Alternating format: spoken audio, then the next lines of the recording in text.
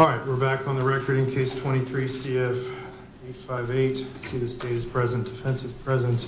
We're ready to continue with our sentencing hearing. We are. We have Dr. Heed waiting to get in your Zoom, so as soon as you do that, Your Honor, we'll set that one. All right.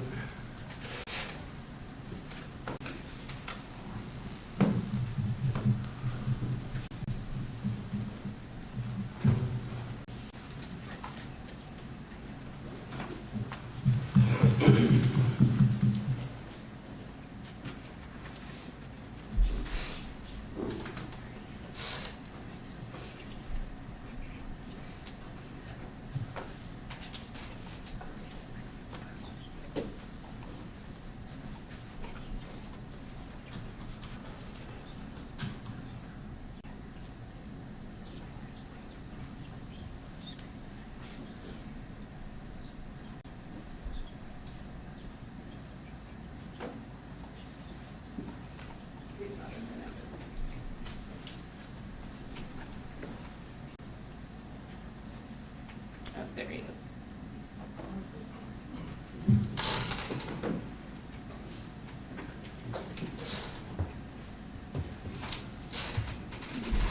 You might get some feedback if you're joining as well, so make sure your microphone Right. is muted. I am. See, now I'm worried I'm not going to be controlling the podium. Because you are, right? Correct. So that's going to be a problem. Can you give me host, Your Honor? Can you make me a host? You know how to do that? Yeah, I think if you click on that thing. Make co-host, your host.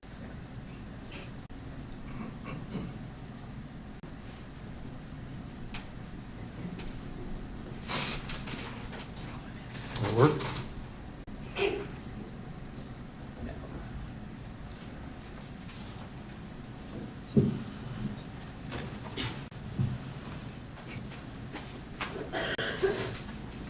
Accepted.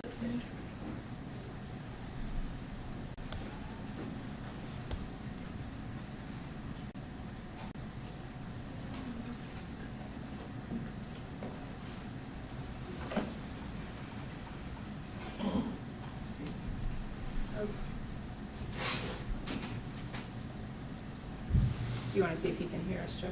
All right. Dr. Hyde, can you hear me? Yes, sir, I can hear you. All right, sir. If you'll raise your right hand, please. Do you swear or affirm the testimony you're about to give will be the truth, the whole truth, and nothing but the truth, so help you God? Yes, I do. All right. Counsel, you may inquire. Thank you, Judge. All right, good afternoon, Doctor. Can you go ahead and state your first and last name for us, please? My first name is Michael. My last name is Heed, spelled H-E-I-D. And what do you do for a living, sir? I am a trauma surgeon at Memorial Hospital in Jacksonville, Florida. How long have you been doing that? I've been a trauma surgeon in Jacksonville since 2019, and I've been a trauma surgeon since 2020. Any? I'm sorry, since 2000. I'm sorry. That's okay. Any specialty or any specific field of expertise that you complete surgery in? I completed board certified in general surgery, and I did a fellowship training in surgical critical care. All right. And at some point in time, do you remember seeing a patient by the name of Madison Schemitz? Yes, I do. And when was that? According to the records, that was on June 3rd, 2023. And what were the circumstances of you coming in contact with Ms. Schemitz on that day? Ms. Schemitz was transported to Memorial Hospital, Jacksonville on the evening of June 2003 as a level 1 trauma alert due to sustaining multiple injuries to her chest and back, which were consistent with stab wounds or lacerations. How long was Madison under your care? She was admitted to the hospital on June 3rd, and she was discharged on June 12th, which was 10 days total in the hospital. Did she get to go home at that time? I believe she was admitted to inpatient rehab upon discharge from the acute care setting or the hospital. Okay. Now, you had mentioned your primary reason for seeing her were stab wounds. What type of damage was actually done to her body? Well, she sustained multiple lacerations, which, as per the verbal report from the responding EMS crew, was due to an altercation with a young male believed to be stab wounds of an unknown object. There were multiple lacerations to her back.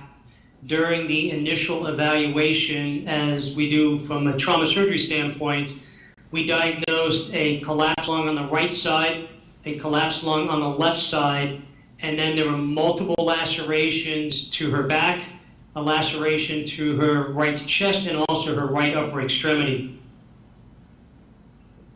Did she have any broken ribs or any other injuries that you can recall? I'm not familiar with broken ribs that I saw in regards to the medical records. She did have a thoracic vertebrae number 4 spinous process fracture, and she also had a ligamentum flavum injury. The ligamentum flavum is a ligament. It's fibrous tissue that connects the vertebral bodies together, and that was at the level of the T4, the thoracic vertebrae number 4 level. Okay, and judge's permission to approach and get someone to start. So, Judge, this is marked right now as state's IDA, but I believe we do have a stipulation for it to come in. Defense stipulation. All right, what was previously marked for identification as State's Exhibit A will be received into evidence as State's Exhibit number 1. I'm just going to ask the published judge. You may. Okay, Dr. Heed, I previously sent you 4 photographs. I just want to ask you a couple questions about those photographs, okay? Yes, ma'am. Can you see our screen, sir? Yes, ma'am. Okay, so let's talk about these 2 here that you see. What exactly does this depict? The picture on the left appears to be the laceration that Madison sustained to the right upper extremity. Okay, and what about the one on the right? And the one on the right appears to be the laceration she sustained just to the right upper chest area. I think it's just above and to the side of the right breast.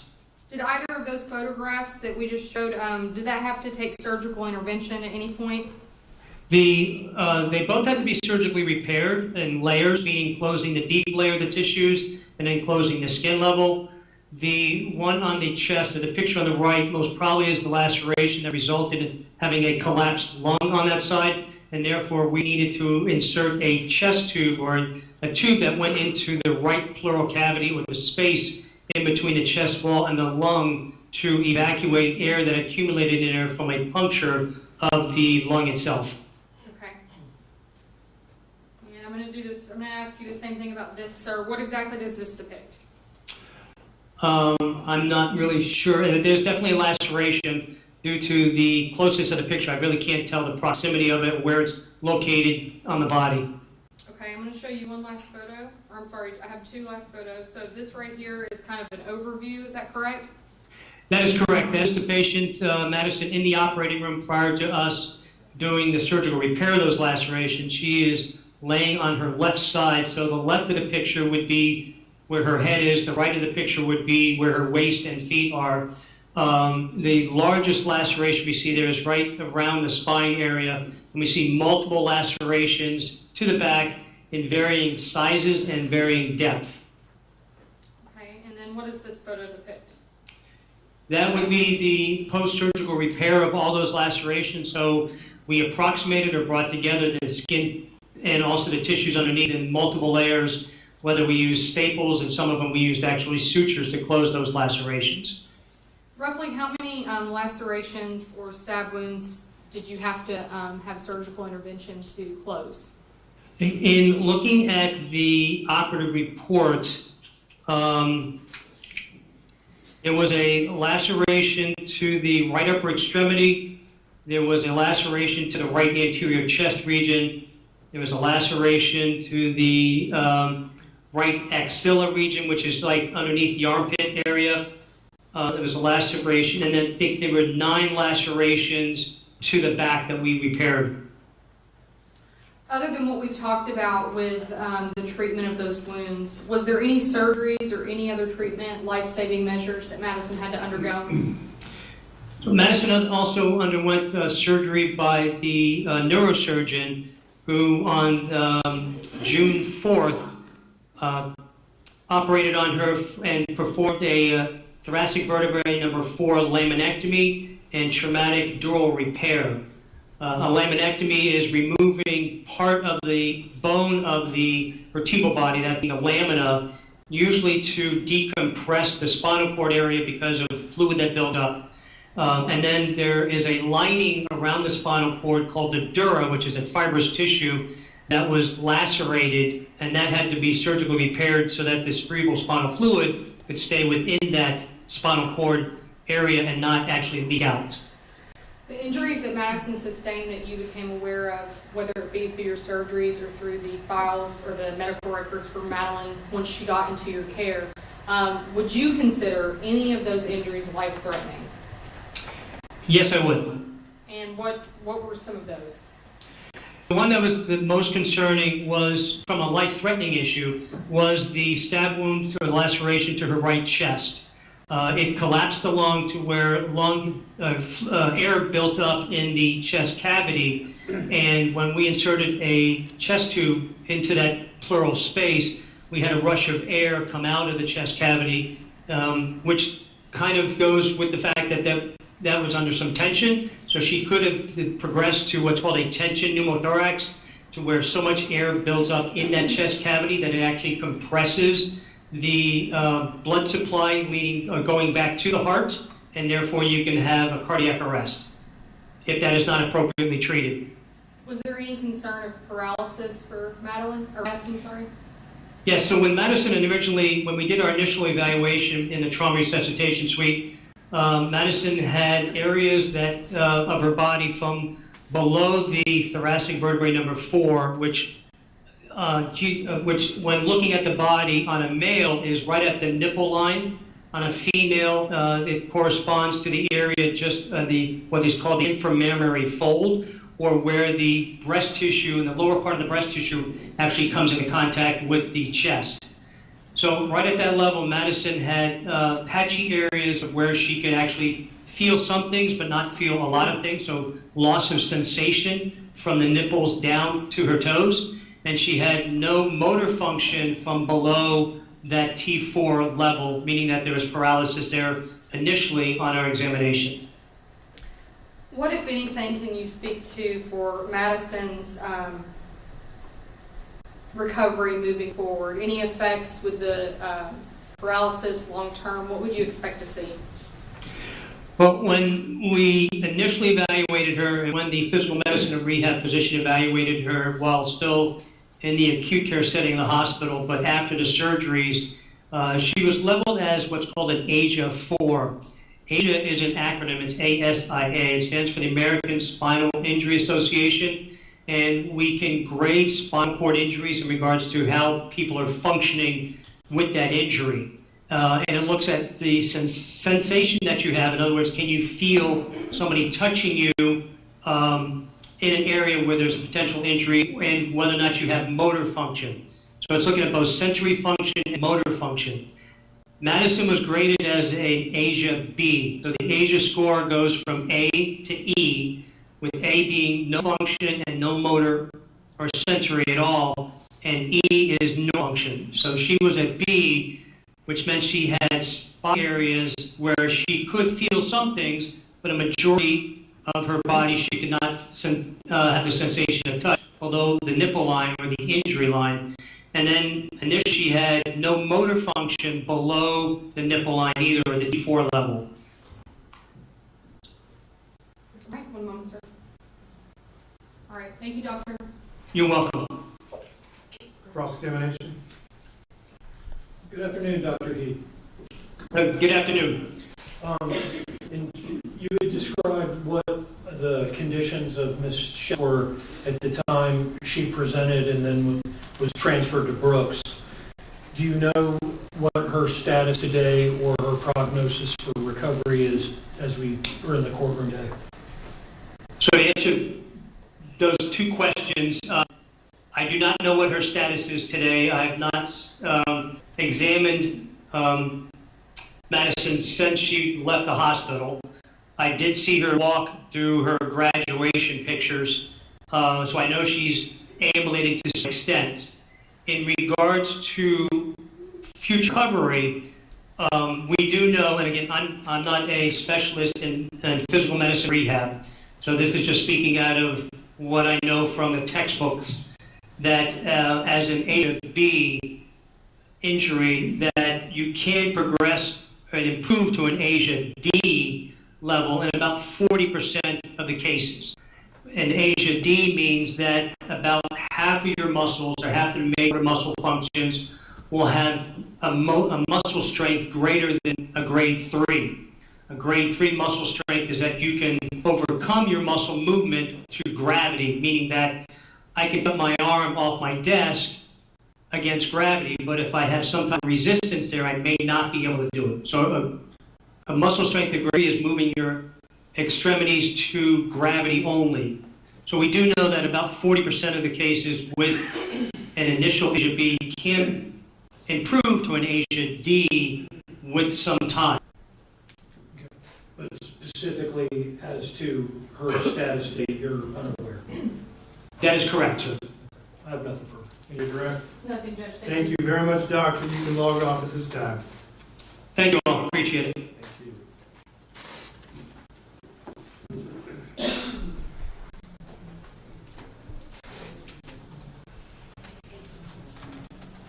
Here, I think at this time, we have one brief victim impact. If we may do that, that person has to leave. All right. And then we'll move on to the next doctor. Do you want them to come to the witness stand or come to the podium? Whatever your honor It's up is. to you. Okay. Witness stand is fine. All I'll right. leave it up to the witness. This we call Eileen Simpson. Wherever you're there.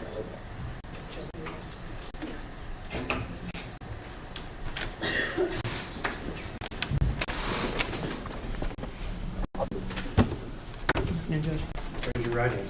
Do you swear or affirm the testimony you're about to give will be the truth, the whole truth, and nothing but the truth, so help you God? Yes, sir. Absolutely. Good afternoon. Ms. Simpson, just say for the record your relationship to any of the victims, and then you can go ahead and read your letter. Yes, ma'am. My name is Eileen Simpson, and I have been Madison's softball coach for the last 4 years. You can go ahead and read for the court to know. Thank you. Honorable Judge Smith, thank you for taking the time to listen to our heartfelt letters on this very sad and emotional day. On June 3rd, 2023, changed the lives of so many people, but none more than Madison Schemitz. I was getting ready to go to a softball event when I got the call that Madison and Jackie had been stabbed and were on the way to the hospital. I arrived immediately, only to find Jackie arriving by ambulance. She was bloody, confused, disoriented, and absolutely broken. All she was, he stabbed her. She begged me to find Madison. I found Madison. She was bloody, tubes everywhere, doctors and nurses all around her. She looked so sad. I'll never forget the look on her face. As only Madison would be, she asked about Jackie. Soon it would be time for Madison to be rushed to surgery. There was no one that was going to keep Jackie from walking her precious daughter and being by her side. I helped Jackie get into Madison's room, and the emotion was unlike anything I had seen in 32 years of law enforcement. They were both scared, and Madison left for surgery, and Jackie had to leave to get medical attention. This day changed Madison's life forever. Madison was going to be a high school senior. She was going to be the captain of her softball team. She had plans to attend college. She was the best big sister anyone could have. She was the best friend anyone could have. She was the best daughter a mom could have. Madison was loved by everyone. She is smart, kind, funny, and most of all, honest. Over the next few hours, I watched Jackie agonize over the condition Madison was in. For a while, we did not know if Madison would live or die. A JSO officer found me to tell me that some of Madison's friends were in the quiet room, and they needed me to go down there and talk to them. Most of them were my girls from our softball team. I'm used to pulling it together, but when I opened the door, the room was absolutely full of friends, teammates, and parents all crying and sobbing. Those kids were there for Madison. They were terrified of what they were seeing. None of the kids left. They stayed all night into the next morning. I watched Jackie in total fear of what could happen to younger children that were at home alone. Jackie and Madison went to a local restaurant for food. Who would ever think that the outcome of lunch would be your children were home alone and your daughter was in life-threatening condition? And you had sustained very serious stab wounds yourself. Jackie had to be brave and eventually tell her younger children what happened to their beloved sister. I watched Jackie struggle for the hope that her daughter would be okay and her children were okay. Over the next hours, Madison went into surgery multiple times. Each time she came into a room, as only Madison would do, she asked about her mom. Madison is a selfless human being that did not deserve this. I listened to neurology doctors provide details that no mother should ever have to hear. The number of stab wounds, the holes in her spinal cord, her lungs. As if one stab wound wasn't enough, she was attacked from behind by a coward over and over again because he couldn't make her his girlfriend. Over the days, weeks, and months, Madison has done only what Madison could do. She fought back with a vengeance. She laid in a bed until she was strong enough to start therapy. The girl with the severed spinal cord walked. She walked and hit a softball again at her senior night at our PV Sharks game. She walked for graduation. She walked at every game as an inspiration to everyone. Madison has been a fighter her entire life. She does not know a stranger. She finds the good in everyone. She listens. She would do anything for anyone. As much as she has been able to recover, she still has limitations. She can't run. She has to be in her chair a lot. She doesn't just get to take a shower, go to the mall, do her crazy TikTok dances without limitations. As much as she has accomplished with her recovery, her One Love cause, her speeches to many different groups, she is limited. Limited by the selfless acts of her attacker. The emotional impact this has had on Jackie and her family is unspeakable. As a parent, all you want to do is protect your children. When Madison first went back to high school, Jackie sat outside waiting on her because of the fear she had, afraid that her attacker would be released and come after Madison again. In life, there are holidays like Christmas, Thanksgiving, birthdays. And for Madison and her family, there is June 3rd every year. This selfish human being and his selfish acts will be their holiday forever. They do not get to forget the day they went for food and left in a helicopter. I know Madison, and she will take this in stride, and somehow, as only Madison would do, she will find the best in this. This does not excuse it, lessen the damage, the lingering health issues, and the anticipation when the month of June rolls around every year. This bright star of a young woman did not deserve this. Madison is an amazing fighter that does not need to worry her entire life about what if he gets out. She deserves to be able to close the book on this nightmare and continue to grow from her wheelchair. She has and continues to have limitations and does not deserve the fear that this could happen again. So if Spencer wanted to make her suffer, he did just the opposite. Madison attended her senior year of high school. She was the captain of her softball team. She walked for her graduation and she is attending college. She is the best daughter, sister, friend anyone could ask for. Despite his actions, this courageous young girl will make this limitation somehow positive. Thank you.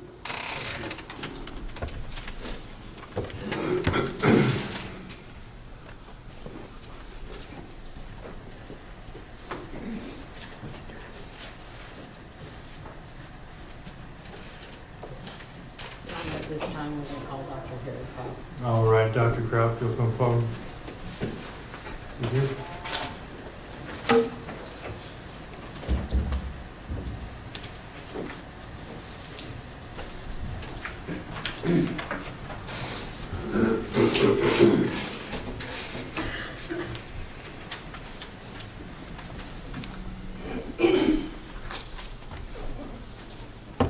Good afternoon.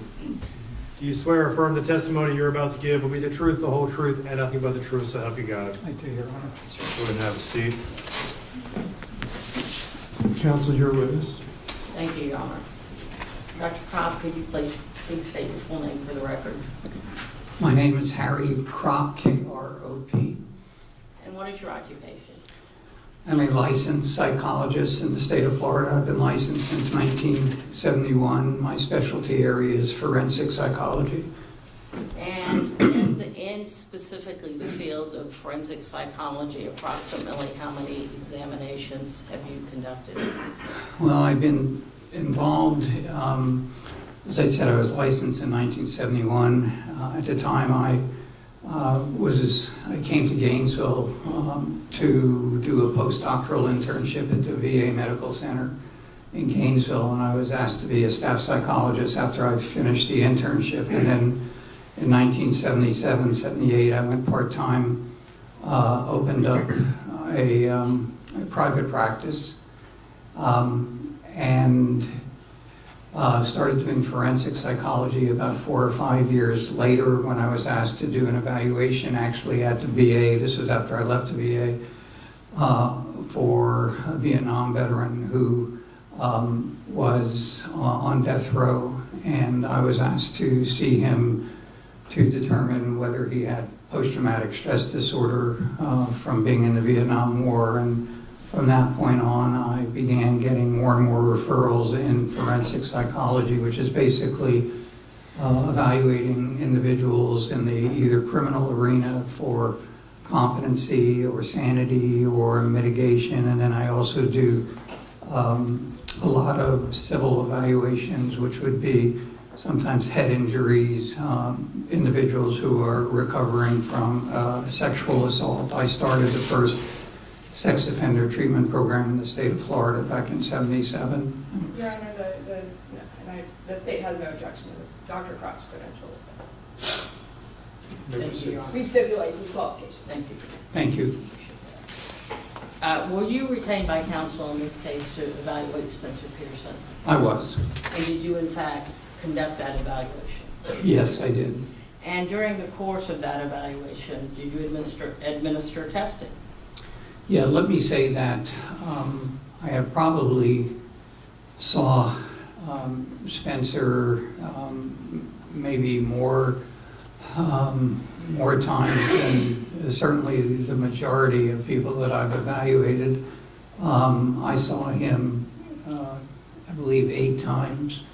2 of the times were in person at the jail where I did neuropsychological testing, and then the other times were for remotely from my office through Zoom. He was given a private room at the jail. Most of those times his attorney was present using a laptop, which allowed me to use Zoom to interview him. He was also seen on one of those occasions, perhaps 2 occasions, by one of my forensic assistants who obtained some additional history for me and also assisted in some of the testing. So I accumulated the number of hours that I saw him, and it totals 18 and a half hours over that period of time. That does not include some of the testing that he did on his own, which was the personality testing. So to get back to your question, I conducted, in addition to interviews, we conducted psychological testing, which included sort of traditional personality testing, and then I also did neuropsychological testing. And generally, can you tell the court what the results of your evaluation were? Well, the results were interesting, and let me divide them up into the 2 types of testing I did. The neuropsychological testing, when I do neuropsychological testing, there's probably about 250 or more tests that are considered neuropsychological in nature. That is, measuring a person's functioning and then seeing if there are any deficits and then correlating them with different parts of the brain. Since I certainly wasn't familiar with Mr. Pearson, Spencer, until the evaluation, and there was, when I first saw him to do the testing, which was just, again, out of caution, I selected tests that were sort of screening tests to measure different parts of the brain and different functions, most of them cognitive in nature, attention, memory, intelligence, things like that. And I had forgotten to ask you, I asked you about tests that you had administered, Spencer. In addition to administering tests for Spencer, did you have the opportunity to interview any of his family members or administer tests to them also? Yes, I following the evaluation, I interviewed family members, and my assistant also interviewed them, and then they, in addition to them being interviewed, the father, the mother, and the sister were interviewed, and then the father and mother were also interviewed by me at my office. They came to my office for an interview. I also interviewed the mother and father again just a couple of weeks ago after reviewing some of the records, including a report of Dr. Davis. And if I can say, prior and during the evaluation, in addition to my interviews with Spencer, you in your office provided jail records for me, police reports, video surveillance, medical records from UF Health, which is where he went after the incident. There was also records from Baptist. There were records, his school records. There were records from a therapist, I believe, at a place called Here Tomorrow. I don't think they call themselves therapists, but for the purpose of this, he went for counseling. We could call them lay They were more peer kinds of counseling. I reviewed records from Rainbow Pediatric Center, St. Johns County Fire and Rescue. I already said St. Johns County Jail, school records, Shands, and even Baptist Health. And then, as I said, I interviewed 3 family members. After the initial interview with family members, after getting some history, I also asked them to complete each of them independently questionnaires which rated, they're called autism rating scales, and I had them independently complete those questionnaires because from the history they gave, I had some concerns that had not been addressed before, and that was whether Spencer would meet criteria of being on the autism spectrum. So that was another area that I addressed.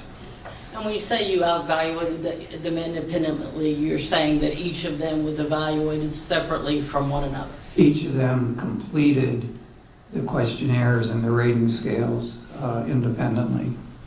And what were the results and how close, if they were close, were those results from the family on the autism scale?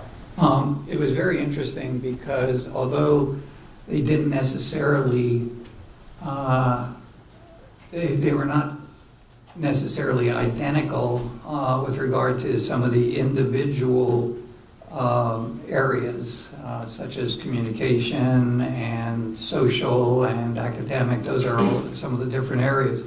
But the total scores that they came up with were incredibly consistent. I think there was an 82, an 81, and an 82, which all of those are classified as being in the autism spectrum.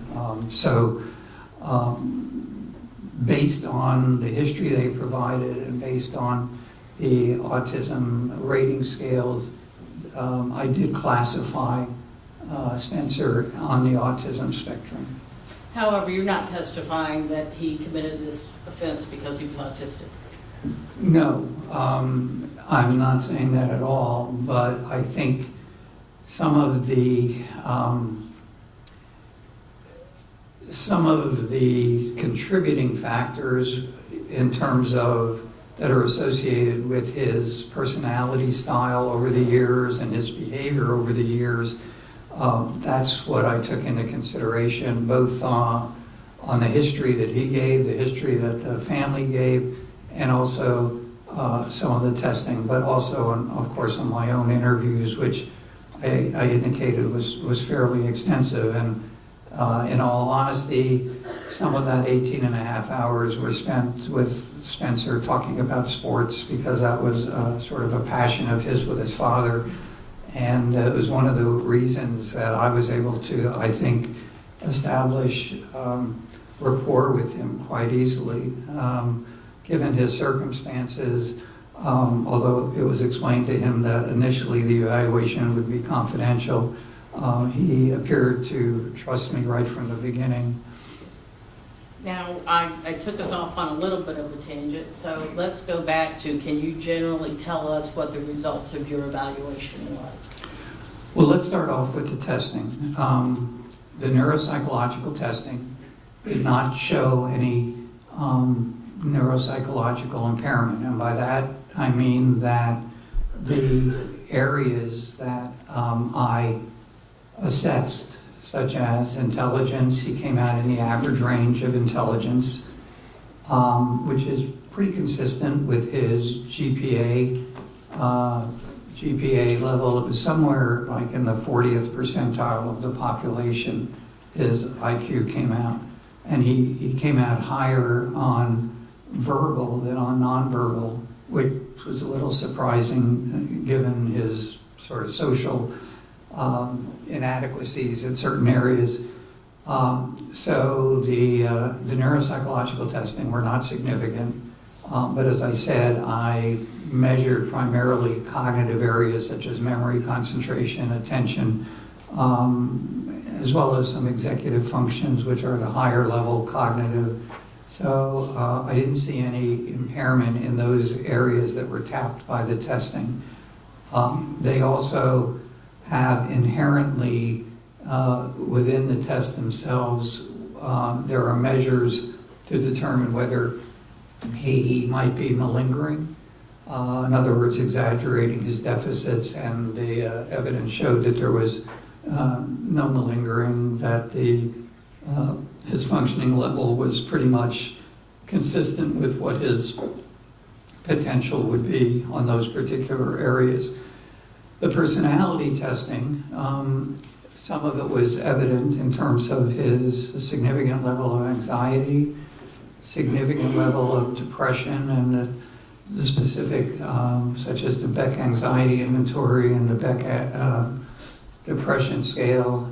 Those tests measure both current levels of depression, well, mostly current levels of depression, but the history he provided was that this depression was not only situational in terms of his legal plight and his feelings of guilt and remorse and so forth, but that the depression and the anxiety were chronic in nature, and that was in part based on his own self-report and the family's report to me.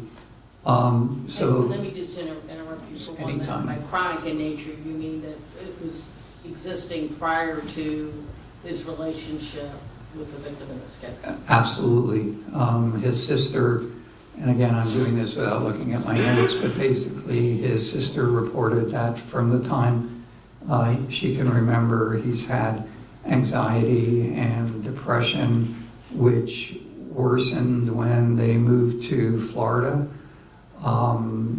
I think he was in the 5th grade. I'm doing that by memory, but it was difficult for him in terms of the move, especially with somebody with the kind of anxiety that he has. And again, I'm talking also about someone on the autism spectrum. They don't like change.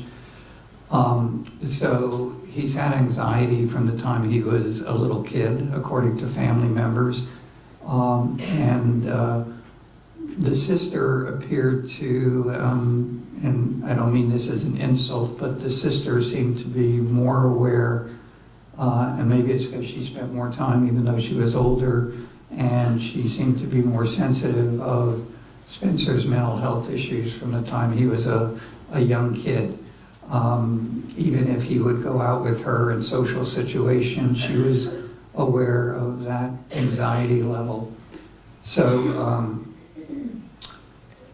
the depression and the anxiety were chronic in nature. Now, the results of the 2 major personality tests, which are the Personality Assessment Inventory and the MMPI-3. I gave the MMPI-2 and the MMPI-3, and I'll explain why. The results were difficult to interpret in terms of a specific clinical profile. The reason being that the validity scale scores, and the reason these 2 tests are used, they're the most commonly used tests, is because they measure the person's validity in terms of taking the test. Was he or she overly defensive, or was he or she overly negative in terms of endorsing responses that may reflect significant pathology, significant mental health problems. So I couldn't interpret it per se, but what the test manual and the test interpretation report says is if the person has these possible exaggeration, go back and interview him and review the specific items that he endorsed which led to this high level of possible exaggeration. And did you in fact do that? Yes.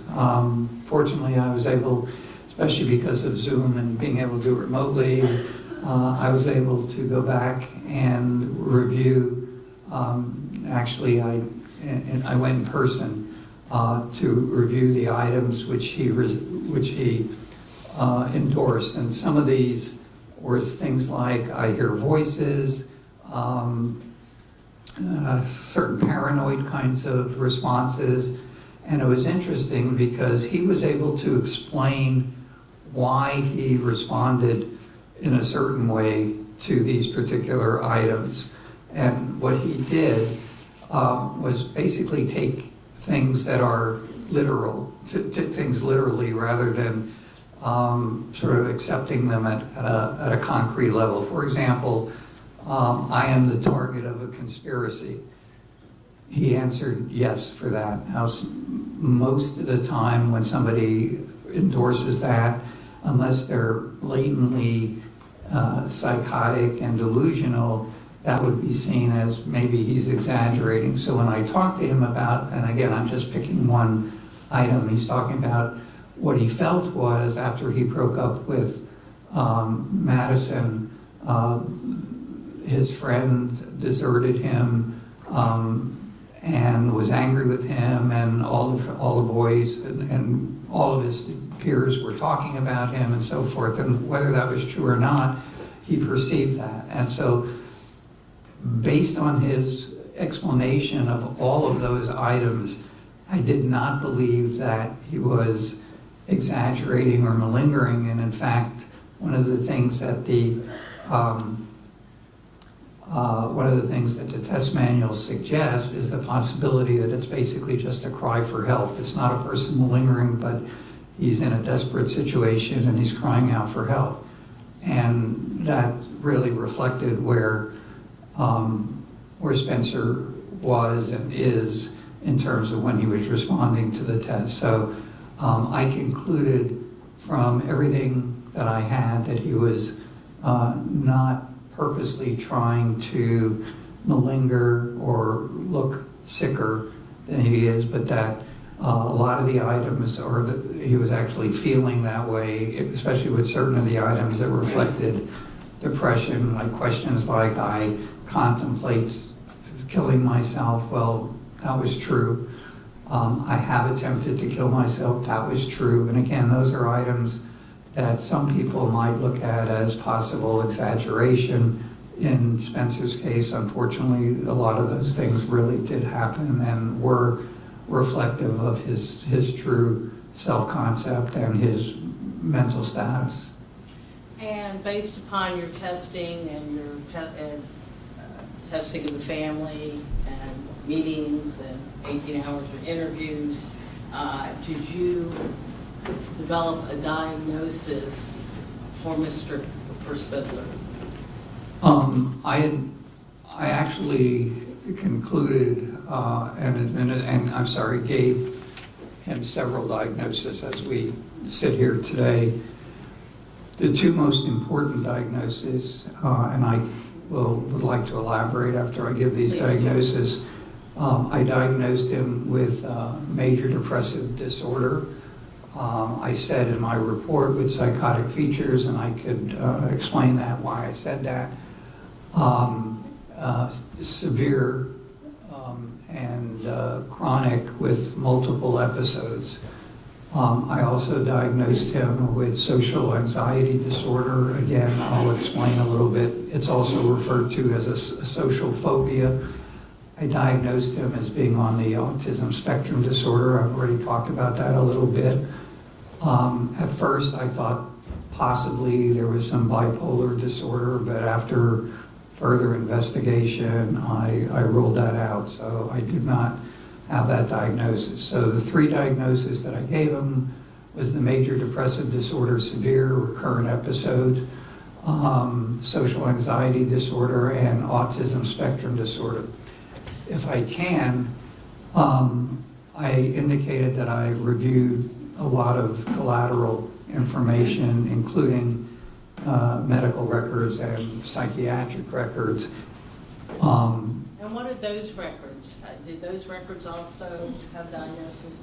Yes, they also provided diagnoses. Some of them provided treatment of a limited nature. His jail records diagnosed him with major depressive disorder, recurrent, without psychosis. I think these are in order. The next one was Baptist Health, which is where he spent 4 or 5 days as an inpatient following a suicide attempt. They diagnosed him as major depressive disorder, severe single episode, which is all the history that they had. UF Health, which is where he was taken after he slit his throat.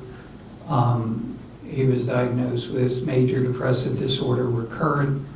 And then Dr. Davis, who I read his report, he also diagnosed, and he evaluated him more recently, and Dr. Davis diagnosed him as just plain major depressive disorder. So as you can see, there is certainly consistency in diagnosing him with major depressive disorder. Dr. Davis also diagnosed him with social anxiety disorder, which is one of my diagnoses that I gave him. If I can elucidate a little bit, because I think it's important, Your Honor, to explain why I got those diagnoses. And again, most of these are not necessarily from the testing, some of them are, but from the history that was given. So what I'm using is the Diagnostic and Statistical Manual, and that is the sort of the Bible that psychiatrists and psychologists rely on so that we can objectively determine. We don't all agree on the diagnoses, but it's a lot better than it was when I first started practicing 50 years ago, when it was hard for 2 people to come up with the same diagnosis. At least now there's some objective criteria. So a social anxiety disorder in general is, and the person needs to meet these particular criteria: marked fear or anxiety about one or more social situations in which the individual is exposed to possible scrutiny by others. Examples include social interactions such as having a conversation and meeting unfamiliar people, or being observed eating or drinking and performing in front of others, such as giving a speech, sometimes even going to the bathroom in public. The second criteria is the individual fears that he will act in a way or show anxiety symptoms that will be negatively evaluated, such as that he'll be humiliated or embarrassed and might lead to rejection or offend others. One of the problems academically that Spencer had in school, which is why I think he didn't achieve as high a level as he possibly could have, was he was uncomfortable raising his hand in classes and afraid that if he answered a question, they might say no, and that it's wrong, and that he might be humiliated. The third criteria is that the social situations almost always provoke fear or anxiety, and then the social situations are avoided or endured when they are endured with intense fear or anxiety. The fear or anxiety is out of proportion to the actual threat posed by the social situation. The fear, anxiety, or avoidance is persistent, typically lasting for 6 or more months. The fear, anxiety, or avoidance causes clinically significant distress or impairment in social, occupational, or other important areas of functioning. The fear, anxiety, or avoidance is not attributable to physiological effects of a substance. The fear, anxiety, or avoidance is not better explained by the symptoms of another mental disorder, such as panic disorder or autism spectrum disorder. It also says that a person can have both autism spectrum disorder and social anxiety, but in reality, they're very similar. And Somewhat of an interplay between the two. there's a lot of interplay, there's a lot of overlap between the two diagnoses. I think it's quite clear from what I just read that social anxiety disorder unfortunately, perfectly fits Spencer throughout his whole life. The other diagnosis is the major depressive disorder. Again, looking at the DSM.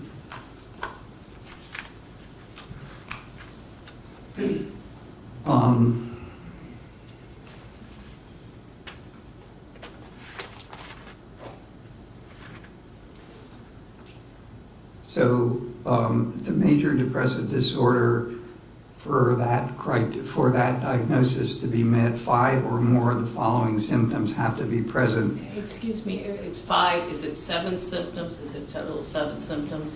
There's actually 9 possible. So 5 of 9 symptoms must Yes. be present. Need to be met for major depressive disorder. Some of them, if there's less than 5, they still could be some type of depressive disorder, but major depressive disorder, which is the most serious of the depressive disorders, not only have to they be present, but they have to be present during the same 2-week period and represent a change from previous functioning. And at least one of the symptoms is either a depressed mood or a loss of interest or pleasure. So the criteria are depressed mood most of the day, nearly every day during that time period, meaning that the person feels sad, empty, or hopeless, or other people observe the kind of mood that the person is in. Secondly, markedly diminished interest or pleasure in all or almost all activities most of the day, nearly every day. Again, this is during a 2-week period. It doesn't mean throughout his lifetime. Significant weight loss, insomnia, or hypersomnia, meaning sleeping all the time, nearly every day. The next one, I'm not sure he met. So the first 4 I felt he met. The next one is psychomotor agitation, nearly every day as observed by others, although he does tend to shake and different parts of his body currently tend to shake and he has a tremor, but I don't think that fits him. Fatigue or loss of energy, that's another one. Feelings of worthlessness or excessive or inappropriate guilt, diminished ability to think or concentrate, or indecisiveness. And the last one is recurring thoughts of death. He certainly has 5, actually has more, which is why I diagnosed him with the specifier severe, because especially the suicide attempts and the recurrent thoughts of suicide, which unfortunately is still present in talking to Spencer, partly because of his legal plight, but because of his tremendous remorse and guilt for what he did to Madison. So those are the 2 major diagnoses that I think are relevant, particularly relevant to what led up to the incident in question. With respect to these diagnoses, is it your professional opinion that those diagnoses existed prior to June 3rd, 2023? Yes. Now, we talk about psychosis. You're not claiming that he suffers from psychosis, are you? No, he's not currently psychotic. I do think that he has demonstrated some features of psychosis based on family members telling me that during the time that he had broken up, after he had broken up, he started becoming increasingly paranoid. He thought people were breaking into his car, although that may have been reality. But he was worried that people were watching him and after him. So there were these paranoid features that family members reported to me. He also reported to me that he has a history of and is still hearing voices. When he described these voices, however, they were not really consistent with auditory hallucinations. They were more coping or features of the major depressive disorder, such as him having conversations. I mean, in jail, he's basically talking about having conversations with himself with these voices, but at the same time, they're saying negative things about him. But I am certainly not suggesting that he was psychotic at the time that he, at the time of the offense with regard to Madison. And we lay people, we know some of the psychological terms, so we know psychotic, and then there's psychopathic. Is Spencer Pearson psychopathic? Not at all. And the reason that's important is, and a psychopath is a trait that we often see with people with antisocial personality disorders, and certainly a lot of criminals that I have evaluated and that we see on TV on these shows, they're clearly psychopathic. These are people that don't care about other people at all. They're deceitful. They often have histories of violence and manipulation and so forth. None of the testing reflect any kind of psychopathic traits.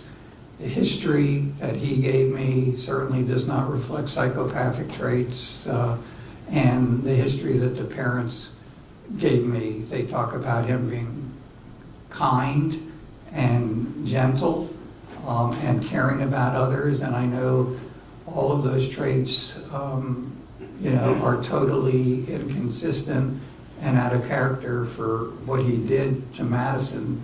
And I think that's important to see that this was a situational thing that happened, and all of these other factors that I'm talking about, I think, contributed to what happened on the day in question. But he's not a psychopath.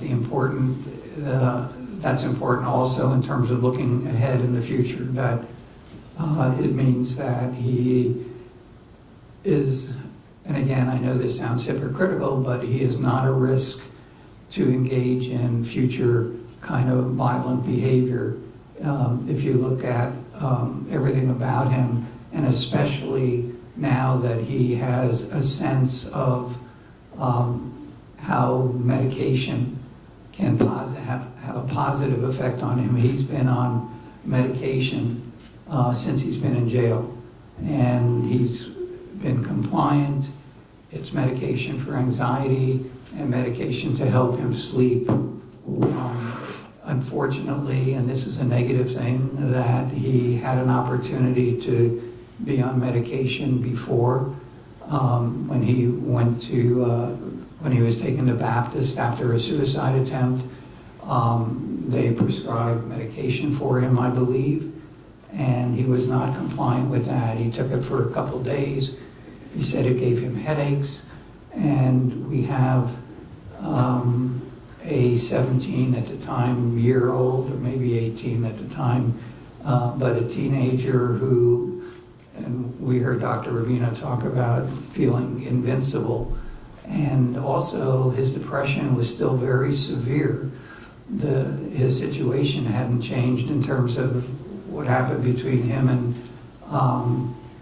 Madison, so he wasn't necessarily motivated to change. He had it in his mind at that time that he was going to kill himself, and he persisted with those thoughts, unfortunately. So he did not take the medication. And we can't go back in time and say if he took the medication, this wouldn't have happened. But I think certainly, given the positive effects the medication have had on him since he's been in jail, we can at least speculate that that was possible. Did he indicate to you prior to this event that he had persistent ideations of suicide? Yes, before the incident. Yes. Yes, he had been thinking about suicide since he broke up, or I should say Madison broke up with him. He'd been having suicidal thoughts. And were they persistent? They were persistent to the point where I think it was a few weeks in my timeline. I'm trying to do this by full memory, but from a timeline, I think 2 or 3 weeks after the incident in question, I'm sorry, not after the incident, but after the breakup, the depression was obviously severe. He was laying on the couch, wouldn't go all the time. He wasn't eating and so forth. And he did attempt to kill himself.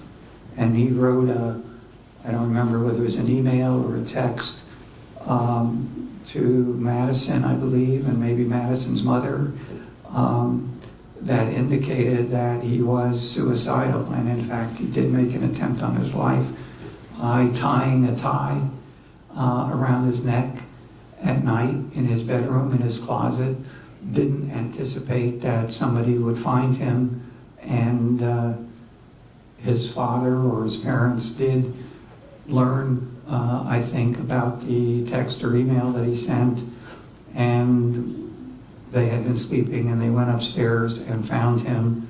And my understanding, he had already turned color from the strangulation of his attempted hanging, so it appeared that this was a genuine suicide attempt.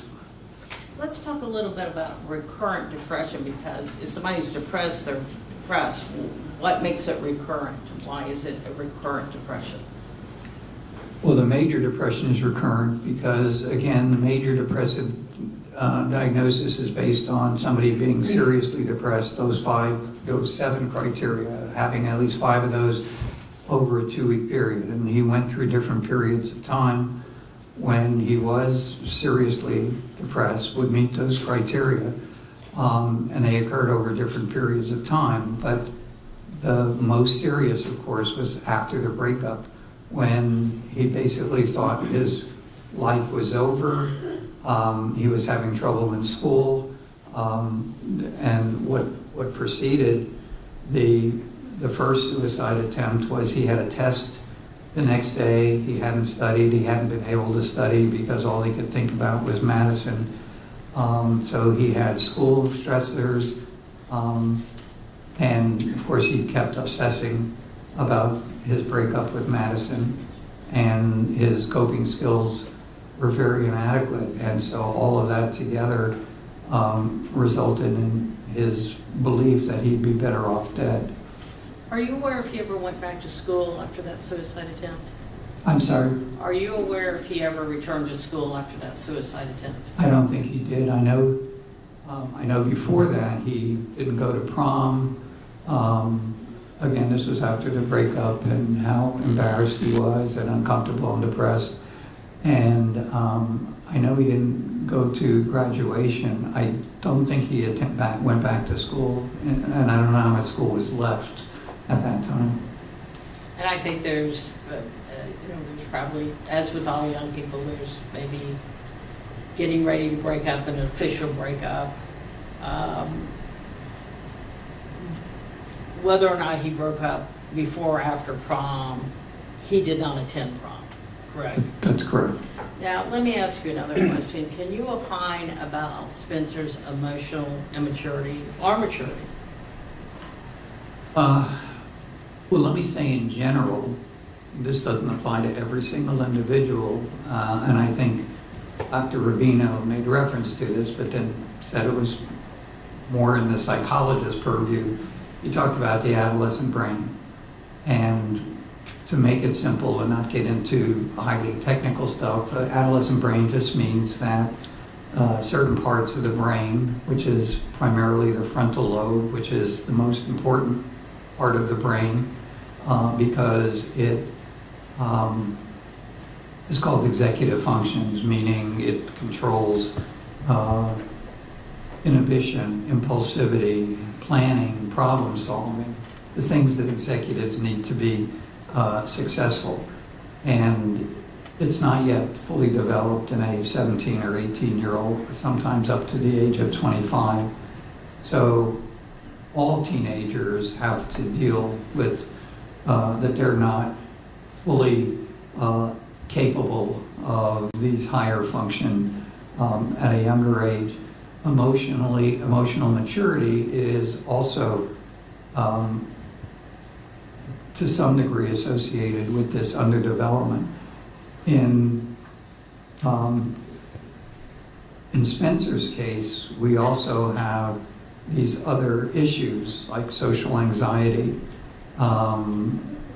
in which the person is not emotionally capable because of this disorder of dealing with social situations, dealing with trying to fit in, which is one of the important issues of social anxiety and autism as well, is there this desire to fit in. And it seems like the only time that he felt that he fit in was 2 times in his life. Once was playing football, because he was part of a group and they had a specific common denominator, even though socially he had issues with the other players at parties and stuff, but he felt good about playing football. And the other time that he felt normal, as he said, was when he was with Madison. She helped him feel positive about himself. She was popular herself, and for him to be dating somebody who was popular and had a lot of friends, that was a good time for him. But again, one of the reasons, and again, I've never talked or evaluated Madison, of course, but from what I have reviewed, he was exhausting to her. He was probably possessive. He probably had some issues trusting, because that's just inherent in him. And so once that relationship was over, I believe that he no longer felt normal and he was unable to control his emotions. So it kind of went further down after that. Absolutely. He became suicidal again.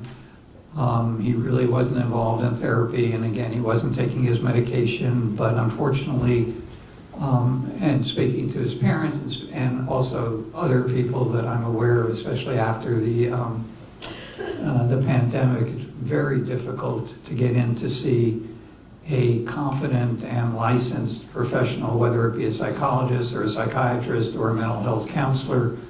And so, unfortunately, the only person that he saw was this non-licensed, non-psychologist, non-psychiatrist individual who pretty much tried to befriend him rather than teach him significant coping skills. And I'm not sure how open and honest Spencer was with him about the seriousness of his suicide. I think by the time he saw him for a second time, he had made up his mind that he was going to kill himself.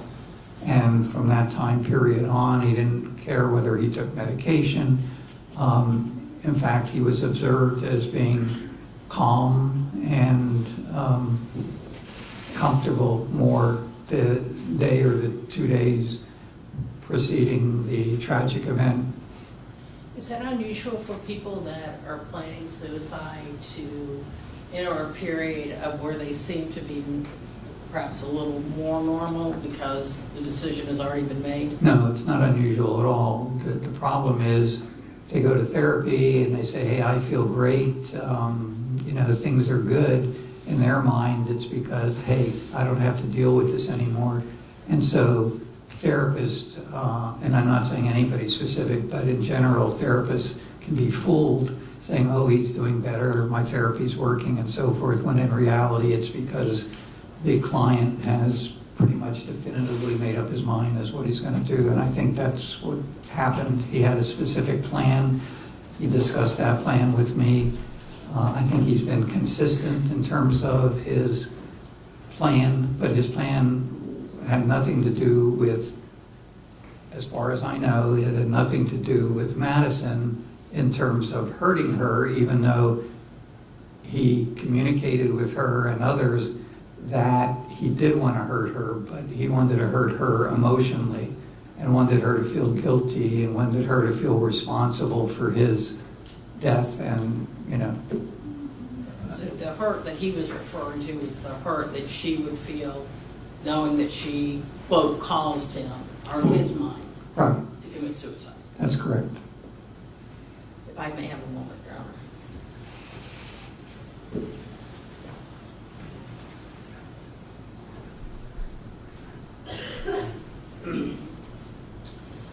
Would Spencer benefit from treatment? Absolutely. I mean, he's currently receiving treatment right now in the form of medication, but, you know, that's just a Band-Aid. He needs intensive therapy with a qualified mental health professional. It needs to be intensive. If I had all the resources, or we had all the resources available for Spencer, I would recommend that he be seeing a therapist twice a week, that he also participate in group therapy, because that's where the social anxiety part is important. He needs to learn how to interact with others. And so those are the two main therapy goals for him. What about medication? Medication, yes, that's obvious. And has Spencer expressed to you his amenability to treatment? Yes.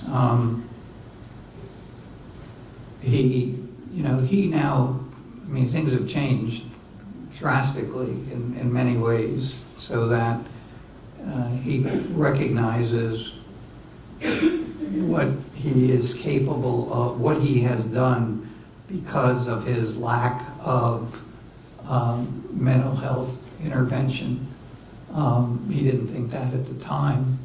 And again, his goal, in my opinion, was to kill himself by cutting his throat. He laid out all of that to me in our evaluation in terms of what his plan was that day. It was somewhat romantic, if you want to use that word. I'm not sure that's the right word, but his plan was to go and have his last dinner or his last meal at a place that he had frequented a lot, both with Madison and his father. He was then going to go to the beach, slit his throat, and lay there and die while watching the sky. That was his plan. I have nothing further, Your Honor. Cross-examination. Thank you. Good afternoon, Dr. Kropp. Good afternoon. Now, I know you've been a psychologist since 1971, I believe, but you're not a neuropsychologist, is that correct? No, that's not correct. I am a neuropsychologist. You have a specialty or a concentration in that area, correct? No, I couldn't see myself doing neuropsychological evaluations. They're very lengthy, they can be boring at times, but it's an area. The reason I got to Gainesville, I spent a year at the VA Medical Center at a postdoctoral internship in neuropsychology. I use neuropsychology, not routinely, and there's sometimes I will refer them out, but I do them in almost all homicide cases, and I do them in personal injury cases. When a person, for example, has a head injury from a car accident, I would do it then as well. Okay. And so, as part of your evaluations with him, I think you stated today that you saw him 8 times, but only 2 of those were in person and the rest were remote, correct? Yes. And then I know some of your associates also may have seen him remote, is that correct? Correct. Okay. When it came time to administer what is what's called the personality test, not the neuropsych test. Your office mailed those to him, correct? I believe so. Okay. And you indicated in your deposition that's not an ideal way to do it, but that's what we did, correct? Correct. During the pandemic, telehealth became very popular, and in my situation, the reason I haven't retired, despite some people trying to encourage me to do that because of my age, but I want to continue doing forensic psychology, but one of the criteria that I would continue is that I don't go into many jails anymore, but to do a neuropsych eval, you have to do it in person. Right. And Mr. Kacherga's arranged for me to have a private room there. So for the neuropsych testing, which is different than the personality, you did go in, correct? Yes, And you talked about earlier all of the various neuropsychological tests you administered with him, correct? yes, And your ultimate opinion after doing that is that Mr. Pearson suffers from no neurocognitive disorder, correct? that's correct. And he has no executive functioning impairment, correct? Correct. And you stated in your deposition that his executive functioning, obviously he's 18 years old, but his is average as relates to his peers, correct? I'm sorry, say that again. His executive functioning, he's an adolescent, but it's average as it relates to his peers, you would say. That's correct, based on the testing, yes. Right. And then when you got to the personality testing, you actually, let me ask you this, because this is the stuff that was mailed to him. So you did the MMPI-2, the MMPI-3, and the PAI, is that right? Yes, well, there were other tests measuring depression and so forth, but those were the major personality tests. Right, and then there was the Beck Right. scale and stuff, okay. But the MMPI-2 and 3, you wouldn't have had him do that at the same time, right? Correct. The MMPI-2 was not valid, so the MMPI-3, which is relatively new, I decided to give him that to see if we get any other different results. Okay, but you didn't. That one was also not valid, correct? Correct. And then I'm assuming on a separate occasion, he sat down and did the PAI, correct? He did that at the same time he did the MMPI-2. Okay, so those two were given on the same day. He did all of those personality tests at the same time, with the exception of the MMPI-3, which I gave later. Okay. And on the PAI, again, results, you testified earlier today, the results were difficult to interpret, but in your report and in your deposition, you stated they're invalid due to the over-reporting, correct? Right. Okay, so he was over-reporting certain symptoms, which you talked about earlier that you went and followed up on, correct? Correct. Now, when we get into the diagnoses, Dr. Kropp, obviously, you know, you and Dr. Davis and others, major depressive disorder, have agreed on that basic Yes. diagnosis. You have some things that other experts and physicians have not, or excuse me, psychologists have not agreed with, and that's the severity and the psychotic features. Is that right? You're the only one that have added those labels, correct? That's correct. And I think that the reason for that is I had more data, as I also said, that I don't think he is psychotic or has a psychotic disorder, but I had an opportunity to spend more time with him and have more collateral information from family. And so I think they, as I said before, as examples of that psychotic behavior, as examples of possible psychotic behavior was this paranoia, the conspiracy, and all these things that the sister told me and the family told me. But again, I don't think it's particularly relevant in my finding, in my opinions. You've said that. You said that in your deposition. You're saying that today. If it's not relevant and you're not sure about it, why would you add it to your diagnosis? Because I didn't say I wasn't sure about it. I think that there was enough data. I didn't want to leave that out. If people are telling me that he's overly suspicious, that he's looking out the window, he talked about the voices, which I clarified later, but that he was hearing at the time. And I felt that there was sufficient data to just say with psychosis, meaning that goes along with the major depressive disorder. I never diagnosed him independently of having any kind of psychotic disorder, because I also don't think that it necessarily has any relevance to what happened with Madison. Okay. And so one of those features, the hearing voices, you're now saying that you've looked at that again, and what he reports is not consistent with the research on hallucinations, correct? Not consistent with what? With the research that supports that he was truly hallucinating? I don't believe he's hallucinating. I think this is more of a coping mechanism for him. He doesn't have a whole lot of people to talk to in jail. You and Dr. Davis agree as to social anxiety disorder, as do a number of individuals, and I think that's apparent here. Yes. I want to move on to autism. Autism, Dr. Kropp, you would agree there's two. Well, first let me back up. You did the screening test. I believe it's the GARS, G-A-R-S, or correct me? Yes. Okay. And that's a screening checklist that's given to family members. In his case, I gave it to, yes, 3 family members. The person himself could fill it out, but at the time, I just gave it to the family members. Okay. And so that's a screening test that may tell you whether or not further examination or testing may be needed, correct? It's not really a test. It's a rating scale. Okay. And I think it's almost every person that is evaluating or treating potentially autistic kids or adults uses that or some other similar kind of rating scale. Right, and you corrected me. It is actually not even considered a test. It's just a screening scale, right? You can talk about that. Yeah, it's a rating scale. It's a rating scale, okay. And so you wouldn't diagnose somebody based on that, correct? Not just based on that, no. Right. You actually have up there the DSM-5, which is what you refer to as sort of the psychology Bible, correct? Correct. Okay, and that's where diagnoses come from in your profession.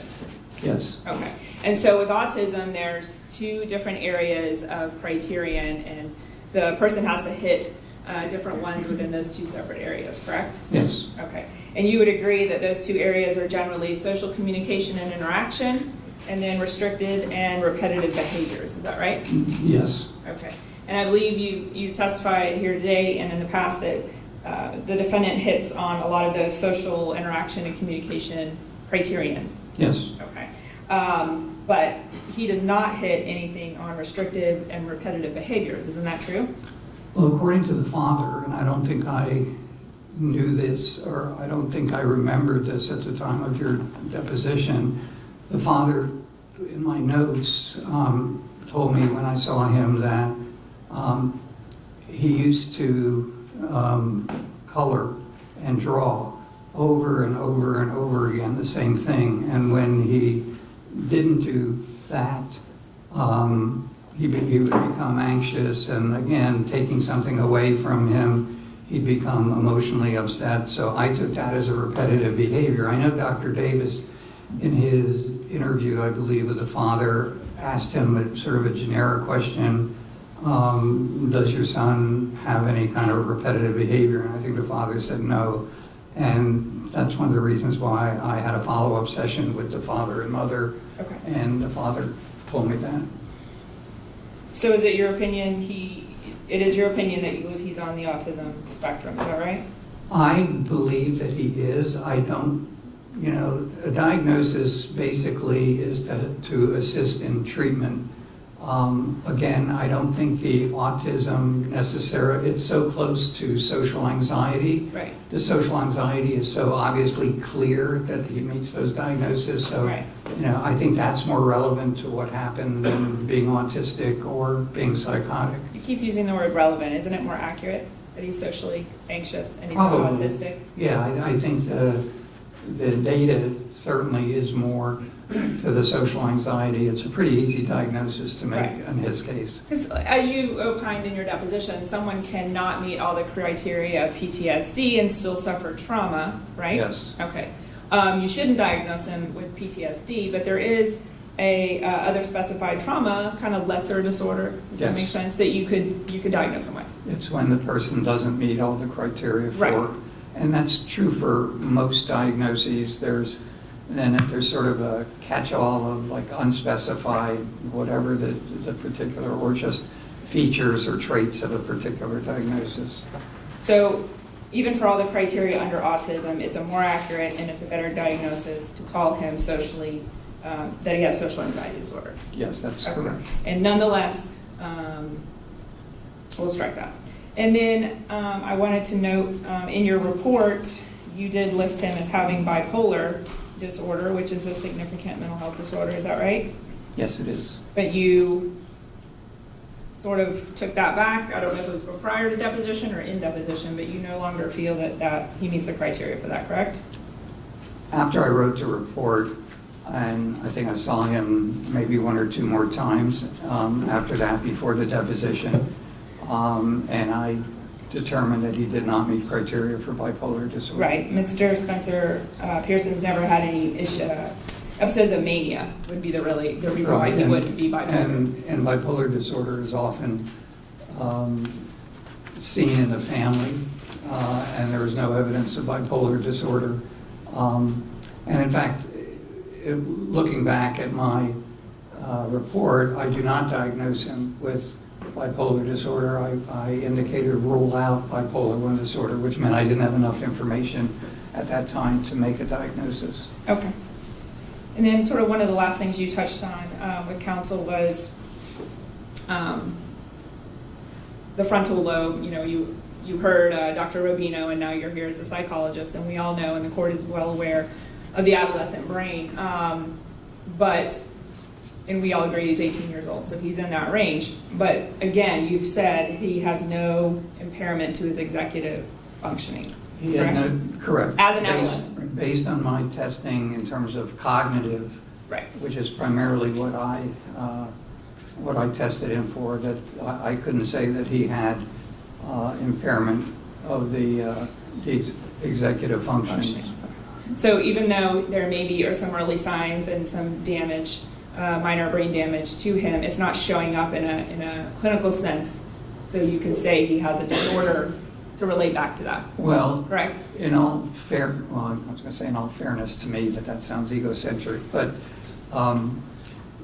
the testing that I did, and most of the time neuropsychological testing, does not measure the right frontal lobe, which is where Dr. Rubino said that there's a lesion, I believe. Right. So But when I didn't see it on the testing. I Right, can you just didn't say see that it. flatly.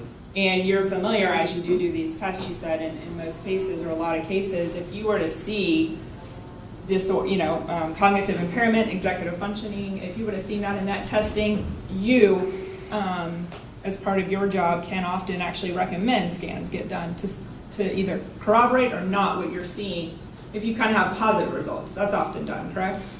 In this case, I would have done that knowing that he had all those concussions. Yes, I would have made that recommendation, and I did not, because it did not show up on the testing. Well, that's what I'm saying. You knew about the head injuries, but you didn't get anything in the testing to then say, oh, wait a minute, we need scans here. That's correct. Okay, all right. And then lastly, Dr. Kropp, at the end, you kind of talked about the plan that he had told you about as far as June 3rd, and that was to go kill himself at the beach. But before he did that, he's stopping at Chubby's, correct, to eat Yes. his last meal? Okay. In that, he told you that one of the reasons why he chose Chubby's was not only because it was important or a special place for him and his father, but it was also special or somewhere he would frequently go with Madison, correct? Correct. And he told you that as he sat in the restaurant that day, he was thinking about Madison, correct?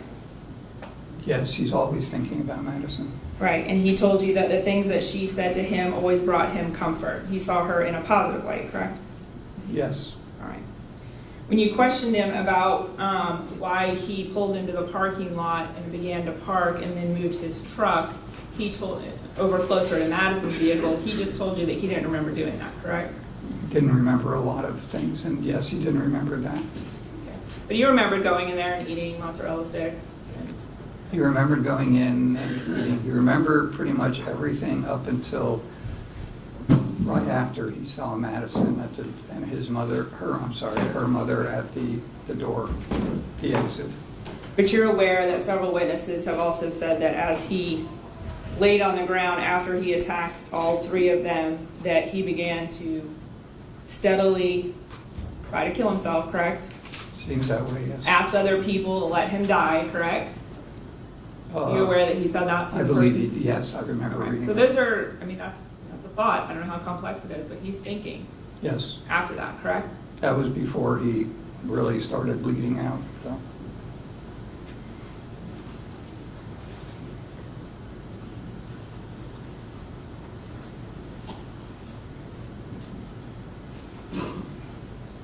You made a comment at the end of your testimony, Dr. Kropp, that the defendant now recognizes, and you started to say what he's capable of, and you stopped yourself and said what he has done.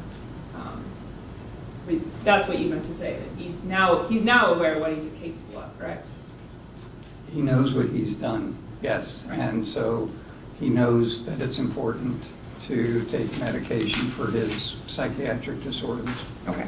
And you can't say that any of your diagnoses, and certainly not anything that we saw in the scans, directly caused him to commit the violent acts on June 3rd, correct? They were contributors, certainly. They didn't cause him to do that. If they caused him, then I would have said he was insane, but Right. he's not insane. Okay. No further questions? Redirect.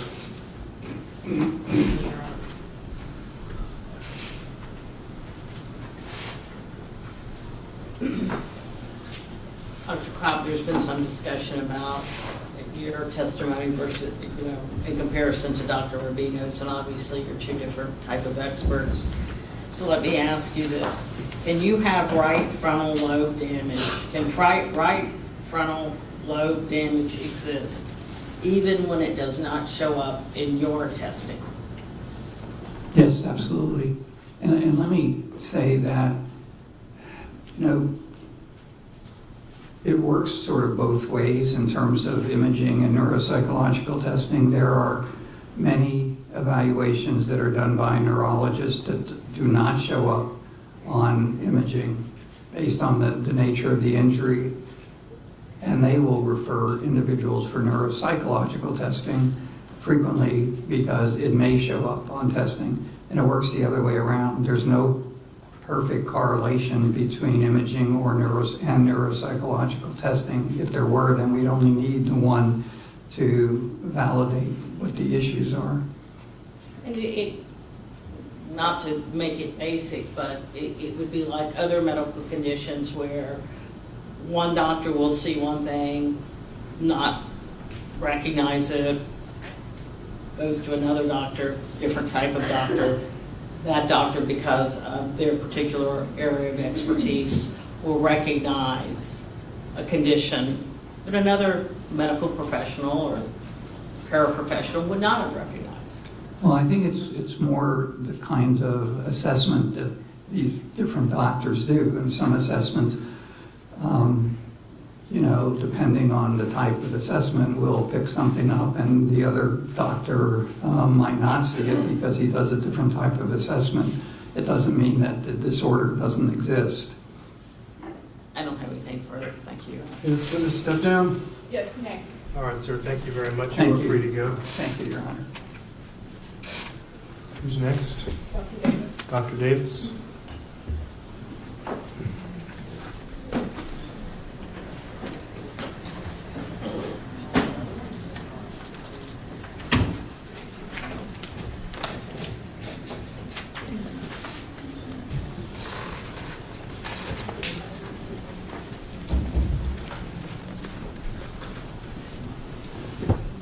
Good afternoon, Dr. Davis. Raise your right hand. Do you swear or affirm the testimony you're about to give will be the truth, the whole truth, and nothing but the truth, so help you God? I do.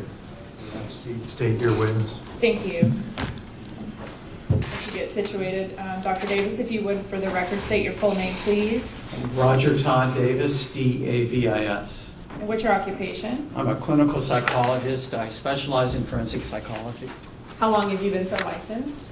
Since 1995, That's here in the state of Florida? yes. Okay. I know the court's aware of your background. You guys stipulated this too. We'll stipulate Dr. Davis is qualified to render opinion. The court is familiar with Dr. Davis and his qualifications. He will be permitted to offer opinion testimony. Thank you, Your Honor. You just heard Dr. Kropp testify. You have the benefit of his deposition. And so obviously I think we're going to be able to skip past a lot of the historical stuff here, but I'm going to ask you, you heard all of the records Dr. Kropp reviewed, jail history, law enforcement records, all of that. Have you reviewed that same set of records? Yes. Okay. And did you evaluate Spencer Pearson in this case? Yes. And can you tell the court how many times and kind of the time and how that broke up? Sure. I went to the jail the first time on Dr. September. Davis, could you do me a favor, just adjust the microphone? Sure. Thank you. I went to the jail the first time, September 13th of this year, met with him for about 2.5 hours, and then saw him a second time at the jail for almost 2 hours, 1 hour and 53 minutes. And then most recently, I saw him at the jail October 3rd of this year for about 35 minutes. Okay, all right. And did you interview any other people in Mr. Pearson's life to get that historical background? I interviewed his parents also on October the 3rd for 54 minutes. I'm going to cut right to it, Dr. Davis. The diagnoses that Dr. Kropp discussed of Spencer Pearson of major depressive disorder. I know you agree with that general diagnosis, but how do you disagree, if you do, from Dr. Kropp on some of the qualifiers? Well, Dr. Kropp testified that he diagnosed Mr. Pearson with major depressive disorder with psychotic features. I disagree with the specifier of psychotic features. I don't believe that Mr. Pearson has suffered from psychosis. And how so do you disagree? I'm going to refer to my report. Yes, sir. Let's see.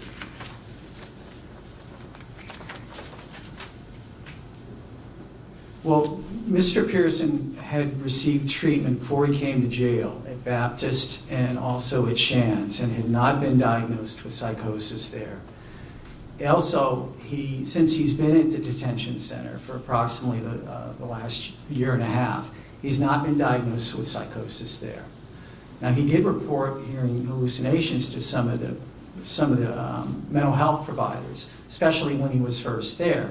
However, there's a nurse practitioner who saw him a total of 13 times. He's the individual who prescribes meds, and he did not report experiencing psychotic symptoms to the nurse practitioner.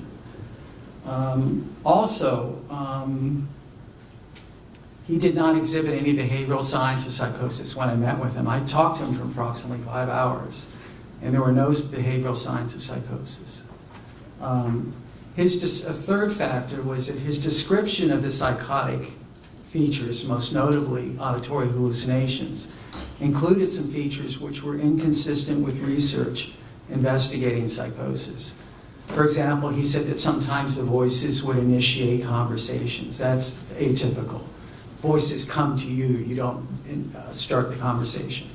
He said that voices could continuously have a conversation with him for something like 25, 30 minutes. Auditory hallucinations are much briefer, maybe a minute or two at most. So there were some inconsistent descriptions of the symptoms as well. He didn't express delusions. A delusion is another psychotic symptom. It's a fixed false belief that's clearly inconsistent with reality. And the reason that's important in terms of whether someone's feigning is that typically the research shows us is that when someone experiences hallucinations, they also have delusions. I gave him a screening test. It's called the Miller Forensic Assessment of Symptoms Test. The acronym is the MFAST. And his score on that screening test was suggestive of feigning symptoms.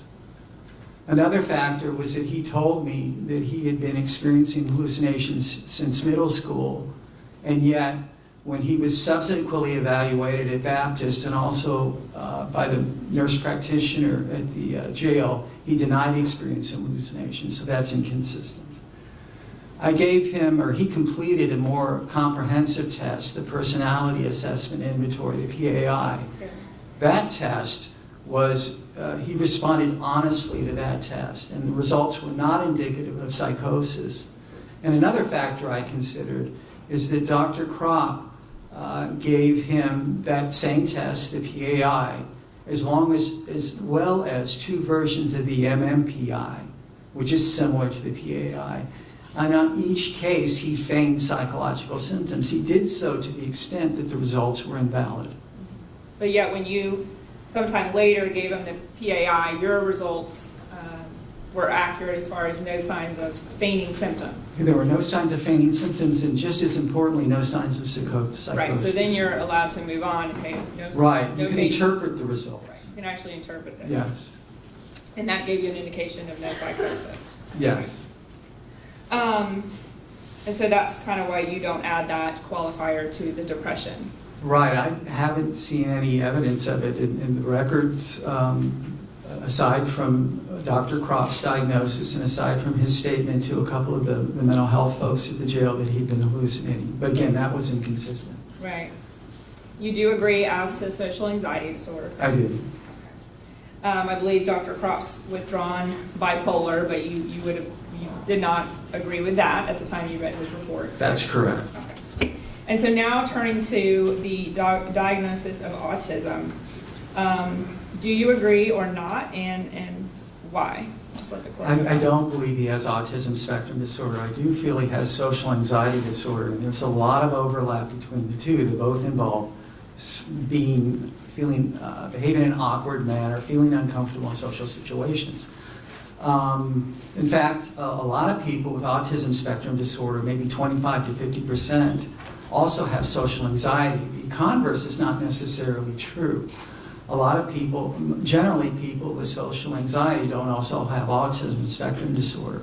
It's because autism spectrum disorder has additional symptoms that are not included in social anxiety disorder, like unusual behaviors or nonverbal communications that are not seen in people with social anxiety disorder.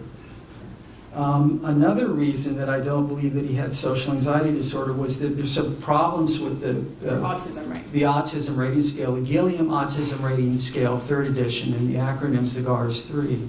Now, in some sense, it's a good screening test, but the fact that it's a screening test is important.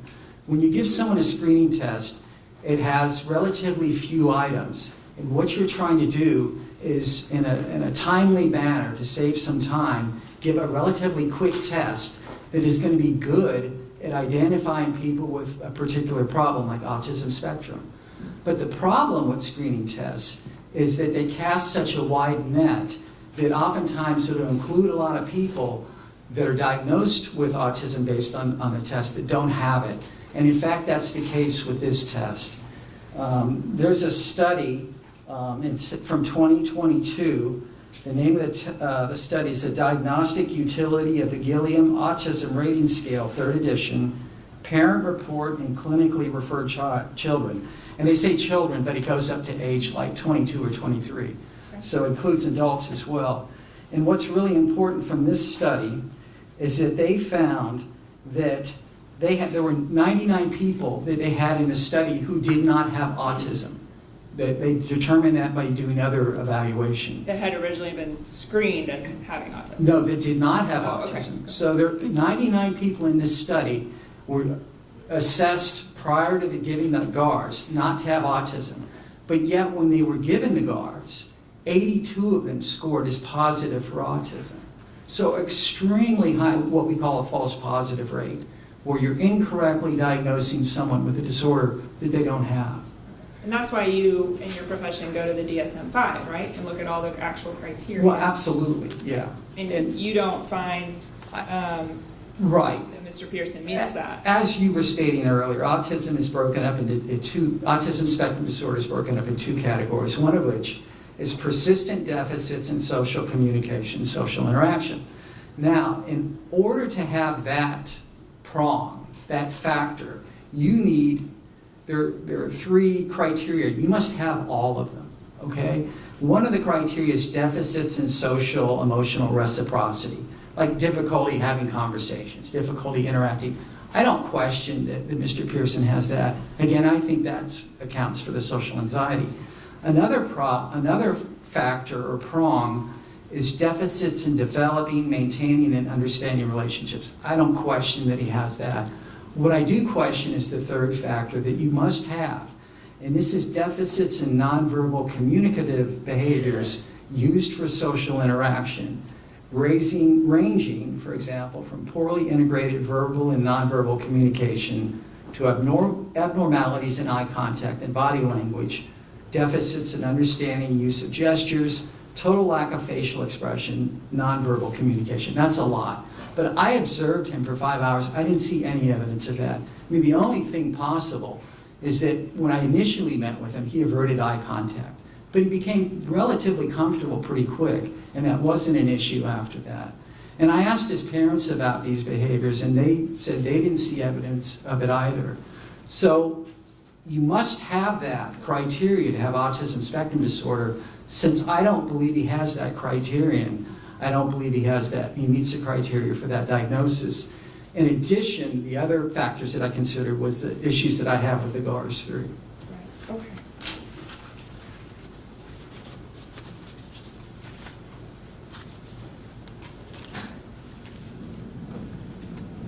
And let me ask you this, Dr. Davis. You heard Dr. Kropp just testify, and he gave an opinion that Mr. Pearson is not, I believe he said he is not at risk for future violence. Right. Do you have a response, commentary on that? I do. What we're trying to do is use a risk assessment tool. So we don't just simply say, I believe this. Because I'm a doctor, it's so. We use risk assessment tools. The most common that we use is called the HCR20, where it's a questionnaire where you have 20 different areas that you assess for future violence. And one of the factors is whether or not someone's been violent in the past. So certainly that's a red flag, an impossible concern for future violence. The other thing is that when we, let's say I was to use the HCR20, when I would write my report, we're taught not to give categorical statements like, this person's not going to be violent, this person is going to be violent. It's much more contextual.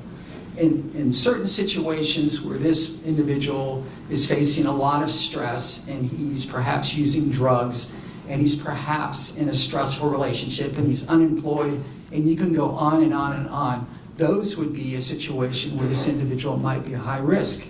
And other situations, maybe where he has a stable job, a good relationship, and other things, he might be a lower risk. That's what we're taught to do. It very much depends upon the context that the person's in. So that blanket statement Dr. Kropp said is number one, not what you're supposed to do as a clinician, correct? It's not what I was trained to do, no. Okay, all right. And neither Dr. Kropp nor you did risk assessment. That's correct. Correct.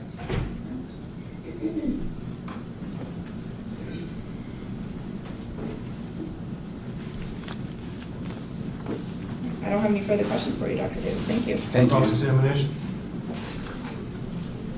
Good afternoon, Dr. Davis. Good afternoon, Mr. Sir.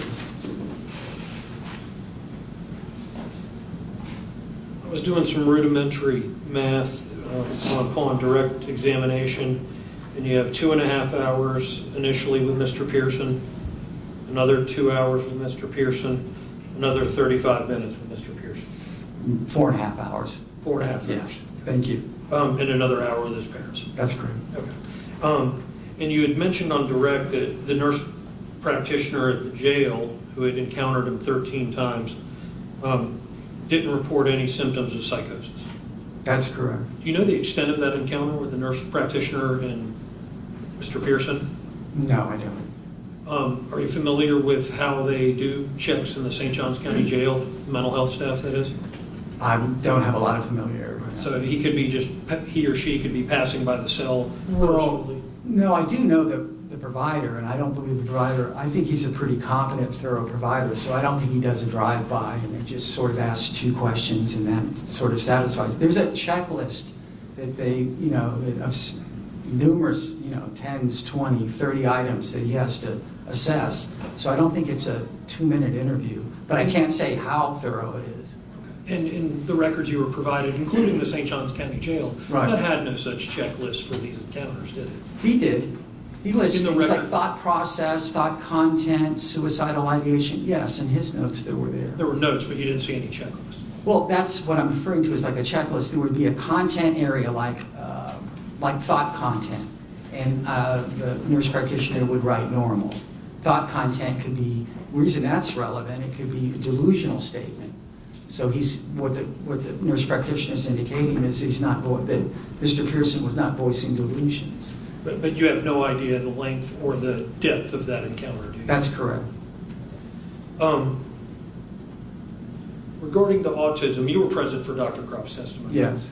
And he conceded on examination that he doesn't believe autism played much of a role in the offense conduct here.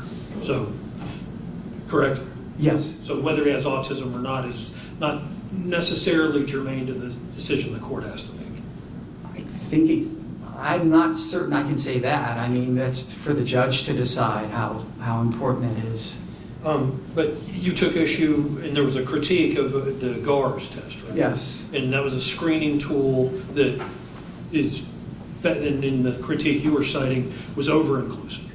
Yes, it falsely identified people as having autism when they didn't have it. Likewise, the MFAST, which I understand you administered Right. to determine feigning, Right. that's another screening test, correct? There's the score that Mr. Pearson earned, there's a 14% error rate for that, 14% probability that in fact that he wasn't feigning. And you didn't find him to be feigning? I did find him to be feigning. In your Yes. examination? Yes. In the personality assessment inventory? No, I'm sorry, the MFAST. The screening test is the MFAST. The personality assessment inventory is a more comprehensive test. He was honest on that. Okay, but the MFAST is just another rather quick screening. It is a quick screening, yes. Regarding the autism, once again for a second. Yes. Initially, when your deposition was taken, Yes. one of the bases for your believing that, or disagreeing with a diagnosis of autism was that the GARS, or that screening test we were just talking about, that was administered to Pearson's family members, was right at the cutoff. You remember testifying to that? I misscored it. You're absolutely correct. And I sent you an email along with Ms. Dutton notifying you of that. But what I didn't include, and I think is relevant, is that they standardized this screening test with just individuals with autism spectrum disorder, like 1,800 people. So it's very thorough. But when you compare Mr. Pearson's score, even if you say it's accurate, he was only at the 10th percentile, meaning 90% of the people that they developed this test with had higher scores on this test than him. But when you had candidly admitted you Yes. scored it by about 10 points, correct? Yes, I scored the raw score rather than a standard score where you do a statistical analysis, yes. Nevertheless, you still maintain you don't believe he's Well, for the suffering from autism. For the reasons that I testified to, yes.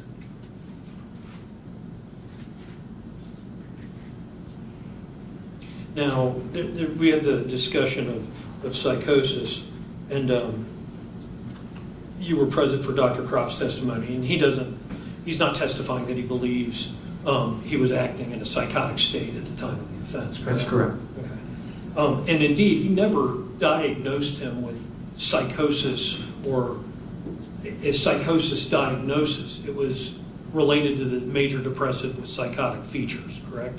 Yeah, that's sort of parsing words. I mean, major depression with psychotic features is a psychotic disorder. But there's a separate disorder in the DSM of psychosis. Well, there's a lot of psychotic disorders in the DSM. There's schizophrenia, there's schizoaffective disorder, there's unspecified schizophrenia spectrum, and other psychotic disorders. There's several disorders that involve psychosis. And Yes. there's been no diagnosis of that from anyone, That's correct. including Dr. Kropp. Right.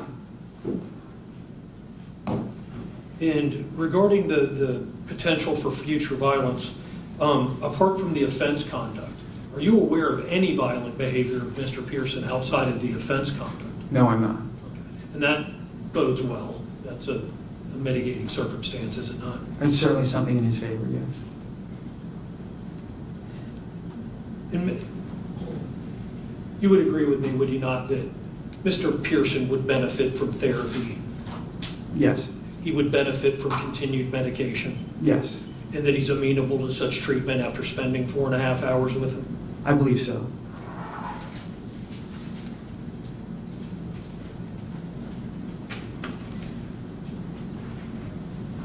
Give me one moment.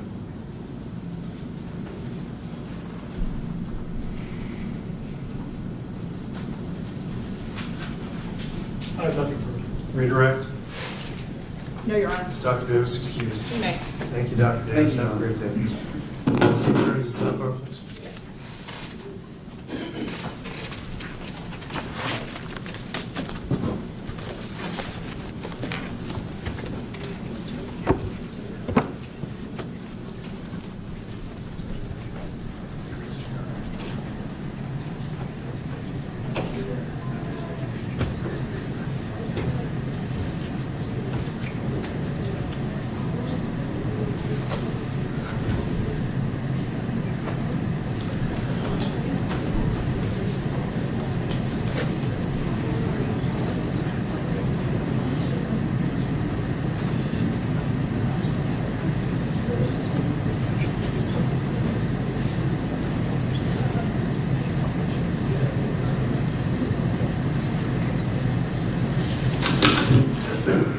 All right, we'll be in recess for 10 minutes.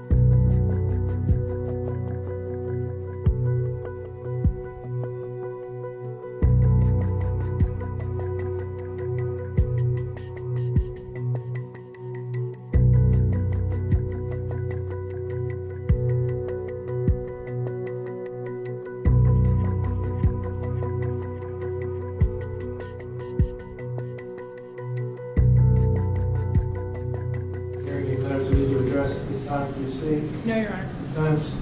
No, Your Honor. Mr. Katurgis, would you like to call your next witness? Yes, the defense will call Tanya Pearson. All right.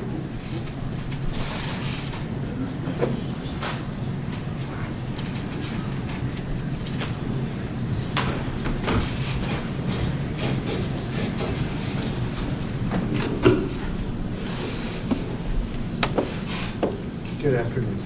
Raise your right hand. Do you swear or affirm the testimony you're about to give will be the truth, the whole truth, and nothing but the truth, so help you God? I do. Would have a seat. Counsel, your witness. State your name for the record, please. Could you state your name for the record, please? Tanya Pearson. And what is your relationship to Spencer Pearson? I'm his mom. I'm not going to go back over the testimony that your husband gave, but is it fair to say that your son suffered from social anxiety from a young age? Yes. And the judge has already heard about that situation. So again, I don't want to rehash it. But did there come a time that you perceived that his condition worsened? Yes, in high school, I'd say 11th grade. And was there a precipitating event because of that that caused that? We noticed a difference after he'd been really sick with COVID. And I don't know, just the stress of getting older and being in high school and trying to succeed in school. Did that create more anxiety for him? I believe so. Now, before we get started in our questions, is there anything you would like to say? And if so, now's Yes. the time to say. I'd like to address the victims. For so long, I've wanted to be able to speak to you all. Kennedy, thank you. Not only saved Madison's life, her mama, also my son. Thank you. Madison. I'm so sorry for what you had to go through.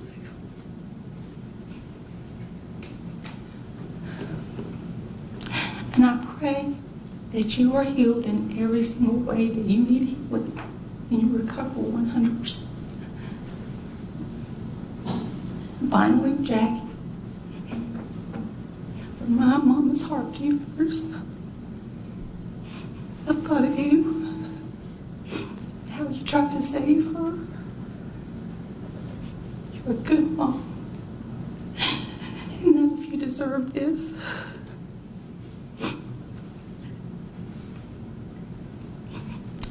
I pray God to give you each healing, complete healing. And we're sorry. So sorry. Would you like to take a moment to compose yourself?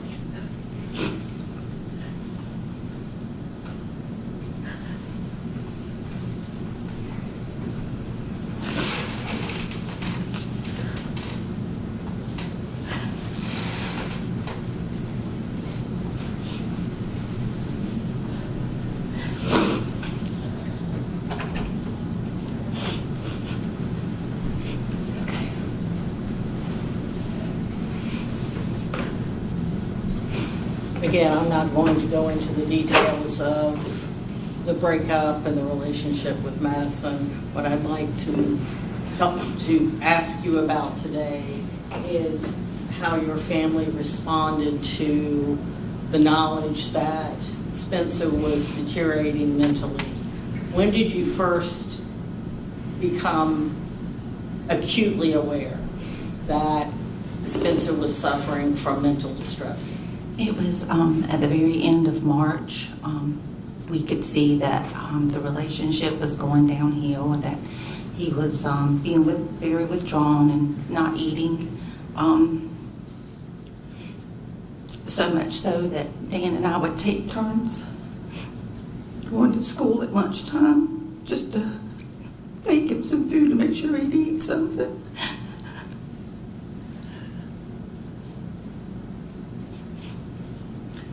But we knew once the breakup happened, like most parents, you've got a broken heart and you're going to be okay. You know? You'll get through this. And did there come a time that you realized that Spencer was not just going to be able to get through this on his own? Yes, we started trying to get him into therapy. We went through our insurance and called numerous people. We were told there was a 3-month waiting period, sometimes a 6-month waiting period, or they weren't taking new patients. And we struggled to find health care, mental health care. That is how we ended up going to Here Tomorrow, because we were desperate to get him in to speak to somebody, and we thought that we would get help there, and they quickly were able to see him. Did you think they were professional? Did you think they were I thought it was licensed a professionals? therapist. Yes. And he goes to Here Tomorrow, and what happens after the first time he goes to Here Tomorrow? I believe he saw them on April 13th. On April 17th is when he tried to take his life. And again, I'm not going to get into details of that because the judge is very well aware of that occurrence. But needless to say that you sat in the courtroom and you heard your husband's testimony, and what you saw and experienced and saw with your son is what your husband testified to. Yes, it is. Now, after Spencer attempts to hang himself, he's taken to Baptist, correct? That's and right. He's kept there for a period of time. And then he's sent home. And he's sent home, and what was your understanding of what you were supposed to be doing to try to keep this young man on track? We were given discharge paperwork, and we were to call that Monday morning. He was discharged on a Saturday. We were to call Monday morning to get him in for outpatient services. And did you do that? Yes, ma'am. And what was the result of that?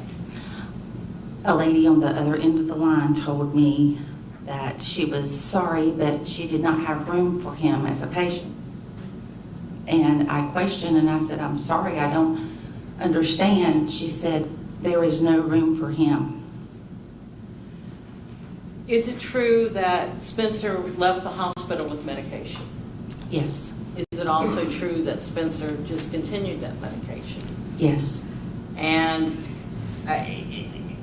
had Spencer had difficulties swallowing pills before this event? Yes. Before this event, before he went into Baptist Health, he was unable to take a pill. And so how was his medicine administered? He had learned while in the hospital to take the pill. So that's the first time he learned how to take a pill is when he was in the hospital. Prior to that time, his medication was administered or liquid. Right. And Spencer comes home, and what does he tell you about the medication? He says that he was having pounding headaches with it, and he did not feel well on the medication, and he had continued taking it for several days, maybe even 4 or 5 days. Now, during this time while he's on medication, are you still attempting to locate health care for him? Yes. And can you describe for the court what you did? Again, just calling, and then we started going into not our insurance plan, trying to get out-of-pocket pay, friends who knew someone, and again, we kept running into no availability. We do not see him because he's now 18, or we have, a 3 to 6 month waiting period. What was Spencer like during this period of time while you're trying to get him mental health care? He was very depressed. And when you say very depressed, can you describe what a typical day would have been for Spencer? He was on the couch. He would not go upstairs to his room. Did he ever go back to his room after he attempted suicide? Rarely, to grab some clothes. Did he ever sleep there again? No, he did not. Excuse me for interrupting. So you're continuing to make calls, and you're continuing to have no luck. Now, isn't it true that there was a follow-up visit with a psychiatrist at Baptist that was not attended?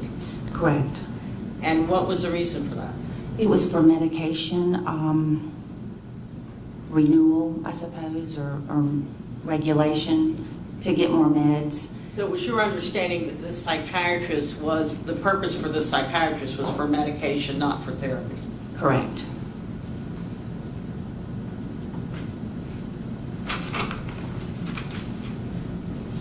After Spencer attempted suicide, did he ever attend school again?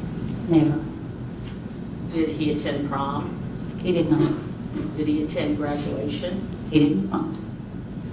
Did he have any friends though? He did not. Did he have any friends? No one checked on him.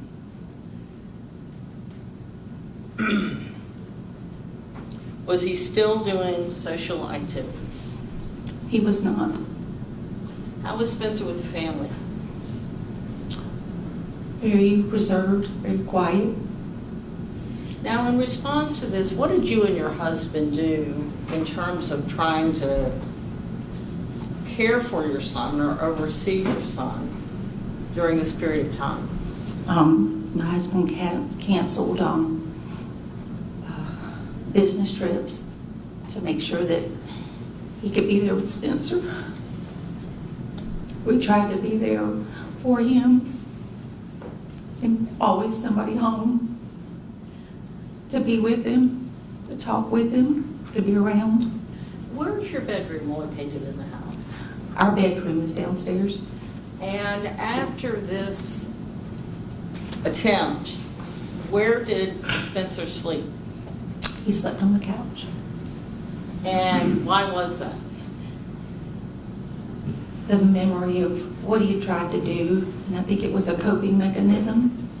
Also to be close to us. I Is feel that like one reason you wanted him on the couch? Absolutely. So that you could observe him? his dad would check on him. He wakes frequently, and we were so worried. He would go in often during the night to check on him, and sometimes just lay down beside him. Now, at the time that this was happening, what was your concern about Spencer? We were concerned he was going to try to commit suicide. We've heard about Chubby's, and we've heard about it. Apparently, it's a fairly popular place in the neighborhood, and I believe Spencer and Madison went, but also your husband and Spencer went there quite frequently, did they not? They did. That was their place. They loved to go there and watch any sporting event and eat chicken wings together. That was frequented sometimes 3 times a week to watch a sporting event. On the day of this tragic incident,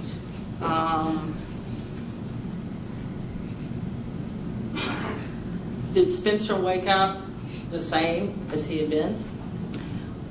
Yes, very sad. And did there come a time that he told you he wanted to go somewhere? Yes. And where did he tell you he wanted to go? I was out in the yard working, and I saw his truck backing out, and I asked him, I waved him down. I said, where are you going? He said he was going to the beach. And he stopped and put the car in park. He wasn't in a hurry, just very sad. And I asked him if he wanted to take our puppy with him. And I was glad he was going to the beach to get out and maybe get some fresh air and he's off the couch. Did you see that as a hopeful sign? I did. I did. Did Spencer have his phone with him that day? He did not. And why did he not have that phone? We had taken it earlier in the week. Once Jackie had notified me about him making the fake accounts, we took it and it was in our possession. And you and Jackie had some communication during this period of time. And she was very loving and helpful and caring and relaying information to you about your son's condition, correct? She was. How did you learn about what happened at Chevy's? Jackie called me. She told me what happened. And she told me to hurry and get there because she didn't know Spencer was going to make it. And did you in fact go there? We did. And when you went there, was Spencer there? And you were there when he was life-flighted to Shands? We were.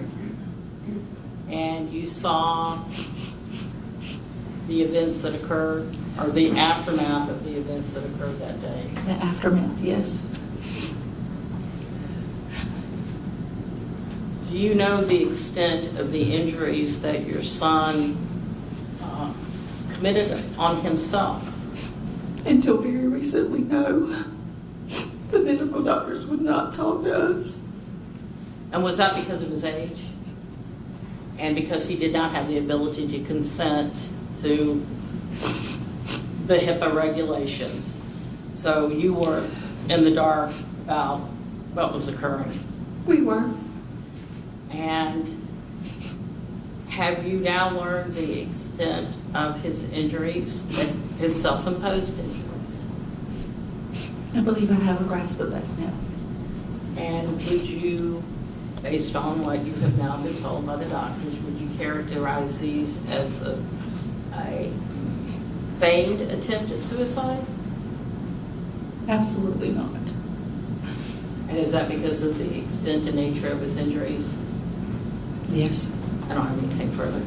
Any questions from the state? No, Your Honor. Thank you, ma'am. You can return to your seat. Mr. Kuchergis, do you have any additional witnesses you'd like to call? No, Your Honor. All right. Thank you. Your Honor, the state's going to call up Miss Jacqueline Roger.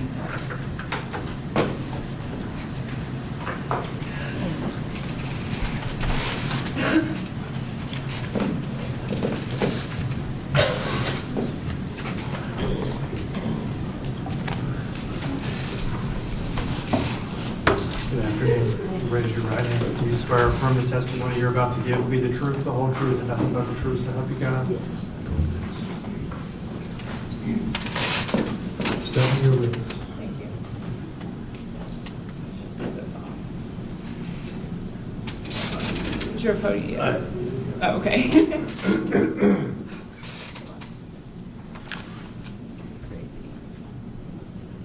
Okay.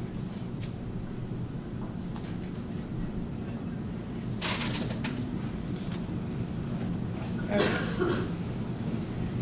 All right. For the record, ma'am, just state your name real quick. Jacqueline Roger. And you're Madison's mother, obviously, right? Yes.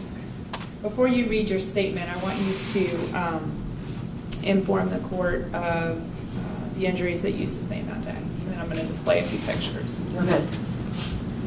Go. One in my head, from here to here. One on my hand that cut both tendons of my thumb and broke my bone and cut the muscles away from my palm. And then a couple more small ones on my hand. And then one on my leg that's like 9 inches maybe on my thigh. Did you have to have hand surgery? I did. And did all of your wounds require stitches and sutures? They did. And I'm displaying on the screen 2 of your more severe injuries. Is this you shortly after the incident? Yes. And I believe you still have a scar on your forehead, although they did a pretty good job in fixing that, is that right? Thank you. And then is this your hand injury? Yes. And are those just photographs of your legs as well? My knees were like scraped really deep, and the tops of my feet were. You had shorts on that day, correct? Yes. Okay, from where you kind of were in the sidewalk area there? Yes. Near the grass? Okay. All right, Ms. Roger, if you have a statement, I know you want to read that. My name is Jacqueline Roger, and I am the extremely proud mother of Madison Schemitz. First, I'd like to thank you, Your Honor, for all your time with this case. I imagine your job to be extremely difficult. Looking at all these images and evidence I know is awful. My family truly appreciates you. Thank you, Kennedy, for saving my daughter's life. I cannot ever express how much you mean to me and my family. You are the epitome of what a man should be, and I'm grateful for your parents for raising such a superhuman. I love you all beyond measure.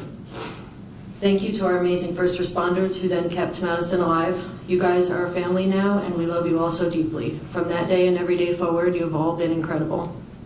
To the Memorial Trauma Team and Neuro Team for being so amazing and taking care of my daughter like she was your own. That day at most times is a blur, and you all work together so diligently, and we owe you our lives, literally. My family and I are eternally grateful. Brooks Rehab Hospital, inpatient and outpatient. I'll never be able to express my gratitude enough. Madison has made tremendous gains with your help and support. Thank you to all of our friends and community for rallying around us and helping us through the worst time anyone can imagine, and you're still here rallying. I would never have survived that first week without my friends and my family, let alone the last year and a half. So thank you all, and for your continued support and prayers. Thank you to the State Attorney's Office of R.J. Louisa. So many of you have worked on this case to see it through, and I appreciate you guys so much. To the St. Johns County Sheriff's Office, you all are an amazing team of incredible people, and our community is so lucky to have you all protecting us. Without the support and love from you all, we wouldn't be where we are today. There's so many to name individually, from Sheriff Hardwick, his wife Kendall, Detective Haas, Deputy Stewart, the list goes on, believe me. But Lieutenant Harrigan stands out. You have been Madison's person. You're always there for her, which makes me feel so blessed. Thank you for being fabulous. I feel so much safer knowing that she has this team on her side. And I want to stress all of this so you, Spencer, know who Madison's people are, who has her back, and that you'll never get to her ever again. I cannot believe I ever loved you, and I worried about you, and I genuinely thought you were a good kid. What a fool I was, and I have to figure out how to get over that guilt that I have. You're evil, and that's that. You handed Madison a life sentence on June 3rd, 2023, and it only seems fitting that you get the same. While Madison has been very private with her recovery, I have to watch my daughter struggle every night and day because of you. Struggle to breathe because her lungs were collapsed because of you. Struggle to maintain her oxygen through two huge pneumothorax in her chest because of you. Struggle to sit up because of you. Struggle to brush her own teeth because of you. Then to struggle to gain mobility back after being stabbed in her spinal cord, causing paralysis because of you. Struggle every day to regain the independence she lost because of you. You have no idea how much pain you've caused my family, and you never will. You're a horrible person. I lost time with my children because of you. Time I'll never get back. My poor boys had to spend an entire summer without me, and then the entire next year of my time was still consumed with Madison's recovery. You've stolen from my whole family, and that's unforgivable. I have full-time anxiety and fear because of you. Madison is extremely strong and will not let anything stop her, especially you. So she will still have a beautiful life that she will fight for despite your efforts to take that away.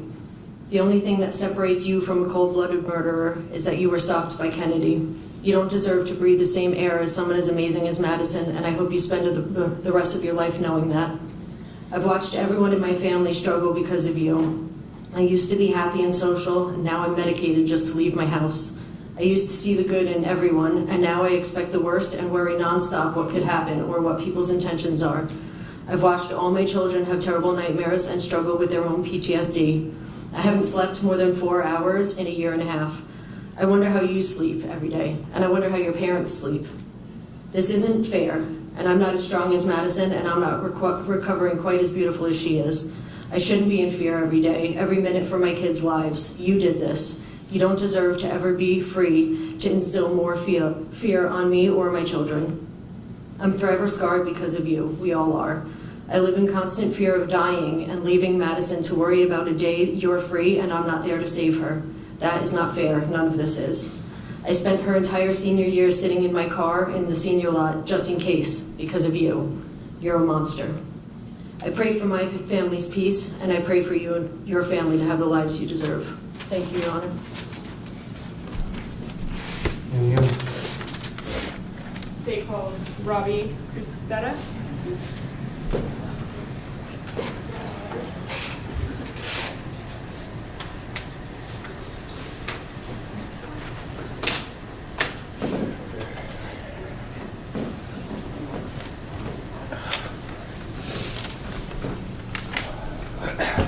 Good afternoon. Raise your right hand. Do you swear or affirm the testimony you're about to give will be the truth, the whole truth, and nothing but the truth, so help you God? Yes, Your Honor.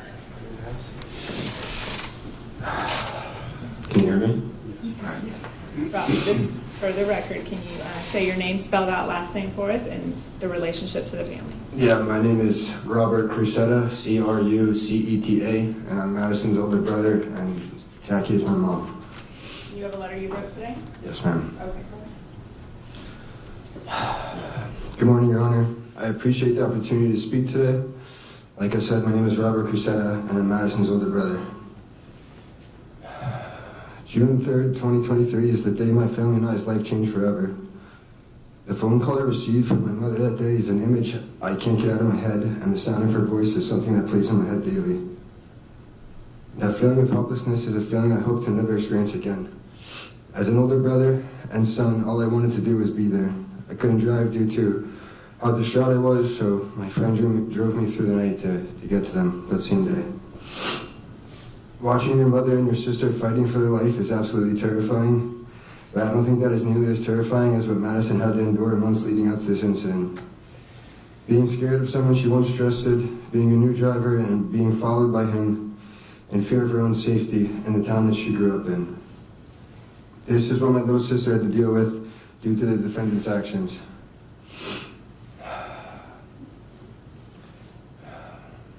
Madison was my first younger sibling and my only little sister.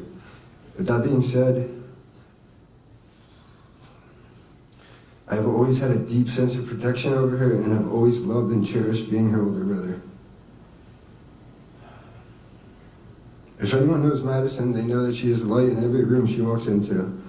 She never fails to make everyone laugh and smile. And for me, she was my first and very best friend. Being 6 years older than Madison, I was so excited to be a big brother, and I would sing to her while she would be in her crib.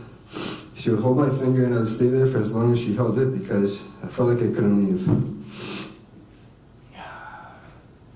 Going from that to holding her hand, looking at her over her hospital bed is a drastic change that I never expected would happen, and I would have stood there forever if that's what she needed.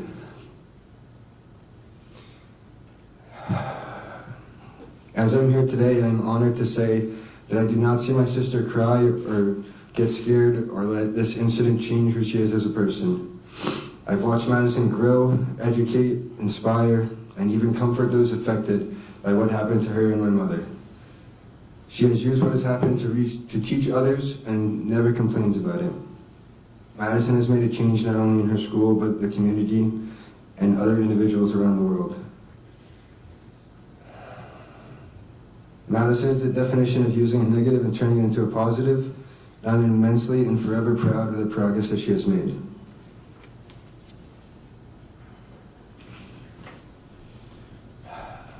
My mom is an amazing mother.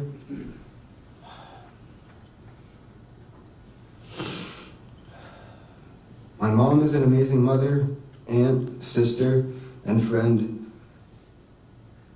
But most importantly, she is one of the greatest people you could ever meet.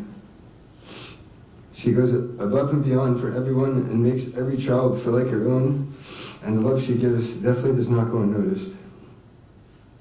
Everyone would be lucky to have her in their life, and I'm so lucky and so thankful I get to call her my mother. She is so proud of each and every one of her kids for different things, and will never pass up an opportunity to tell everyone's success before her own. I hope to be half the parent she is someday and half as strong as Madison, And if I can succeed in that, then I will feel accomplished.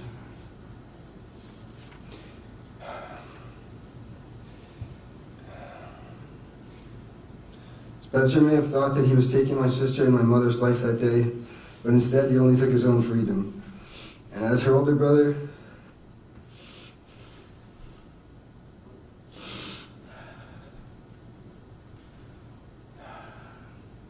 I ask that he is never able to have the freedom to do this to anyone else ever again.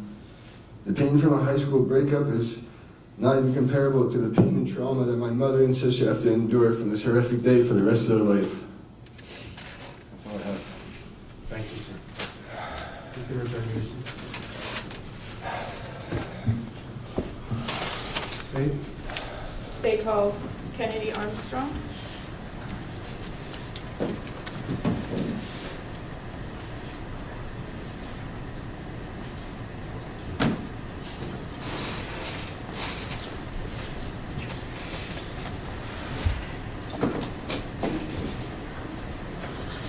Raise your right hand. Do you swear or affirm the testimony you're about to give will be the truth, the whole truth, and nothing but the truth, so help you God?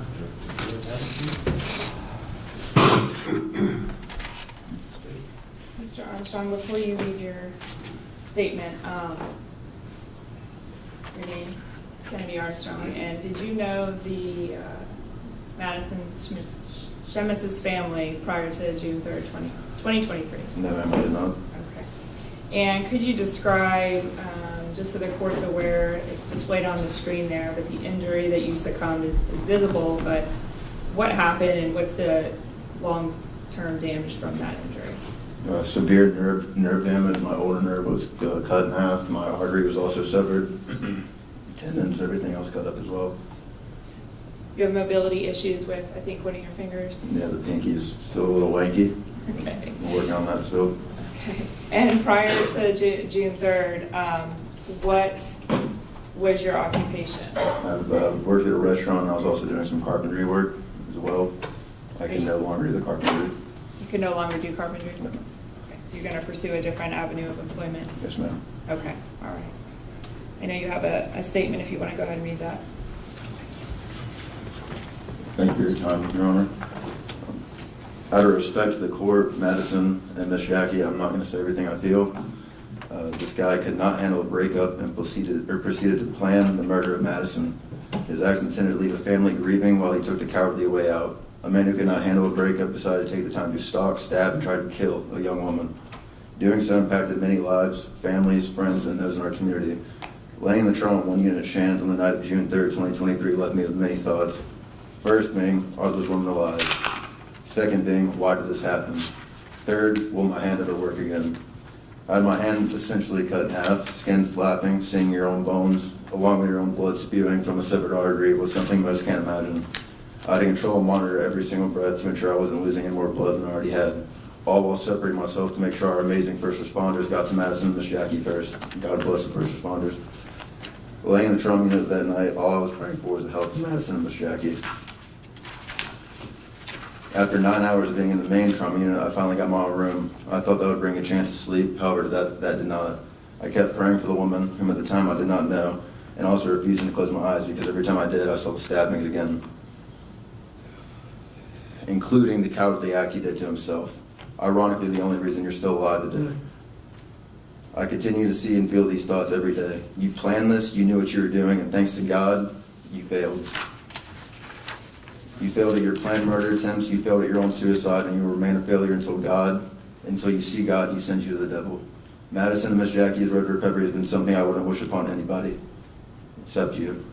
To close things out, you thought you were going to kill people that day, but instead you blew on an amber that sparked a fire inside of Madison, and that fire will continue. God bless the court. I know the proper sentencing will unfold. Thank you, sir. Thank you.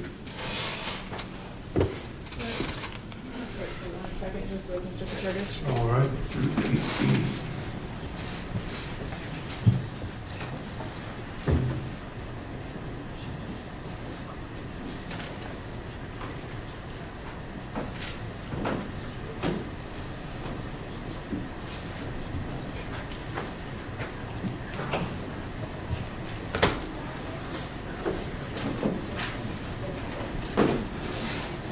We're going to take a 10-minute recess.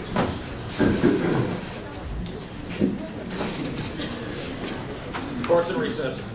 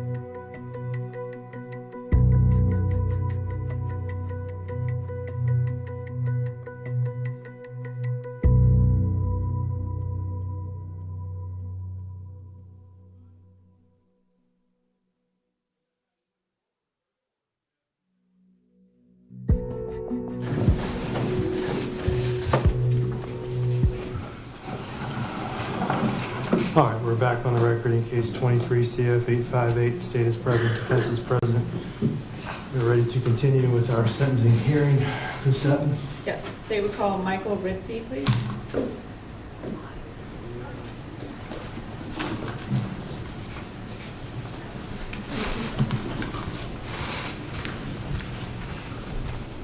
Good afternoon. Raise your right hand. Do you swear or affirm the testimony you're about to give will be the truth, the whole truth, and nothing but the truth, so help you God? Yes, sir. Go ahead and have a seat. State. Honorable Judge, I am speaking today on behalf of my family, specifically for my niece Madison and sister Jackie. Writing this statement has been extremely hard, recalling horrific events and trying to come up with words to express my own feelings and trying to understand how and why this happened has been very difficult. We are all aware of the barbaric attack that took place on June 3rd, 2023. This extremely cowardly and senseless ambush on a then 17-year-old girl has left her and our entire family hurting. Since this heinous attack, there's been an enormous amount of love and support from people near and far, and for good reason. Madison. Madison is a beautiful person. I believe she's a talented old soul for a now 18-year-old. Truth is, she has always been this way. I've adored her entire life, and I think the world of her. Among other things, she's a student athlete, mentally tough, she is strong, a team player, she is funny, kind, and a reliable friend. She is consistent, confident, she is a leader, a believer, and a survivor. She is an inspiration. She is a beacon of light, even in the darkest hours, and will continue to shine and empower others. She embodies everything you would want in your own child. Watching her navigate her recovery with such amazing grace and steadfast focus has been awe-inspiring to myself and so many other people. Her positive mindset, ability to relate to anyone, and the relationships she's made will serve her well for the future challenges life will undoubtedly present. I'm confident when I speak for a lot of people when I say we cannot be any prouder of you and the resiliency, grit, and humility you have shown every single day. I believe adversity is opportunity. The adversity Madison faces every day couldn't be any higher. The opportunities she will create are endless. This tragic event not only affected and will continue to affect Madison and Jackie, but it also affects our entire family. The physical and mental trauma endured by many people, none more by Madison, will last a lifetime. The challenges and sacrifices that our entire family face are significant and long-lasting. The love they have for one another has been an absolute galvanizing force throughout this entire process. While Madison and Jackie are lucky to be alive, their lives will be forever different. Madison was a high school scholar athlete, poised with dreams to play at the next level, suddenly fighting for her life, and now has a new dream of figuring out a way to walk again. It's not fair. It's truly unbelievable to comprehend how quickly Madison's life has changed. I recall being in tremendous pain and disbelief when I received the phone call from my sister about the attack. I needed to put my own life on pause so I could be there for them during this critical time. I remember racing to the airport trying to process what had happened. Within 24 hours, I was at the hospital with 2 patients, my sister with her own severe wounds and my 17-year-old niece in ICU. I slept in a hospital chair next to them for nearly a week, helping aid with breathing treatments in the middle of the night, wrapping wounds, encouraging her throughout physical therapy, etc. Watching you lay in a hospital bed with chest tubes and extreme pain is an image that is engraved in my memory. Trying to be positive in such a moment of despair was and still is incredibly challenging. I felt hopeless, and all I could do was pray for them. Moments which seemed absolutely unfathomable. I am furious, devastated for her, for everything. I remember weeping to my wife over the phone and missing my own young children during this time of shock. My heart aches thinking of how this attack will affect Madison and her family today, tomorrow, and for the rest of their lives. The emotional toll that this has put on myself, my wife, and my immediate family is also significant. My mentality has been nothing but positive, and I've been focusing on my family and our path forward. We simply don't have enough energy to focus on anything else. It does not diminish the amount of pain and hardships we've all endured. Since the attack, we've all dealt with sleepless nights, fear, and anxiety. There were certainly strain, stress, and unforeseen challenges that we all endured as I relocated my family to Florida for the summer of 2023 so we could be there for one another and help in any way possible. Luckily, we have each other as family. There are many people who deserve recognition and praise for their roles in not only saving Madison and Jackie's lives, but also the care and rehabilitation she received in the critical days and months afterwards. Kennedy Armstrong, wow, you are a real-life hero, a lifesaver in every sense of the word. Thank you. Our entire family and I can't thank you enough for your instant, fearless actions. The amazing doctors and professionals at Jacksonville Memorial Hospital, the first responders and firemen, the police departments, and the tremendous community who has and continues to show tremendous support. We are Madison Strong. Thinking back at you and your mom's conditions days after this despicable failure of an evil plan, listening to the doctor's bone-chilling prognosis and to where you are now and everything you've accomplished along the way are a true testament to both of you. Jackie, what an amazing person you are. You are a warrior, a phenomenal mother, and a complete champion. One thing among many others that this whole unbelievable experience has taught me is that to never put any limitations on anything or anyone. I've watched Madison do things and defy what doctors and others said she wouldn't be able to do. Her story is just beginning, and I can't wait to watch it unfold.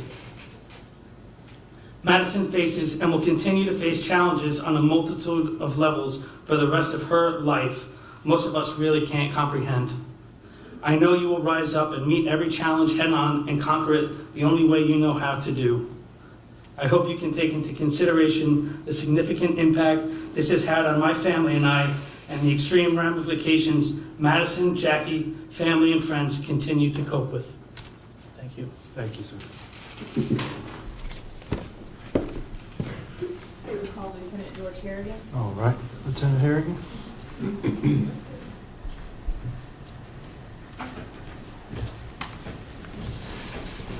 No, I'm going to object at this point. I'm sorry? I'm going to object at this point. All right, I'll hear your objection. We've heard a multitude of victim impact statements from the victims themselves as well as family members. The state's now seeking to call what I understand to be the public information officer or the person responsible for press releases for the sheriff's office to talk about a victim impact when he is not a victim. He's a member of the law enforcement community. Now, I know we're not in a death penalty trial or sentencing in front of a jury, but the Florida Supreme Court has spoken to the limits of victim impact testimony in cases, and I'm referencing the case of Wheeler v. State, 4 Southern 3rd, 599, Florida Supreme Court from 2009. And in the Wheeler case, the court had the occasion to address the victim impact evidence and the statements thereof. And in that case, Florida Supreme Court, citing the United States Supreme Court in Payne v. Tennessee, 501 U.S. 808 from 1991, pinpoint site 821 to 826, states, although the United States Supreme Court and this court have ruled that victim impact testimony is admissible, such testimony has specific limits. Those witnesses providing victim impact testimony are prohibited from giving characterizations and opinions about the crime. The court goes on to talk about the number of witnesses that have been approved, 4, 5, and in one case 12. But at this point, calling a member of law enforcement under the guise of victim impact testimony, when such officer is also responsible for doing press release and pressers for the sheriff's office, I believe exceeds the permissible scope of victim impact testimony. It's cumulative and it's inappropriate, and even though Wheeler talks about it in terms of death penalty in front of a jury, the same considerations apply to a sentencing before a judge in a non-capital case. And respectfully, Your Honor, I think this is approaching cumulative and beyond the scope of appropriate victim impact testimony, and on that basis we object and seek to exclude this witness under that basis.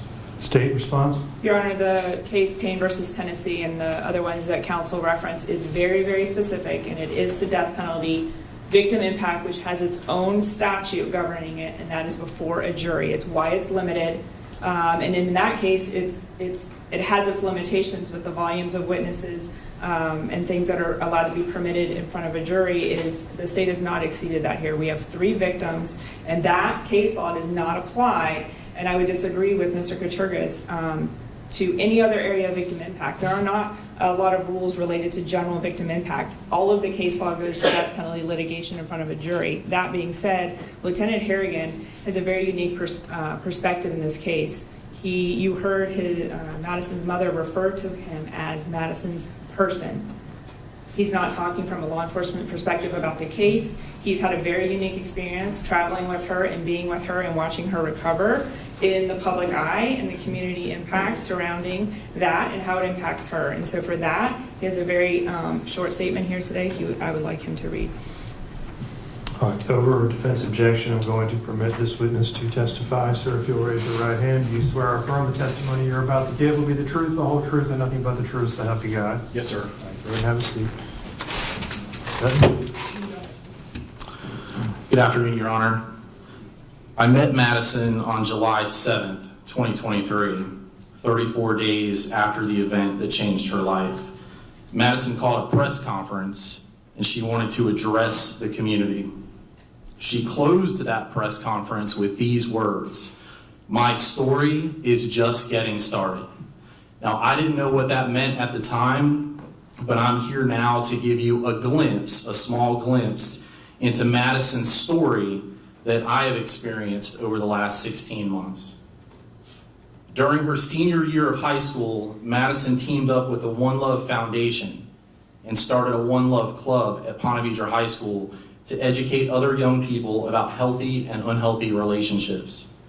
Due to Madison's influence, several One Love clubs have been started at area high schools.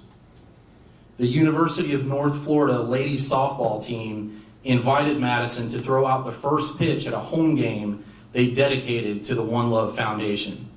UNF has now adopted the One Love mission.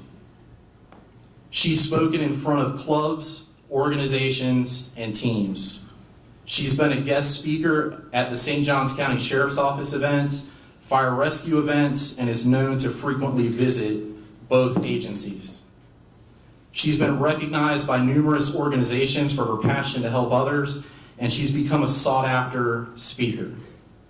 At the beginning of this month, Madison was the keynote speaker at a law enforcement conference in Washington State, where she shared her story of overcoming trauma with hundreds of attendees. Her influence on patients and staff at Brooks Rehabilitation has been nothing less than incredible. Madison will be featured in a Brooks Thanksgiving Day commercial to be aired during the Macy's Thanksgiving Day Parade, and will be named the 2024 Brooks Rehabilitation Champion during a gala at the beginning of this year, next year. People from around the country have reached out to her, and she's been an inspiration to those who have experienced their own trauma.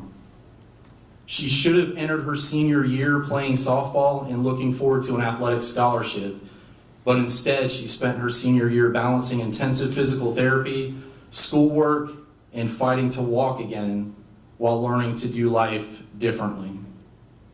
One of the national news organizations in this case used the line to describe her as a star athlete.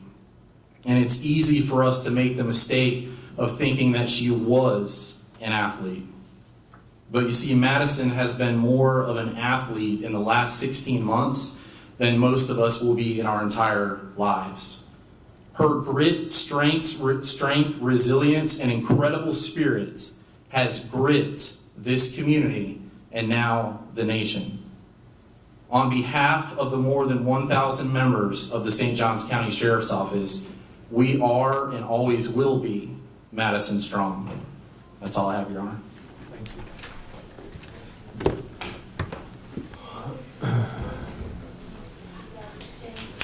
All right. May I approach her? You may. Statement. Who are you calling next? State's going to call Madison Schemitz. All right.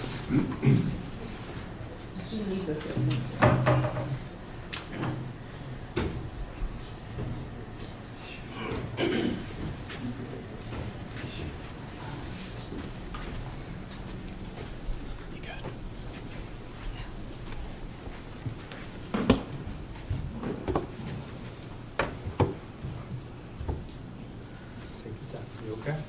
You and have a seat.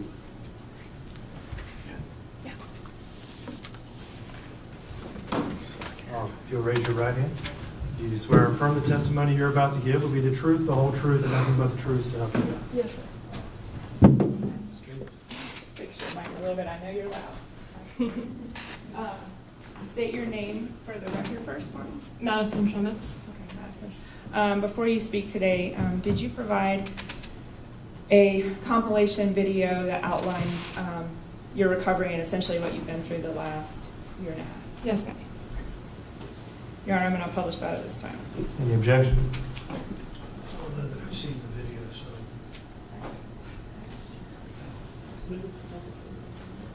No objection, Your Honor. All right. You may publish.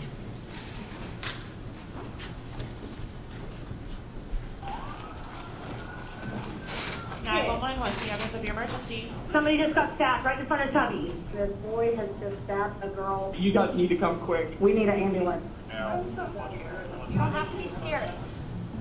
17-year-old man Madison Schemitz was stabbed 15 times in the attack. Outside Mr. Chubby's in Ponte Vedra on Saturday. The attack also sent her mother and a good Samaritan to the hospital. Madison suffered a spinal cord injury. She is now paralyzed from the chest down. You're broken down and tired of living life on a merry-go-round. And you can't find a fighter, but I see it in you, so we gon' walk it out. Move mountains, we gon' walk it out and move mountains. And I'll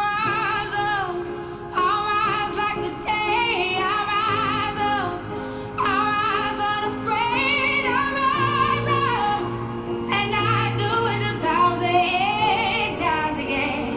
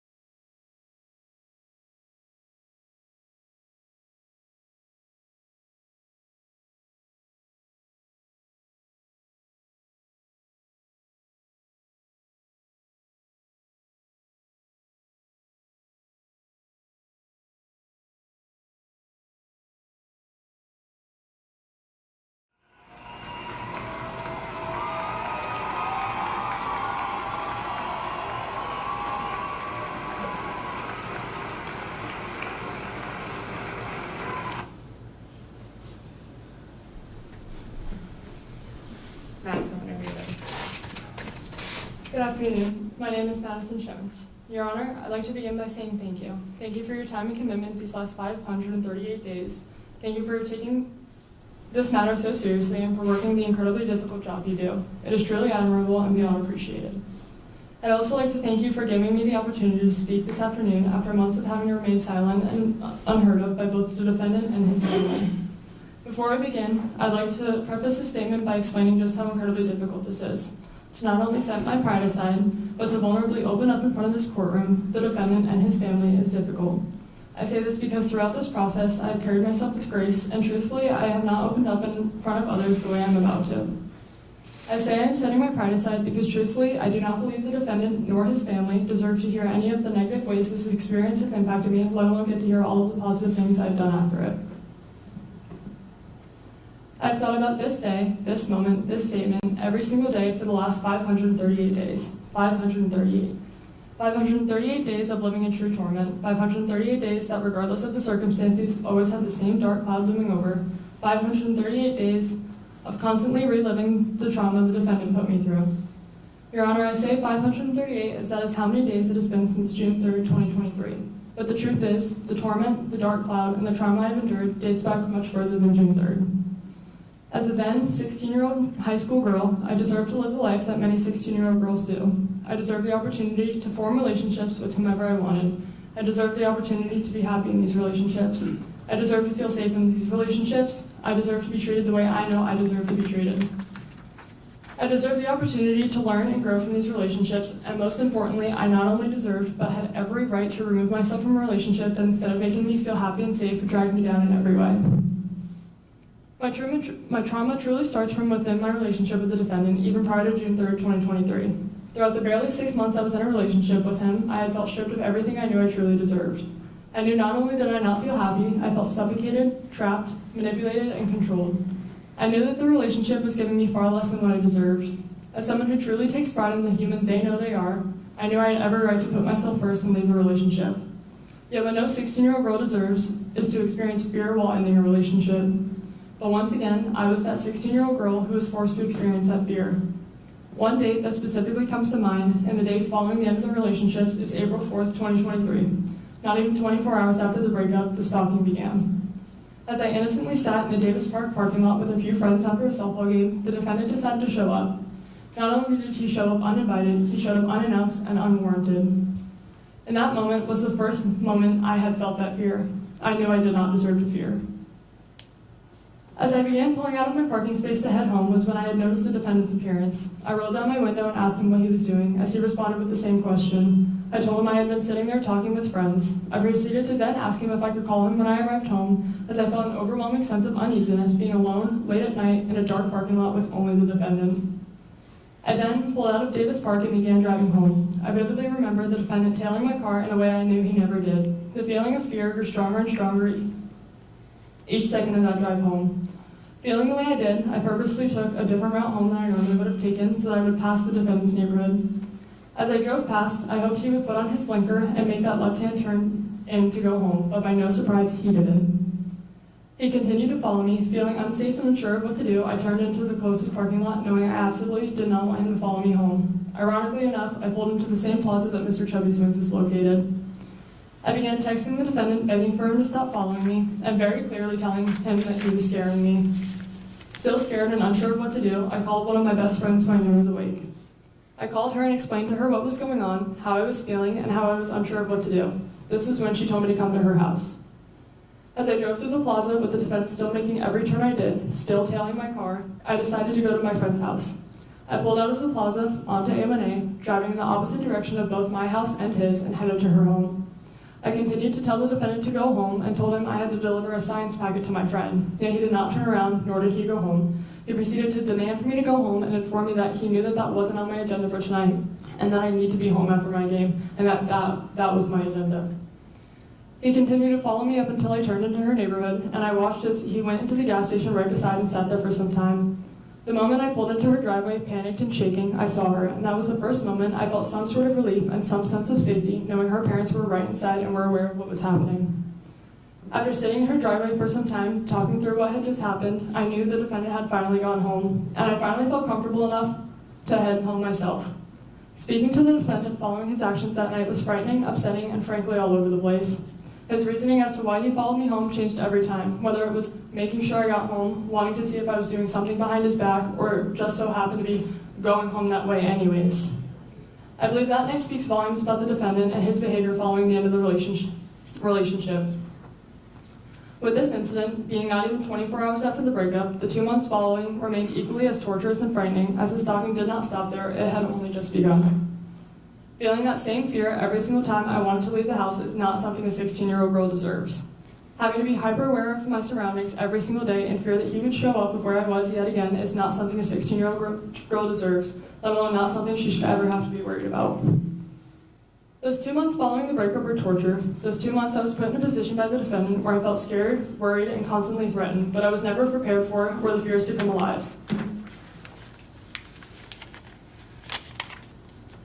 June 3rd, 2023 was without a doubt the absolute worst, most traumatic day of my life, and I remember every single second of it. As a 17-year-old teenage girl, on a Saturday in the summer, my day started as any other day would have for me. I had one of my best friends I met through softball in town to spend the weekend. We had stayed up late and woke up early, excited for the plans we had made for that day. Once we woke up, we got ready to go to the beach. That day was windy and almost cold for it being a Saturday in June. After some time being there, we both got cold and decided we would leave the beach and go join our moms and brothers at my community pool. We got there just before 1:30 and hung out for a while, simply just enjoying time together as these were friends we did not get to see often. During this week in June, the Women's College Softball World Series was happening. Eventually, we decided we would go get something to eat and watch the games happening that day. This decision, unknowingly, became my life or death decision, and I had no clue. I remember going home sometime between 2:10 and 2:50 to change out of our bathing suits and get ready to go to Mr. Chubby's Wings. And by 2:53, my friend and I were in the car blasting California Girls by Katy Perry on the way to the restaurant. I remember sitting at the stoplight, leaving my neighborhood, and texting both our moms asking if they would come with us. I remember my mom responding saying, "You just want me to pay for your food," which although may have been true, I had this feeling that they just had to be there. And to this day, I am still unable to fully explain why I felt so strongly about wanting them to come with us. My friend and I arrived at the restaurant a little bit before our moms did, and as I walked in, the defendant came to mind. I entered the restaurant and looked around to make sure he was not there before we sat down to eat, as I knew I had previously run into him there within those 2 months. Once I realized he wasn't there, we sat down to eat and began to watch the Oklahoma-Tennessee game. At 3:43, the defendant pulled into the parking lot. At 3:47, the defendant walked into the restaurant and knowingly walked right past me. By 4:15, the defendant had gotten up and walked past us to make his presence known. At 4:15 was when my mother and I both noticed his presence. At 4:15 was when that same fear set in. After going back and forth on what to do, we paid our check and decided to leave the restaurant. At 4:28, myself, my mom, my friend, and her mom all stood up and walked out. Never in a million years did I think that I would never end up making it to my car. I remember walking to the parking lot, texting a friend back, and taking a picture of the defendant's truck. I did this knowing I had to continue to keep track of the defendant's behaviors and appearances for the restraining order we were in the process of trying to obtain. I remember finally reaching my car and hearing my mother scream. Knowing my mother, I could hear her fear. I could hear that whatever was happening was not good. This was when, at 4:30 p.m. on June 3rd, 2023, I turned around and saw the defendant running towards me faster than I had ever seen him run before. Not knowing what was coming next, I turned and attempted to go in the opposite direction. This was when the defendant had grabbed me. I hit the ground and began feeling the attack. I remember being on my hands and knees, begging for the defendant to get off me, with my screams slowly becoming more and more silent. I remember staring at the ground, my thoughts being muffled by my mother's constant scream. The scream that had first alarmed me did not stop throughout the entirety of the attack, and frankly, I can still hear it to this day. I remember hoping for the pain to stop and feeling my mom pulling him off of me. I remember finally being let go and falling to the ground because at that point, my body had been paralyzed. Little did I know that me being let go in that moment meant my mom was now being made another victim of the attack. I remember laying there with my eyes closed, blacking out until the defendant began stabbing me again. Your Honor, a 17-year-old girl should not know the feeling of getting stabbed. Your Honor, I should not have to remember the feeling of my body being inflicted with a knife over and over again. I remember feeling an impact against my mother, the defendant, and I, which was the moment Kennedy Armstrong had ultimately saved our lives. I remember finally opening my eyes but still being unable to see. I remember asking my mom to get off with me because she was now actively bleeding onto my face and into my eyes. I remember finally realizing I had been stabbed and that I could no longer feel my legs. I remember the moment I realized I was paralyzed. I remember struggling to breathe and formulate words. I remember telling my mom I could not feel my legs, to which she responded it was okay and everything would be okay. But I could hear in her voice that it wasn't okay. She didn't know if it would be okay and just how scared she was. I remember her words to the defendant. I remember her calling the defendant's mom, Tanya, and her informing her on what her child had just done. I remember looking up and around and realizing that suddenly there was a crowd of people surrounding us. I remember looking up and to my left, to which I watched as the defendant just a few feet away pathetically slit his own throat. I remember making eye contact with the man in the crowd of people and begging him to make sure the defendant could not and would not get up, as I was scared the attack wasn't over. I remember his response ultimately assured me that the defendant was no longer conscious or physically able to get up. I remember my mom still panicked and holding one of my 17 stab wounds closed. I remember numerous people trying to help keep me alive. I remember numerous people begging for me to stay awake. I remember that despite how chaotic, loud, and full of people the scene was, it was still so quiet. I remember feeling alone in my thoughts, unsure of what would come next, but knowing I just had to stay awake. I remember that despite every fear racing through my head, feeling calm through the chaos. I remember my friend's mom, Casey, on the phone with 911, saying how she knew that they were on the way, but still did not hear or see the lights and sirens. In this moment, those 4 minutes between the attack and the first responders showing up were the slowest 4 minutes of my life. Though in that moment I was terrified, I thought in my head that if I just stay awake until I hear those sirens, I would be okay. As soon as I heard those sirens, I felt some sense of relief knowing help was there. I remember finally seeing them with my own eyes, my clothes being cut off and being lifted off my mom's lap and onto the stretcher when my vision had disappeared again. I remember finally being set down and groaning in pain, still unable to feel or move my legs, and my ability to breathe getting worse and worse. I remember looking up and recognizing a deputy I had met on the scene of a friend's car accident months prior. Once I saw her eyes, I had finally felt comfort. I remember telling her that I was so scared, and her words back were, "You don't have to be scared. I trust these people with my life, and you should too. You're going to get everything worked out. You're going to be okay, honey." These words, in this moment, coming from someone I remembered and trusted, whether she believed them or not, both reassured me and provided me the comfort I so badly needed. These words let me believe that I would be okay, that I would survive, and that I just had to trust what came next. I remember being taken from the sidewalk and into the ambulance. I remember laying there in the ambulance in so much pain, unable to breathe and still so scared. I remember answering all the questions asked, correcting the paramedics on their assumptions, and telling myself repeatedly that I had no choice but to fight to survive.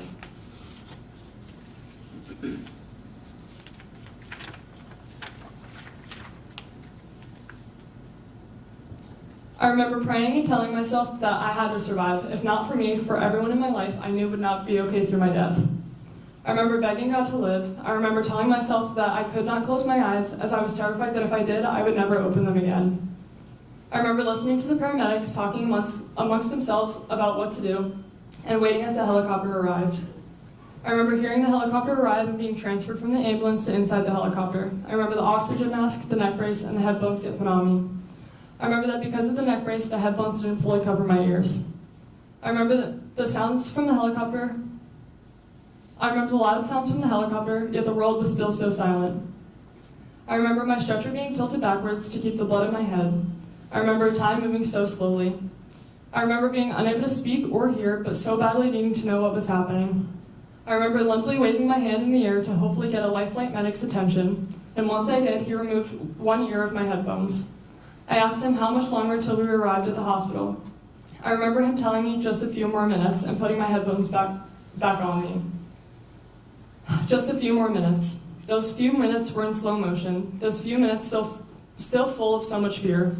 I remember finally landing and being taken inside Memorial Hospital's trauma bay. I remember laying there all alone with no familiar faces as the doctors and nurses fought to save my life. I remember being poked and prodded and just lying there wide awake listening.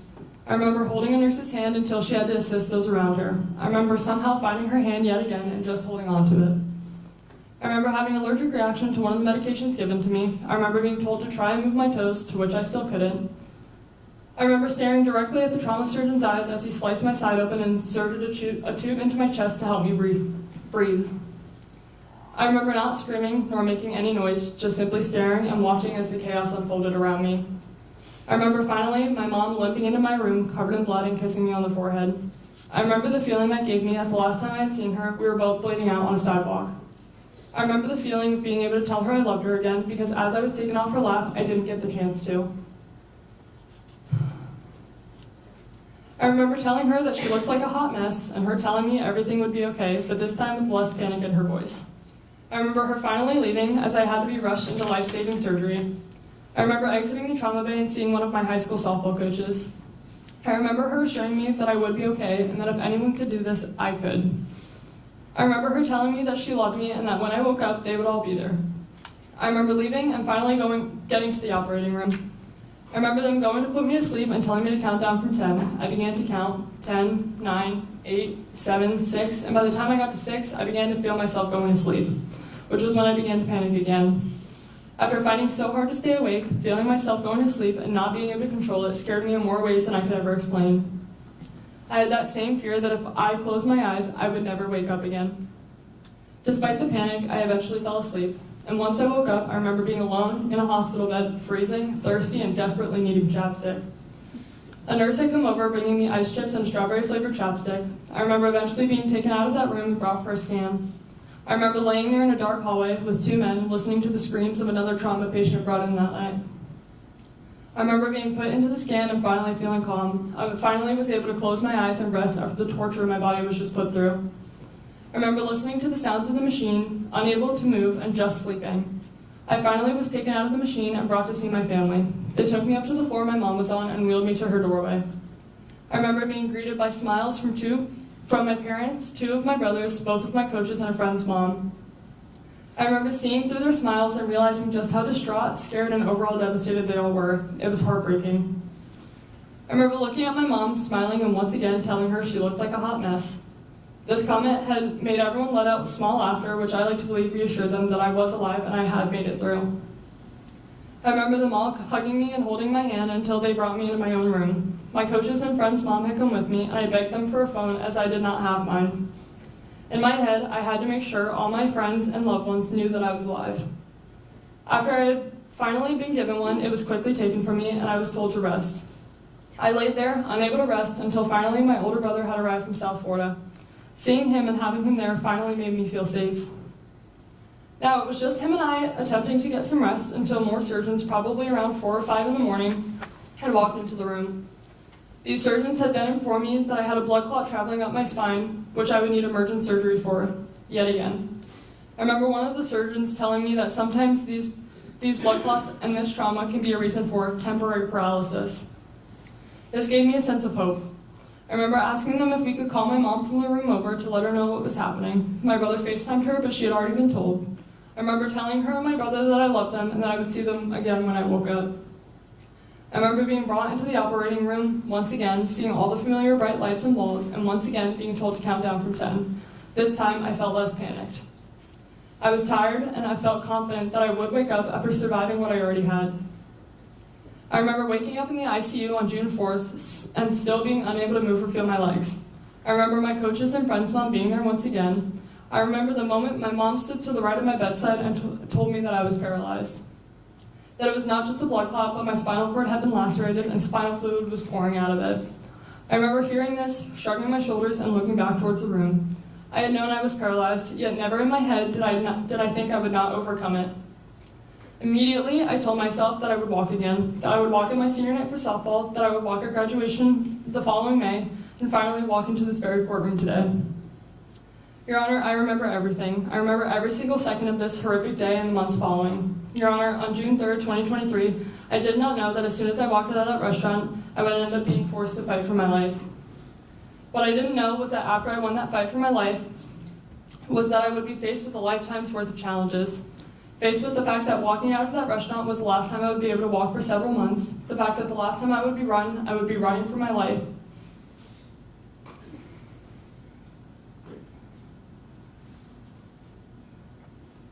The fact that every single day following, I would have to continue to fight for my life, for normality, and to gain back every ounce of independence I once had. Your Honor, someone once told me that my independence was just my ego, but that has always remained far from true. Never once had anyone ever insulted the independence I had always been so proud of. Your Honor, the person who made that statement sits in front of me today. The same person who not only took away my independence for some time, but attempted to take my life. On June 3rd, 2023, the defendant attacked and stabbed me 17 times with the intent of killing me. On June 3rd, 2023, 538 days ago, I survived the attack and have continued to not only survive, but to live every single day I know I am so blessed to live. Your Honor, those months following the attack are still vivid. The mental and physical battles are still vivid and so real. In the days following the attack, I was still stuck in the ICU. I remember all the doctors, visitors, interviews, and so on. I remember the feeling of having to be rolled to have my bandages changed and tubes moved. I remember the feeling of having both of my chest tubes pulled out of me. I remember the feeling of having one of my chest tubes being pulled out of me just to be put back in. I remember the smell of the matted blood that had set in my hair from the attack. I remember being unable to sleep despite every effort. Every time I tried, I was quickly interrupted by the same reoccurring image of the defendant running at me on the day of the attack. I remember the moments I would be able to fall asleep. I would wake up screaming, being awoken from the same nightmares that I was being killed by the defendant or one of his family members. I remember one night specifically when I had woken up, finally thinking I had slept through the night, just to come to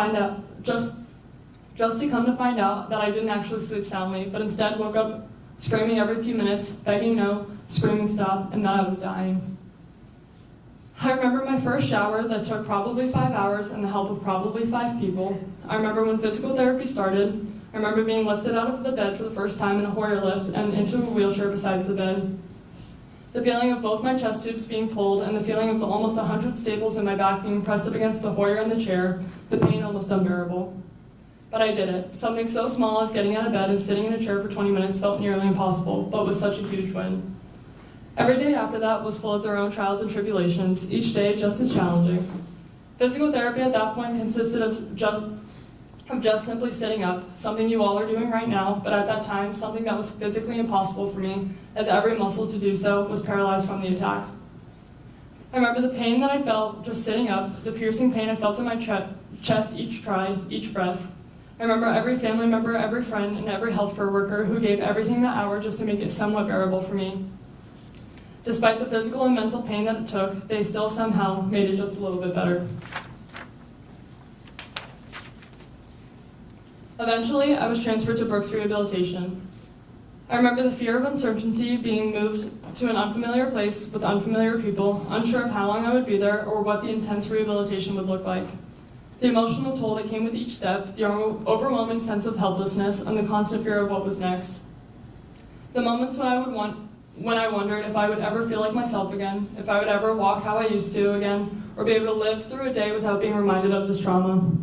And yet through it all, I also remember the moments of hope, the small victories, and all of the support from those around me. These memories, these moments, they stay with me forever and they shape who I am every single day. I remember being transferred in the late afternoon so it was quiet.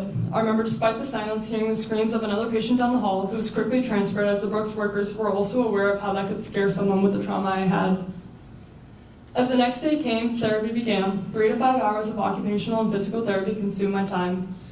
The goal started small, but the therapy was intense. Learning how to sit up on my own, change my clothes by myself, transfer myself between the bed and the wheelchair, simple everyday tasks were so difficult. Yet slowly they became easier. I remember on June 20th taking my Asia impairment exam, which is what the extent of a spinal cord injury is defined by the American Spinal Injury Association impairment scale using specific categories. I remember the exam taking a few hours and feeling so discouraged. The feeling of being unable to feel or move any of my body was so discouraging.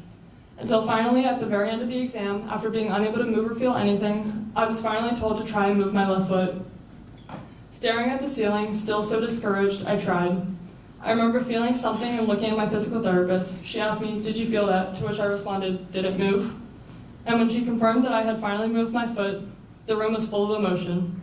So overwhelmed by the feeling of simply just moving my foot, I remember the feeling of being able to tell my mom that I was now able to move my foot and her bursting into tears of joy. I remember every phone call to all of our family and friends, and each of them also overwhelmed with so much joy to see that I could finally move my foot the slightest bit. This moment gave me hope for the future, hope that I would be okay, hope that with time I would regain movement in other parts of my body, and confirm my goal that I would one day walk again. I remember after this moment, the already intense therapy becoming even more intense.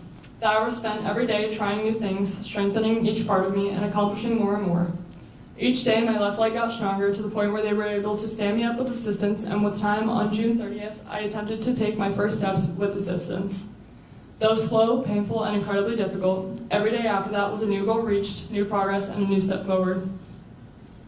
Finally, after over a month in the hospital and in rehabilitation, on July 7th, 2023, I was sent home. On that day was the first day I addressed both the community and the media. On that day, I said that there was no looking back, how incredibly lucky I am to be alive today, and how each day I would take it as its own opportunity to live and make a difference in the world, and how I am determined and confident in myself that I would reach my goals to one day walk again. And every single day following, I've continued to stand by these words. Every day, I make the choice to be positive, and I've used this trauma to help inspire and motivate others despite everything I go through personally, daily. After addressing the media, I was finally able to go home. Going home was a new battle, learning how to adjust to my new life, my new way of life in a place that was a reminder of everything that used to be was difficult.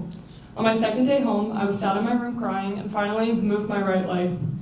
I called my mom into my room, and once again, she was immediately brought to tears. Once again, I got to experience calling all of my loved ones and sharing with them another huge victory. That following Monday, I started outpatient rehabilitation. I was in the pediatric day program at Brooks Rehabilitation, to which I attended physical and occupational therapy Monday through Friday for 3 hours every morning.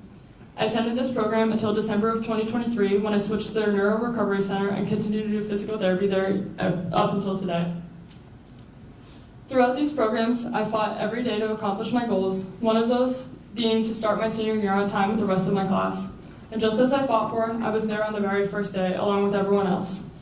Going back to school was an adjustment. I had to see all the kids I had grown up with for almost all my life, but they looked at me differently now.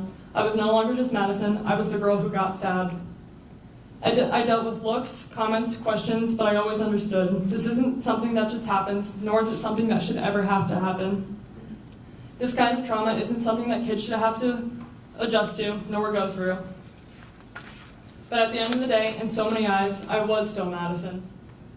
Over time, as kids adjusted to having me back, school became easier, but managing both school and rehabilitation was difficult, as I still attended therapy every single morning and always did my best to still be at school when therapy was over. This was overall both physically and mentally draining, but I did it. Because the last thing I would do is let the defendant take more away from me than he had already taken. I attended as many school events as I could, and although they were rarely ever enjoyable for me after the attack, I still went, and I tried every day to live my life as I would before. Yet it wasn't as easy as I make it sound. I dealt with anxiety in public places and in large crowds, scared that if something were to happen, I would no longer be able to protect myself. I now had to worry about things other kids never had to worry about, like would there be stairs? Can I maneuver a wheelchair through this? I could no longer go and hang out with my friends whenever I wanted or partake in activities I was able to before. I was unable to play softball my senior year of high school, the sport that had been my life since as long as I can remember.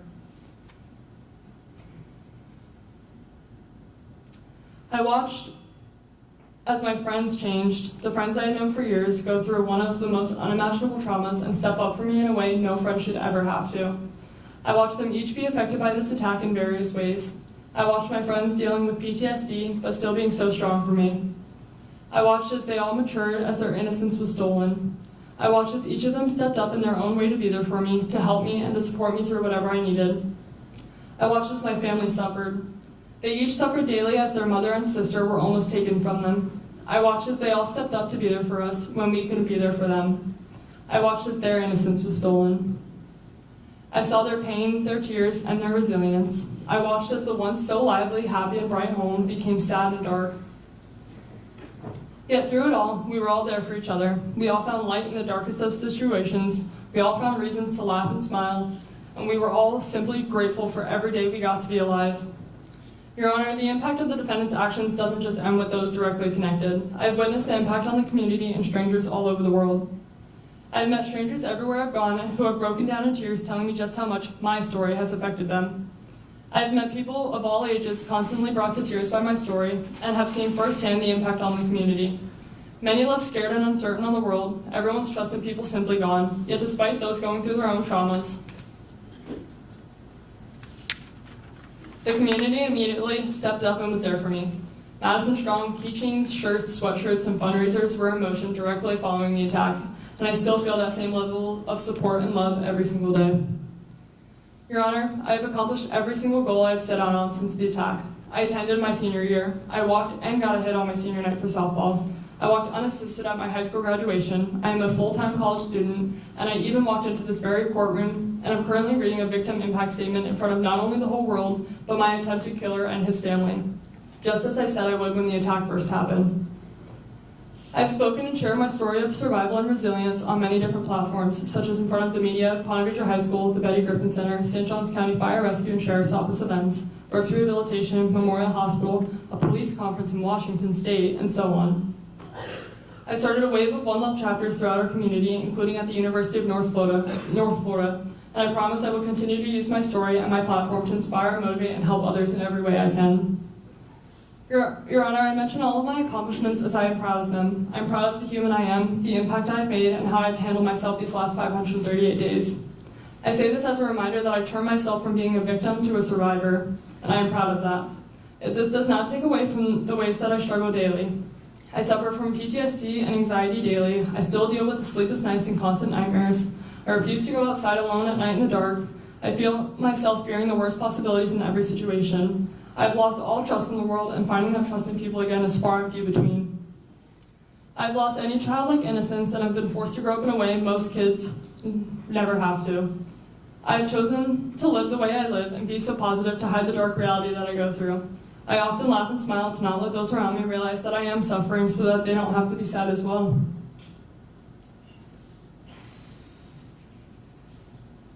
I deal with mental battles every day about my physical state and what my future may look like. My thoughts are often clouded by the what-ifs and the why-me questions, because why me? Why did something so horrific and life-changing have to happen to me? Why did someone so evil need to try and take everything away from me? Why did someone so evil try and end the life of someone who showed him so much kindness and patience? Why me? Your Honor, the defendant's decision on June 3rd, 2023 will haunt me for the rest of my life. My future physical and mental state is still so uncertain, but always affected. The way I live, the way I love, forever changed.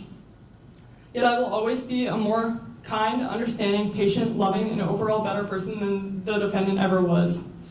Your Honor, if it weren't for the brave and heroic acts of both my mother and Kennedy Armstrong on June 3rd, 2023, I would not be alive.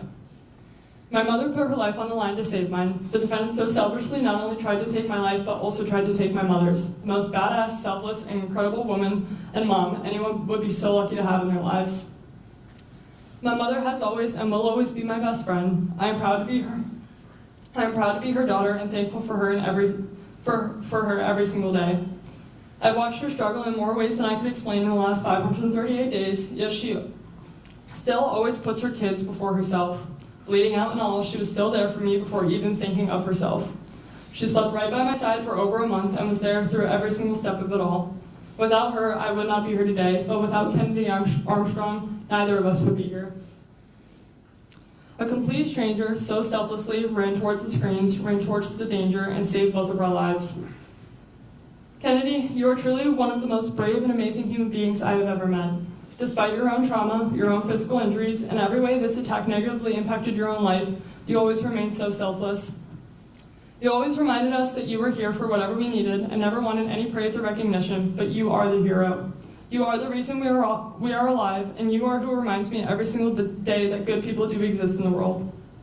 Words can never explain just how beyond thankful I am for you and your family. I thank both my mom and Kennedy for being my heroes that day. Two people who are so incredibly undeserving of the evil actions that the defendant showed on June 3rd, 2023. Your Honor, I could talk for hours on end about the way that the defendant has negatively impacted each of our lives, but I think after each of these impact statements, it is apparent, it is real, it is constant, and it is daily. Every day is a reminder of the trauma we all endured on June 3rd, 2023.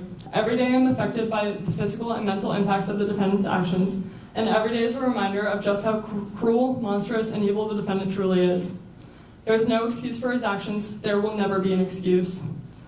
On that day, the defendant chose to try and take my life. He chose to try and take my mother's life, and he chose to severely harm a good and innocent stranger. Your Honor, I can confidently say I am one of the least deserving human beings to have to go through what I have been forced to go through. Your Honor, this is something I will have to deal with for the rest of my life, something I should never have to deal with, and something the defendant should never have the opportunity to do again. Your Honor, on June 3rd, 2023, I was given my own life sentence by the defendant, and I plead with you that the defendant receives the same justified sentence and deserved punishment. Thank you.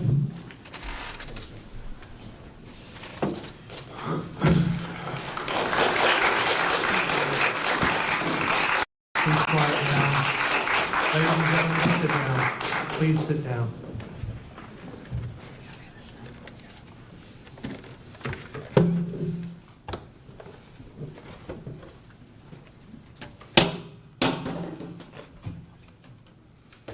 Thank you so much.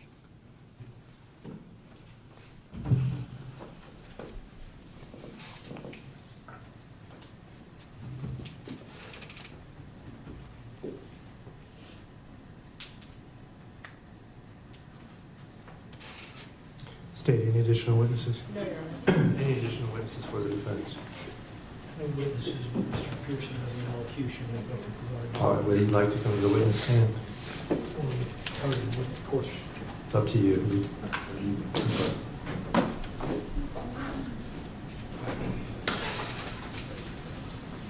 Podium here. All right.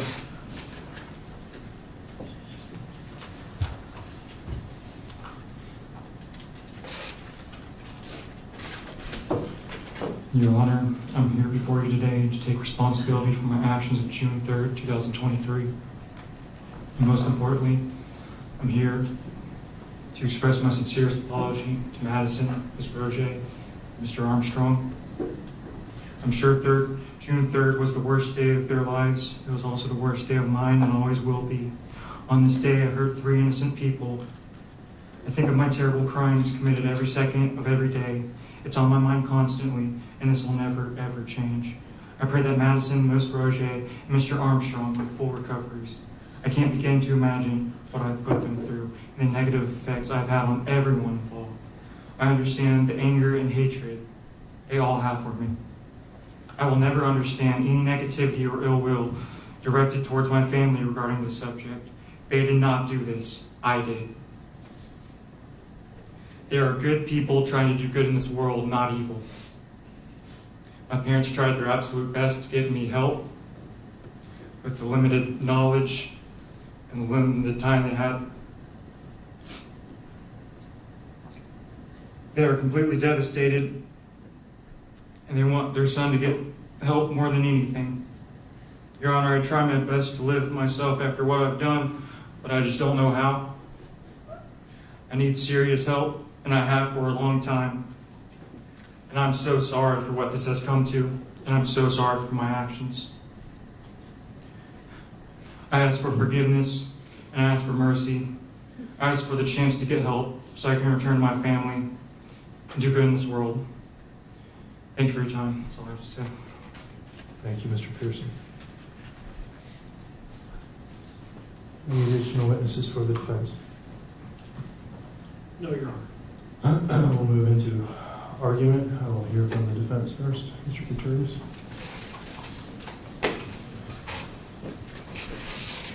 I have one moment. Sure.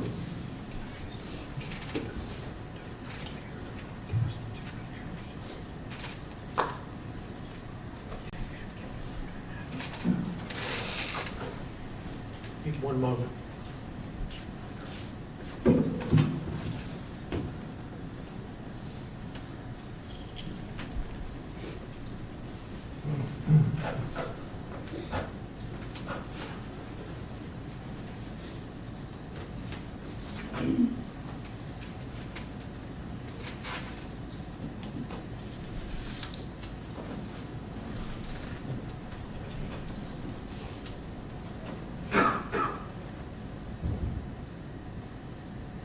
Which one do you want first?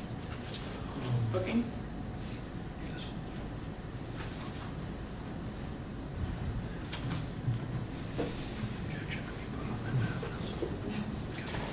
Your Honor, two documents that I'll be relying on that were submitted in conjunction with the sentencing memorandum that'll be utilized. All right, do you want those marked and receiving the evidence, or how do you, they've already been? They're part of Exhibit the 14 to the exhibits. sentencing. All right. All right, so they've already been received.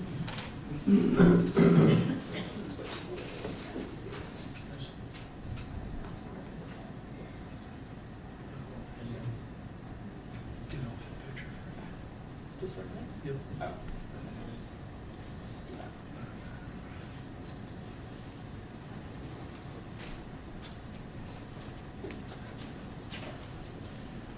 Your Honor, you've heard a lot of testimony and victim impact statements today.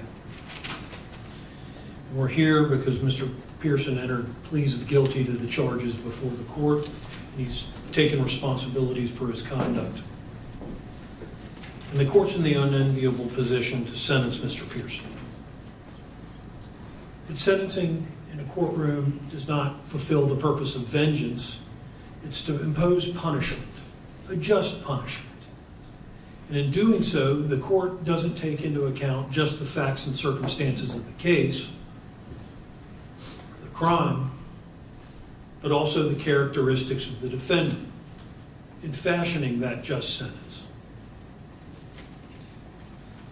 And this is a situation where there's a young man, barely an adult, that in the fallout from a relationship with his girlfriend was extremely broken.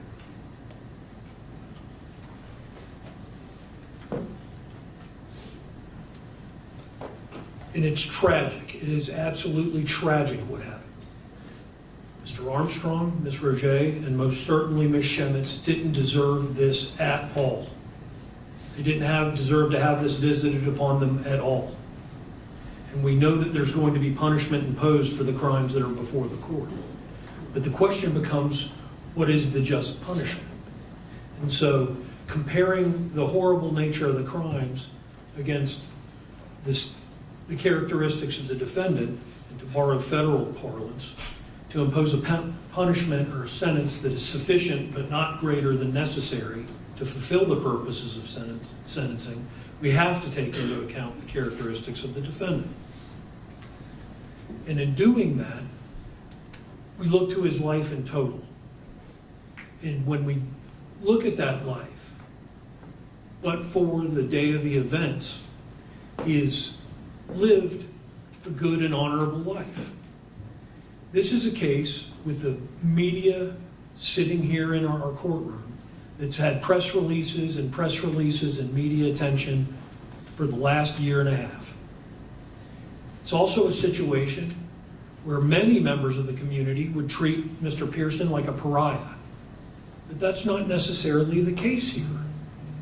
I've been in cases of similar nature where no one will step forward, maybe even parents, on behalf of their loved one. Not this case. In this case, not only Mr. Pearson's family members, but members of the community. 26 in total have submitted character letters on behalf of Mr. Pearson, in addition to the members of his family. And they all echo the same sentiments. You've heard from Mr. and Mrs. Pearson, Spencer's parents. And he has the rest of his family in attendance here today, as well as members of the community that are here to support him. And they've submitted letters to the court. His sister McKenna, who's a student at the University of Florida, writes that he was always exemplified his gentleness and his love for animals, especially dogs, and he is constantly looking out for our youngest brother, Rhett. Spencer has always had such a good heart, and he was so empathetic for people who would get picked on.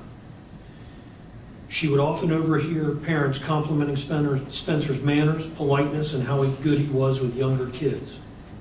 He was caring, intentional, and kind. His younger brother, Rhett. Spencer was there for me to hang out with and offered a helping hand whenever I needed it. That's from a 14-year-old. His older brother, Colby. Although externally Spencer may seem quiet and reserved, for those of us who know him more closely, he is one of the most kind-hearted people out there. And he concludes his letter with, "Our family is committed to being there for him every step of the way, ensuring that he has the love, support, and resources needed to succeed." Those are his immediate family members, all. And there's myriad other letters from the rest of his family, extended and otherwise. But there's also letters from members of the community that are willing to put their name out there to support Spencer Pearson because they knew what kind-hearted kid he was. A former football coach, Todd Fordham, coached him in Pop Warner and as well as his middle school days. Spencer was a vital part of the teams he coached and the success we had a team. Spencer was always a great listener, willing to do whatever was asked of him as a player. Spencer worked diligently to be the best player he could be while always making sure his mindset was team first. Another coach at his high school, Eric Henkel. While as coach, Spencer was always shy, reserved, and respectful. I do not recall Spencer ever getting agitated, disrespectful, or aggressive towards his coaches or teammates, nor angry in any way during those years I coached him. And Mr. Coach Henkel noted the change that Mr. and Mrs. Pearson testified to his junior and senior year. And he states, "This passive and shy personality is why the events of this last year were a tragic surprise to me. His purpose is to let you know that his actions last year did not seem to be characteristic of the young man he knew, and he hopes that whatever you, Your Honor, decide, he is able to receive the help he so obviously and desperately needs." A family friend of the Pearsons who knew Spencer well, the children were of her family and the Pearson family were all of similar age, and they spent a lot of time around not only the parents but all the families. Sarah James states, "3 of our 4 children are the same ages as the Pearson children. We have spent time together on family trips, evening meals, and worshiping together on Sundays in church. Spencer never demonstrated any aggressive behavior, and I observed him to be normal, kind young man. He was always welcome in our home." On one vignette, if you will, regarding the character of Spencer Pearson, last year during one of his daughters, during her freshman year, there was a Hope class at Ponte Vedra. Spencer's weightlifting class was often in the gymnasium during the same period as her child. He always made a point to come over and say hello to her daughter and ask her how she was. This brought her comfort because she did not have any of her close friends in that class, and having a familiar face brought her joy. Lastly, I'll reference, and there's numerous other letters, I'm not reading them all. The court has them and has read them. But another coach of Mr. Pearson, Jermaine Swafford, writes, "Throughout my time as his coach, I came to know Spencer as a well-mannered, respectful, and disciplined young man. He was never one to cause trouble or show disrespect towards his teammates, coaches, or anyone else around him." Coach Swafford fully acknowledges the seriousness of the situation Spencer is facing, but I also know the good young man that he is and the potential he has to grow and learn from this. I have always seen the Pearson family as kind and supportive, and I believe with the right guidance, Spencer can get back on the path to becoming a responsible and contributing member of society. That's the members of the community that know Spencer, and that's the Spencer he knew. Not the surveillance video from June 3rd, 2023. So when we see that video compared to the character that is known to be that of Spencer Pearson, the question is, how could this happen? This tragedy. These 3 innocent people that deserve nothing in the way that they were served that day. How did this come to pass where Mr. Pearson engaged in that conduct? And you've heard a lot of testimony today. We know that he was a good kid in elementary school and as a young man, had social anxiety issues from a young age. But he's been described as peaceful, gentle, and kind. with the exception of the day's events. And over the course of time, that condition became progressively worse. It worsened in high school, when we know that he started to decline in that regard in his junior year. And after the breakup, we know that his mental health certainly declined. And the Pearson family was desperate to get help for their son. So, in doing so, they're reaching out to all avenues available to them. Licensed psychologists and practice groups weren't able to see him. And we've discussed the difficulty in accessing mental health care, particularly for youth and particularly on the backside of the COVID pandemic. And you've heard the testimony here that people could not take him. It was 3 to 6 months. And so they were desperately trying to get help for Mr. Pearson in any way they could. And they find this organization here tomorrow who can see him immediately. And when you look at the records that are contained in the sentencing memorandum from here tomorrow, there's the breakup in April. And at this point in time, Mr. Pearson's in an extremely depressive state. He didn't go to prom, he's not going to school, and is living on the couch, not eating, not doing well. The family's desperate and they're reaching out for help.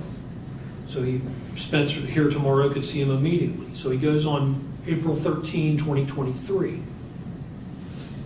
And he talks with the peer specialist or friend, not a licensed therapist, not a psychologist, not a psychiatrist.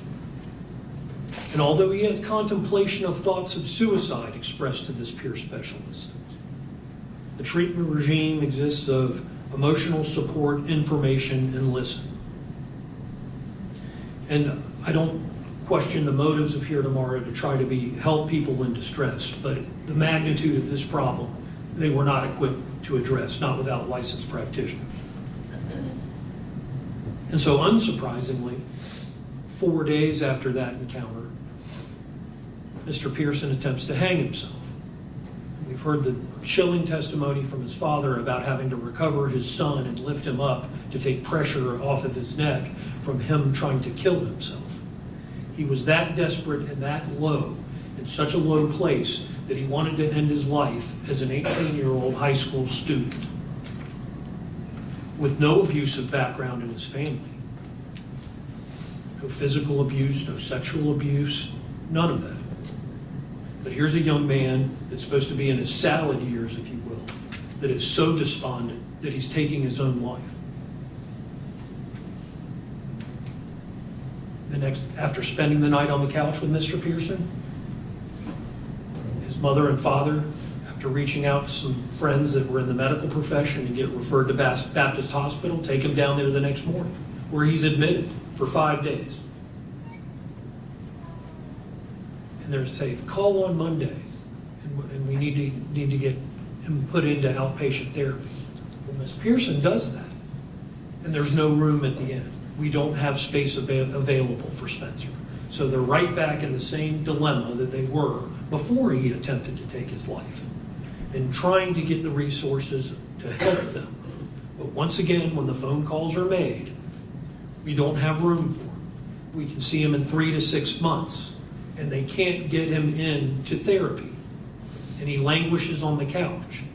And this is Mr. Pearson's first serious battle with an acute mental illness that is now manifested in a suicide attempt, and that no one can see him other than emergent care, where he's admitted for 5 days in a hospital emergency situation. But when left to your own devices outside that milieu, there's no room at the inn. Now, they had never been in this situation before. Spencer had never been on medication. He had been given medication at the hospital, but when he was discharged, he started experiencing side effects, headaches. He didn't like the way it made him feel. And not having been through this, and without the guidance of medical professionals to go through it, Spencer discontinued his medication. And he, once again, spiraled downwards into a despondent state of severe depression. witnessing this reoccurring again, Mr. and Mrs. Pearson having no available resources to him, go back to here tomorrow just because he can be seen. And he's seen on May 31, 2023. 4 days prior to the date of the events that bring everyone to this courtroom. 4 days. Spencer recounts to the peer specialist that he attempted to commit suicide. He had concrete plans. He had ideation. When you look at the progress note that was filed as, I believe, notice of filing number 8, the last one that was filed, it states his current status was now preparation. Before it was contemplation. Now it's preparation. And they know that there's been a prior attempt. The course of treatment that was ascribed to by that entity is to make a safety plan. But the safety plan is to be made the next week with a young man that Al has preparing to commit suicide.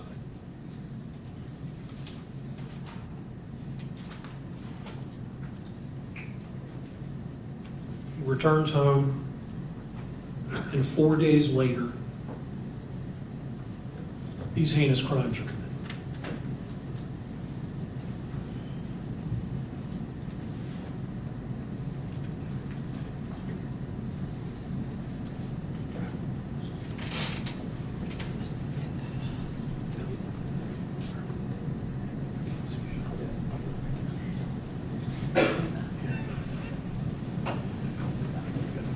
And so, in the course of the events, Mr. Pearson, after committing the horrible acts that numerous people have discussed here today, takes the blade and turns it on himself. Several times, slowly and methodically, slicing across his neck. And before the court, and this is exhibit, I believe, 14 of defendant's sentencing memorandum, you see the grievous injury that he inflicted upon himself. This was the state of despair that Mr. Pearson was in. And I don't mean to discount the harm and the suffering and the injuries of the victims. I recognize that. But Pearson is a damaged kid. And this is evidenced by this photo that is so deep, where he's lacerated his trachea as well as all of the other organs in his throat. And it's remarkable that that suicide attempt did not succeed.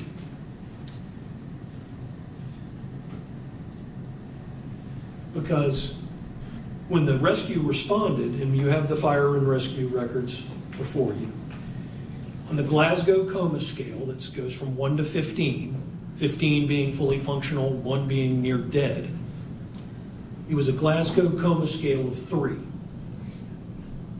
He was not breathing and barely had a pulse. They were able to intubate him and save his life. Like Ms. Schemitz, he was life-flighted, but to a different facility, UF Health, Shands in Jacksonville, where he underwent extensive surgery over a number of days before ultimately, during which he was arrested, and he hasn't seen his family ever since. The only contact he's had with his family is through a tablet. And when he's released, he wears the scar on his neck as he's in this booking photo.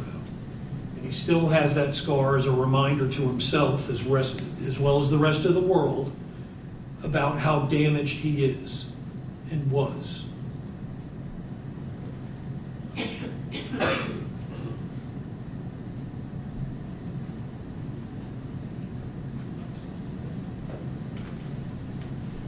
And so how does that come to pass? Well, we know that Spencer played tackle football from age 6 to 18, 12 years, and you've seen a brief video clip of it. But before I get to that, we've got a young man, barely above the legal threshold for a juvenile. And the law sometimes draws arbitrary lines, and I would submit that the age of 18 at majority is an arbitrary line. As Dr. Rubino alluded to, we'll go give a young man a gun and send him to a foreign land and serve as cannon fodder for our military, but they can't drink a beer. We don't trust him to drink a beer or any liquor, but we can give you a gun and send you into battle.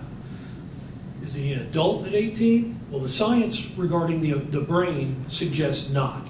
And this science has now been well established and litigated through courts from the bottom to all the way to the Supreme Court on numerous occasions. And through the science, which we heard from Dr. Kropp as well as briefly from Dr. Rubino, we know that the adolescent brain is not developed at age 18. Far from it.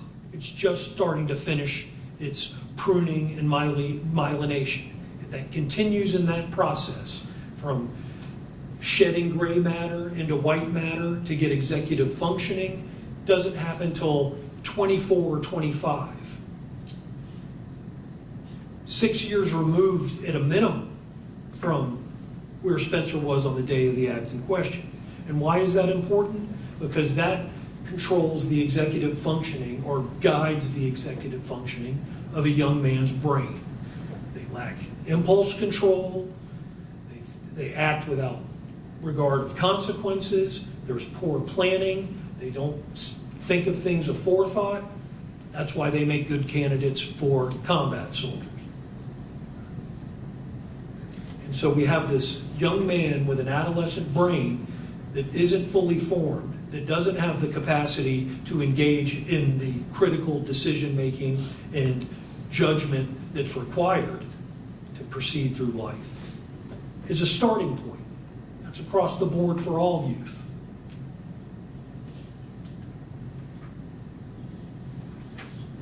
Kids are different. And although he may have been 18 and legally adult, he's a kid. He's a kid as he sits here today.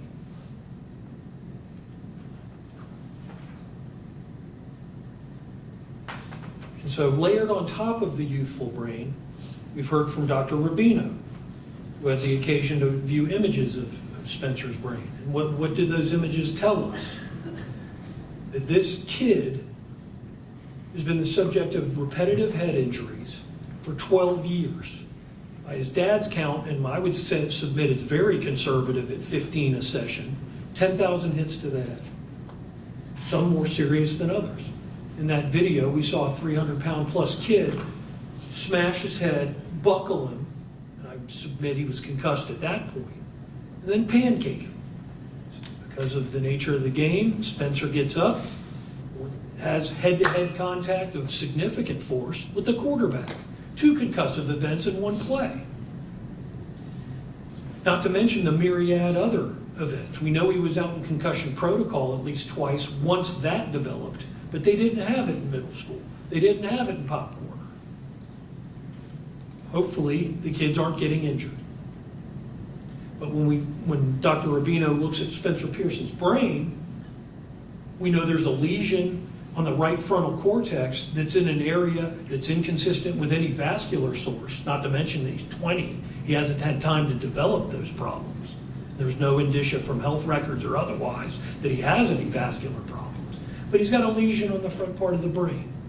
He's got the cavum septum pellucidum, the separation of the 2 hemispheres of the brain and the membrane that with a 20-year-old kid with no other explanation who's played 10 years of tackle football, the only explanation is head trauma. We know about the cingulate gyrus being impaired. And why is that important? Because that is part of a brain and a human's limbic system. And the limbic system, once again, controls emotional regulation, poor judgment, impulse control. All of the same issues that are inherent with an adolescent brain as a starting point are exacerbated for a young man with the injuries noted in his head. So when you combine the two, they compound that problem. And the lack of emotional regulation and impulse control and judgment is even worse. We also know that he's working on a significant neck injury, cervical stenosis of his spine. It's going to get progressively worse without medical intervention. And if it doesn't, it could result in him being paralyzed. And the irony of that is not lost on me. But as that is not an appropriate punishment to be doled out in a courtroom. But that's what he's looking at without treatment. And the court's been around a long time, as have I.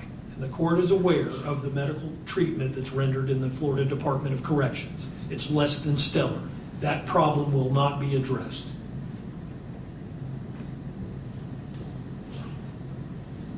So on top of the organic brain injuries that exist and the brain damage,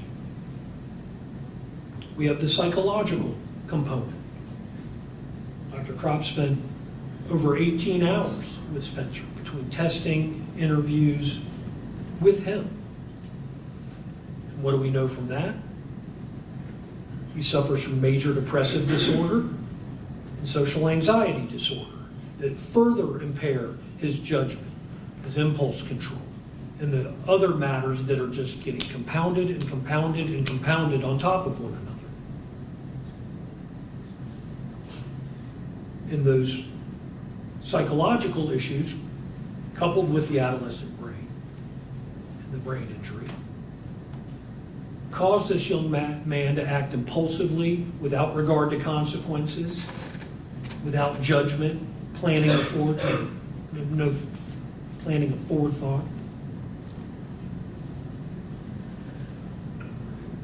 And tragically, it resulted in 3 people unnecessarily being stabbed, significantly injured.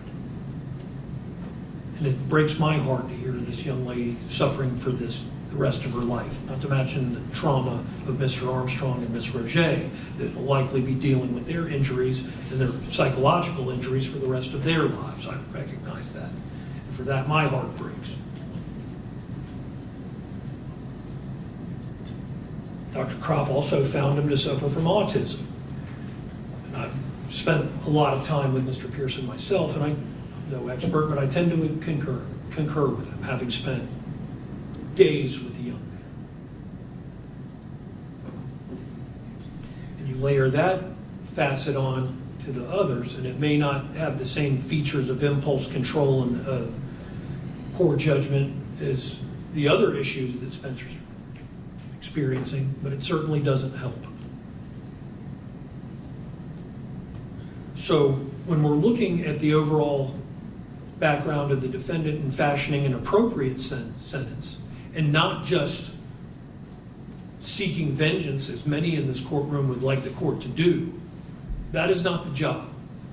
The job is to impose a fair and just punishment.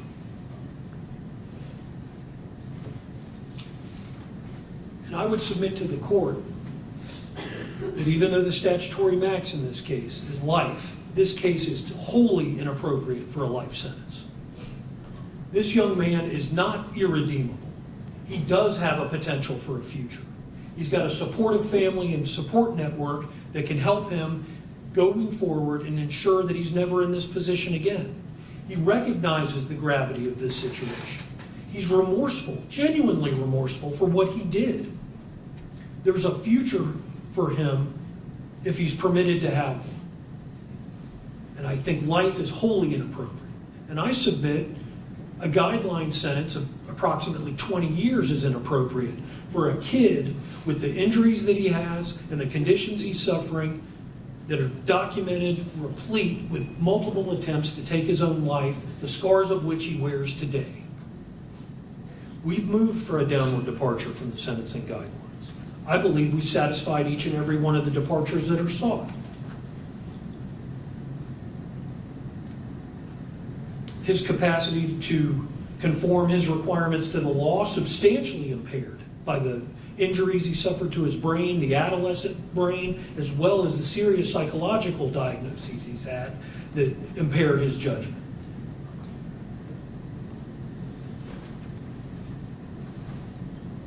He certainly requires specialized treatment for a mental disorder, and it's unrelated to substance abuse or addiction. You've heard no testimony that he has any of that. It's absent entirely from his background, other than a high school kid that may have had some beers or seltzers on an occasion. But this kid's not an addict. He's not a boozer. His problems are mental health and mental health alone, except for the cervical stenosis, or cervical spine stenosis, which is a physical disability under the departure. And we know he's amenable to treatment. He's been on medication ever since he's been in the jail. We know he can reject that if he so chose, but he's now recognized that he needs help, and part of that help is medication. But there's other facets of treatment that would benefit Spencer, for which he is amenable. Therapy. Dr. Kropp recommended therapy 2 times a week individually and group throughout to help him overcome a social anxiety disorder. And he wants the help. He just asked you for it. His family's been screaming for it. And so he meets the basis for a departure for specialized treatment for which he's amenable. We've also sought one for the crime being committed in an unsophisticated manner, an isolated incident for which he shows remorse. As tragic as what we've seen here today was, it was unsophisticated. There was this wasn't a white-collar fraud case. This isn't multiple drug deals. This isn't trafficking. This isn't the normal grist for the mill that the courts encounter and defense counsel deal with. This was a instantaneous attack. So it was unsophisticated. It was isolated. He has absolutely no criminal history. Never been in trouble with the law prior to this. Never been violent to anyone prior to this. And he's shown remorse. And lastly, we're seeking a departure on the basis that the defendant was too young to appreciate the consequences of the offense. And in doing that, age alone doesn't cut it. I'm aware of that. But emotional immaturity coupled with chronological age, and this isn't somebody that's 20, 22. We're talking about a kid 9 months removed from his 18th birthday. So, and Dr. Kropp testified that due to his psychological conditions, as well as the adolescent brain, he is emotionally immature. And so we've met the grounds for that departure as well. Now, I know the court, in whether to grant a downward departure, it's a 2-step process. One, the court has to determine whether the defense has met the burden of production by a preponderance of evidence to satisfy the grounds for the departure. And I submit to the court we absolutely have. But the second one is discretionary. The court has to decide whether it thinks departing will provide for a sentence that is appropriate. It's a discretionary act by the court. And I'm imploring the court to exercise that discretion because this kid is damaged. This isn't an incorrigible criminal. This is a broken kid that is not irredeemable. He has a chance in the future if he's offered the opportunity. He's willing to accept the help, and he's been doing it ever since he's been incarcerated. He has a support group that will help him stand up in support to help him get that help. And I'm firmly committed that if Spencer is released, and there's, in addition to incarceration, there's other facets of punishment that can be imposed. The court can put him on supervision. He can be on community control for up to 2 years. He can be on probation with a court order requirement to maintain treatment and have treatment providers report to probation to ensure that he's following through, not to mention the people that want to give him help and his own desire to get help. There's ways to fashion that sentence. And further support for a mitigated sentence is the pre-sentence investigation itself, prepared by a member of the Department of Corrections, that in the recommendations doesn't make a recommendation as to the sentence. That is the unenviable task of this court, and I do not envy the role.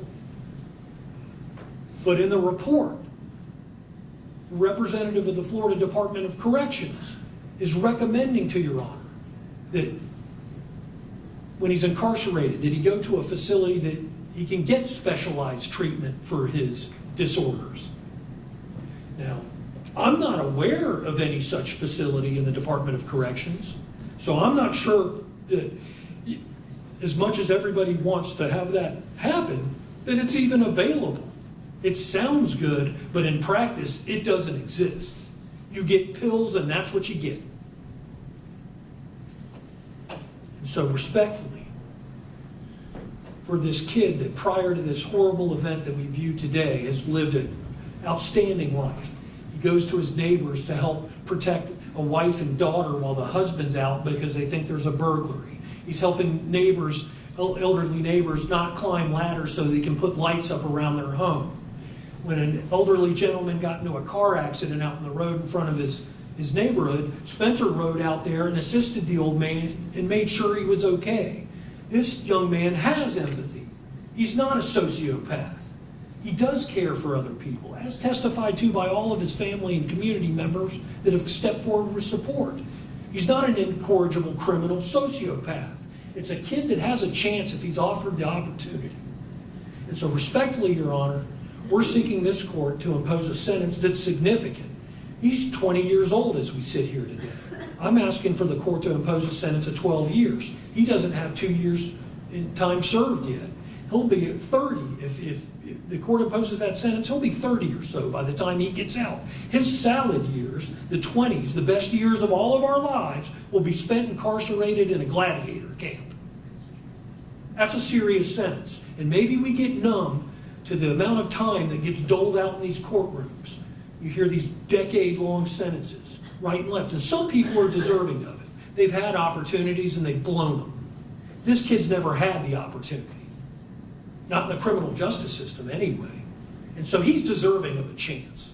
This isn't a life case. I submit this isn't even a 20 years case. A decade in prison for this kid in his entire 20s is a severe and significant sentence. And it is just punishment. And so we're respectfully submitting to the court that an appropriate sentence in this case is 12 years incarceration, followed by 15 years of supervision with the first 2 years of community control, thereafter with probation, to order mental health treatment and counseling, obviously no contact with any of the participants in this case, but to get the help he needs to become a productive member of society, to prove that he's not the kid that we saw in this video for 20 minutes, that he is the kid that the rest of his life has demonstrated, the one that his coaches are willing to step up for, that his family sits and supported behind him, the community around him sits and supported behind him. He is redeemable, and we're asking for that opportunity, Your Honor. Thank you. Thank you, Mr. Kachergis. Stan?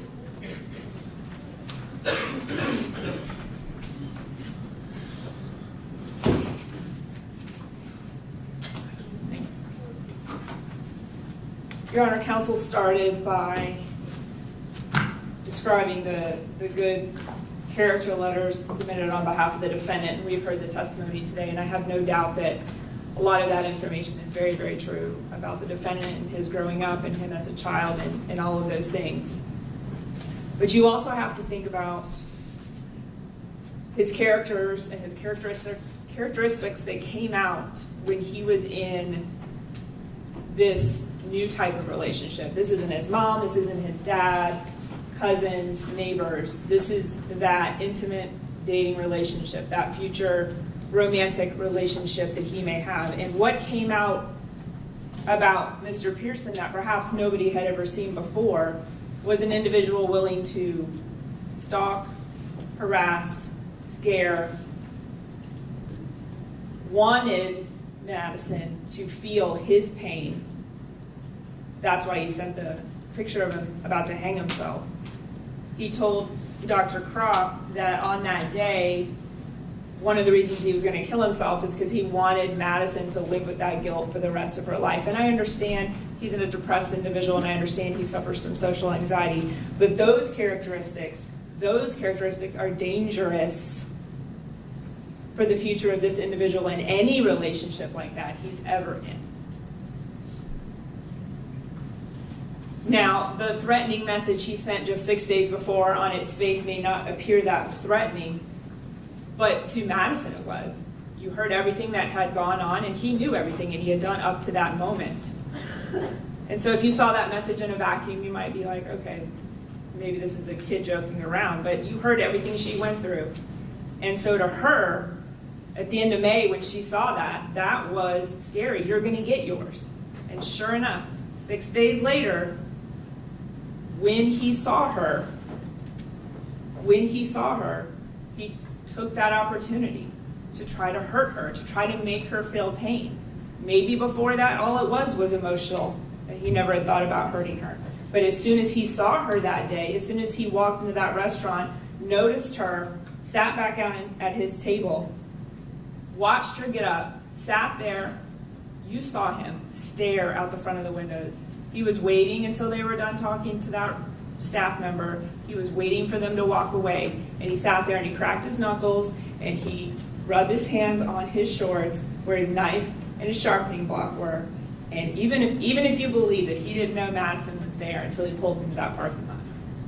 Maybe he saw her car as he drove by A1A, maybe he didn't, but when he drove in that parking lot, it's very clear. There is no reason why he moves his truck unless he sees her vehicle and he wants to park next to it for the opportunity to see her in some fashion. It makes no sense otherwise, and it makes no sense that he doesn't recall why he did that when Dr. Kropp asked him. So he knew she was there, and he stared and he waited, and certainly the intent to hurt her was going through his mind as he was sitting there and before he ran out. And so I understand with one of the downward departure grounds, unsophisticated, he has shown remorse, this level of violence is isolated. But Your Honor knows, stalking, harassing, putting in fear only leads to violence. We all know in this courtroom that's what comes next. And it did. This wasn't an individual who was otherwise normal and got into a random fight in the Chubby's parking lot with a stranger and ultimately ended up hurting them. No, that would be an isolated, random, violent act. This was someone he was emotionally attached to who had escalated his behavior towards her. So those characteristics need to be considered too. Not just who he is, not just who he was as a child, but that person that he was when he was in that attachment type relationship with his mental health. Now, we all know DOC is full of persons with mental health. That's not it's a downward departure reason that someone may need treatment. But DOC is full of individuals with mental health problems, unfortunately, far more severe than Mr. Pearson. He's not psychotic. You're right. He's not psychotic. He knew what he was doing. All the doctors state, Dr. Kropp, he's the one that would he didn't even need scans. He didn't even call for them. But what is in the scans, we heard about it ad nauseum, but at the end of the day, it has to do with potentially Mr. Pearson's future and some physical issues with him. But at the end of the day, Dr. Kropp, before he even knew what was wrong with his brain, said, this gentleman has no impairment to his executive functioning, which is the frontal lobe. He is a normal adolescent brain. He's an adolescent brain, no doubt. We're not dealing with an older gentleman. No cognitive disorders, no impairment to his executive functioning by any of his neuropsychological tests. He is suffering. He is depressed. He has social anxiety. There's a lot of people in America that have depression and social anxiety, and there's millions of young men playing football who do not stab and try to kill their girlfriends. So I understand they're presenting this to you and mitigating, and they're telling you about who he is and what he suffered through, but there's been no correlation to why that is the reason why he did what he did, as if it would be an excuse anyway. So what should you do, Your Honor? Mr. Kaczargas is right. Sentencing is not about vengeance, it's about punishment, but it is foremost about punishment. And you are to weigh this defendant's background into that. And so when you think about what should you do? Well, if Miss Roger and Kennedy Armstrong were not there, he would have kept stabbing her. She would have died. Mandatory life. Wouldn't have mattered. 18, 19, 20, it wouldn't have mattered. He failed to do that. And so, no, we're not here on a homicide case with one grieving family for the ultimate loss of one person. But we're here with 3 people, 3 separate victims, injured in the most horrific way that will deal with this, Madison especially, physically for the rest of her life, emotionally for the rest of her life. Her mother now is dealing with her own physical trauma, emotional trauma, and of her daughters. And then you have Kennedy Armstrong. You saw him up there. His demeanor. His injury is minor. His physical injury is minor in comparison to the others. But he has been through trauma. It's very clear. And he will have to deal with that as well. So you have 3 victims that will live with this for the rest of their life every day. And Madison, she lives with the fact that every new person she meets, she knows. They don't even have to say it. They don't even, ask her. She knows they're probably thinking, what happened to this girl? Every single person Madison meets for the rest of her life who sees any sort of physical disability with her will wonder. And she will know that as she talks to that person.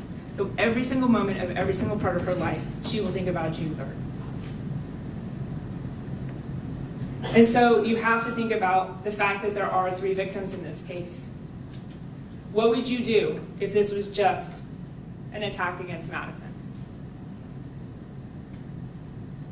What would you do if Madison, her mom, were there, but the defendant only attacked Ms. Roger and you had the injuries that you had in a similar circumstance? What would that be? What would that punishment be? And then what would it have been had he never got to Madison and her mother and Kennedy stopped at first but got the injuries he did? This is a single incident, but it's 3 victims, and technically under the law you can run all 3 counts consecutive. But you should think about the punishment that you would apply in each individual scenario. And I submit to you that it's not a life sentence. It should be a lot of years in prison.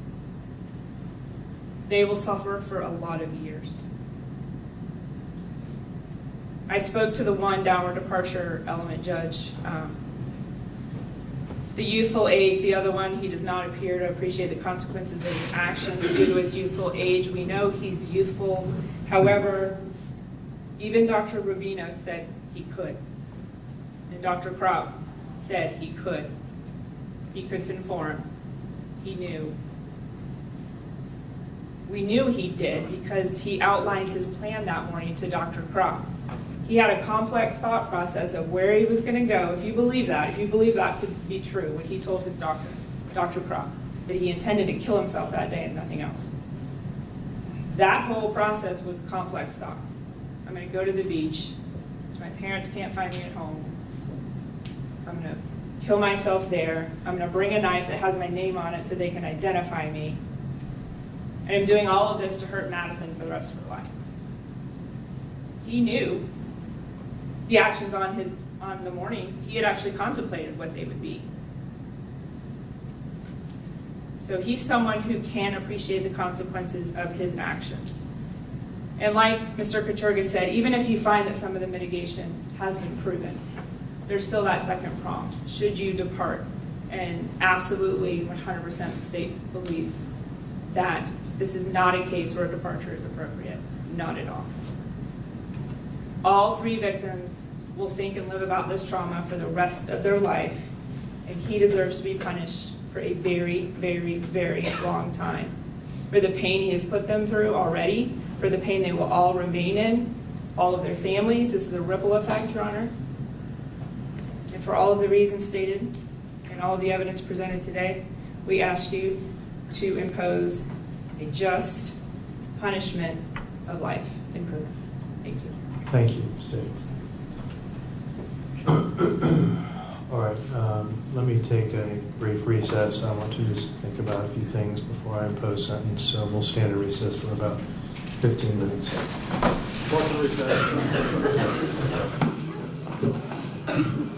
That was me last.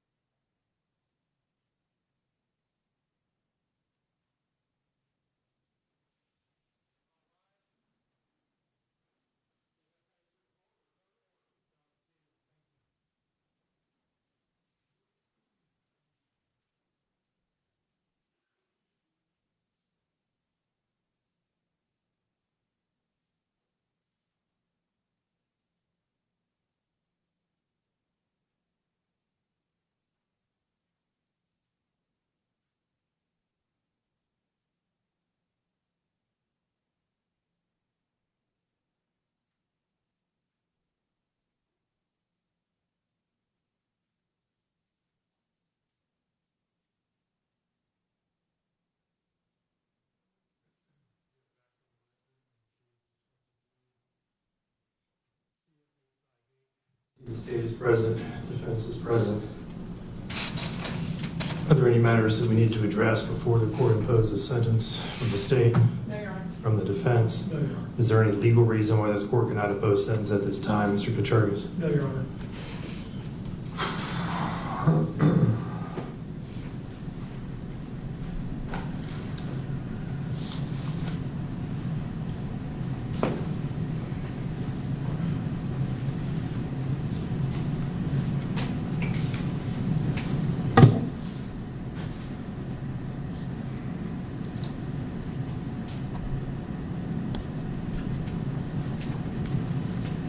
This court has given this case a tremendous amount of thought, not just today, but in the days and weeks leading up to this sentencing hearing.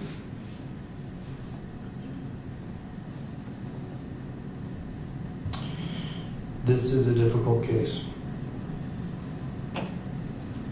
This court has faced several very difficult cases recently, and this one is no different.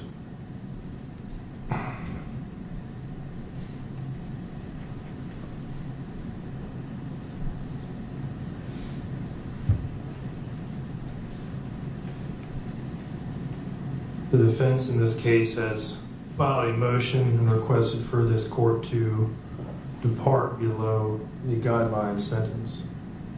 As previously stated, the minimum sentence based upon the guidelines is 227.25 months in Florida State Prison. In analyzing the defense's motion and request for the court to downward depart, the defense has presented throughout the course of this sentencing hearing evidence and testimony that would meet the preponderance of the evidence that would permit this court to deviate and downward depart. The court does find that the defense has met its burden, showing the defendant's capacity to appreciate the criminal nature of the conduct.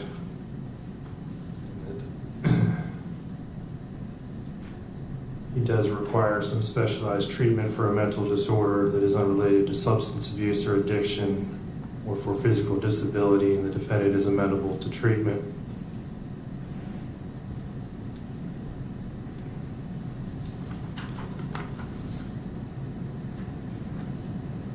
I don't know that I agree that this was an unsophisticated manner. I'm not going to find that as to that factor. And I do believe that the defendant is old enough to appreciate the consequences of the offense. So the only factor that the court does find that the defense has met is the fact that he does require some specialized treatment for a mental disorder that is unrelated to substance abuse or addiction or for physical disability. That does not, the analysis of downward departure does not stop at the defense's meeting the threshold and establishing by preponderance of the evidence that there are mitigating circumstances that would permit this court to deviate below that guideline sentence. The second prong of that analysis is whether or not the court should.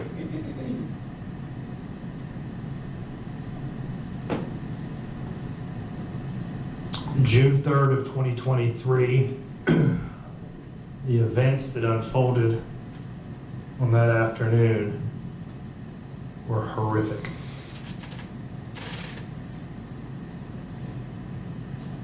This defendant launched a vicious attack on a 17-year-old girl who had done nothing but show him love, and only weeks earlier had done her part to try to save his life when he attempted suicide. The same person that tried to save his life, he violently and viciously attacked.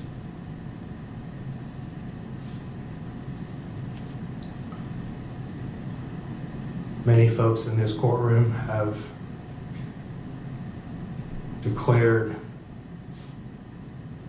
Kennedy Armstrong a hero. This court has no quarrel with that assessment, Kennedy Armstrong is most certainly a hero. And but for his actions and the actions of Madison's mother, this defendant would have successfully killed Madison Schemitz.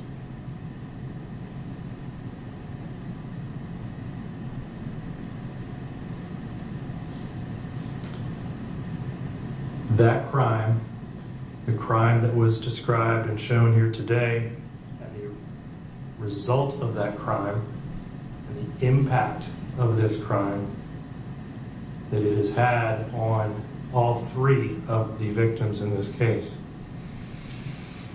leads this court to the conclusion that any deviation below the guidelines is inappropriate. So I'm denying the defendant's motion for downward departure.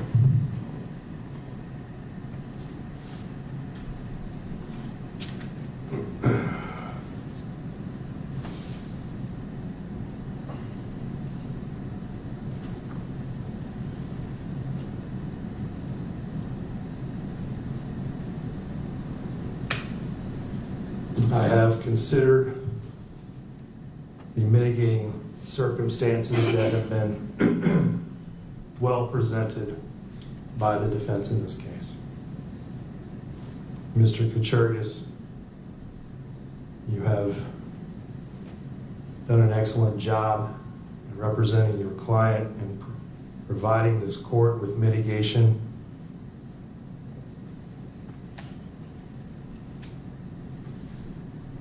And this court has carefully thought and weighed and considered your client's age, his lack of any prior criminal history, the fact that he was suffering from a depressive, clearly a depressive state of mind when this happened, and his age.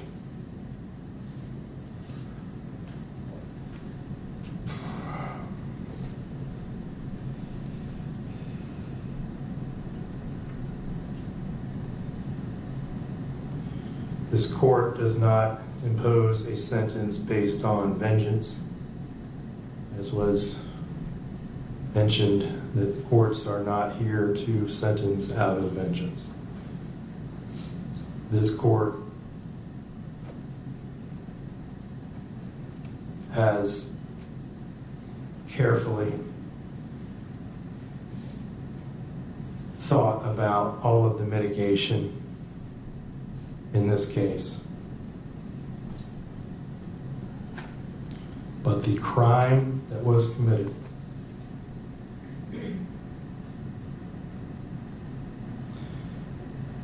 the impact that this crime has had on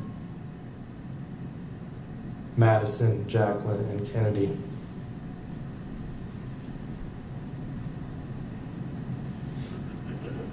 it just far outweighs any of the mitigation that this court has considered. There are just certain crimes that are committed that merit the maximum possible sentence.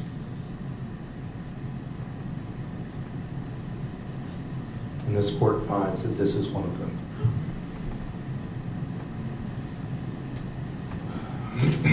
Mr. Pearson, you have entered a plea of guilty to 2 counts of attempted first-degree murder with a weapon. As to counts 1 and 3 of the information, you are adjudicated guilty. You are sentenced to serve the remainder of your life in prison. As to count 5, you are adjudicated guilty. You are sentenced to serve 30 years in Florida State Prison. All sentences are to run concurrent with each other. Madam Clerk, please reflect that he has 536 days that he has previously served and imposed the standard felony court costs. Mr. Pearson, you have 30 days to appeal the legality of this court sentence. If you wish to appeal, you cannot afford an attorney, one will be appointed for you. The This court is adjourned. Your Honor, I believe the state has an announcement. As to the remaining counts. State would announce on all questions. Make your way to the Can just, Mr. Pearson. Come on, approach. Yeah.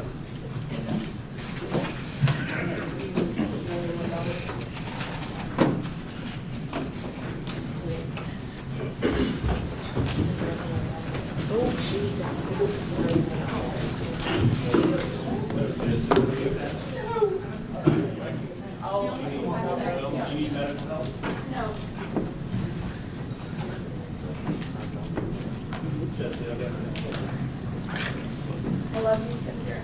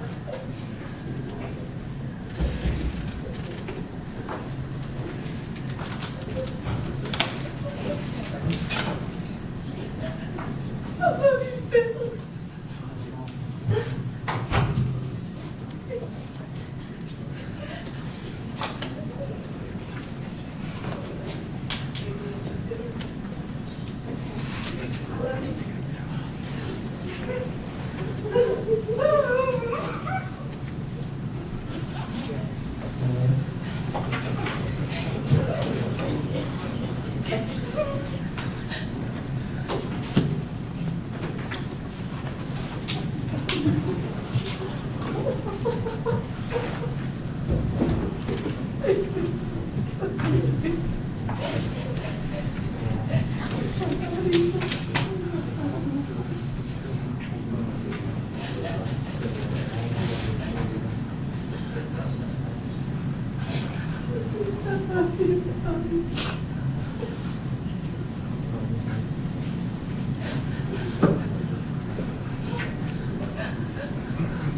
you.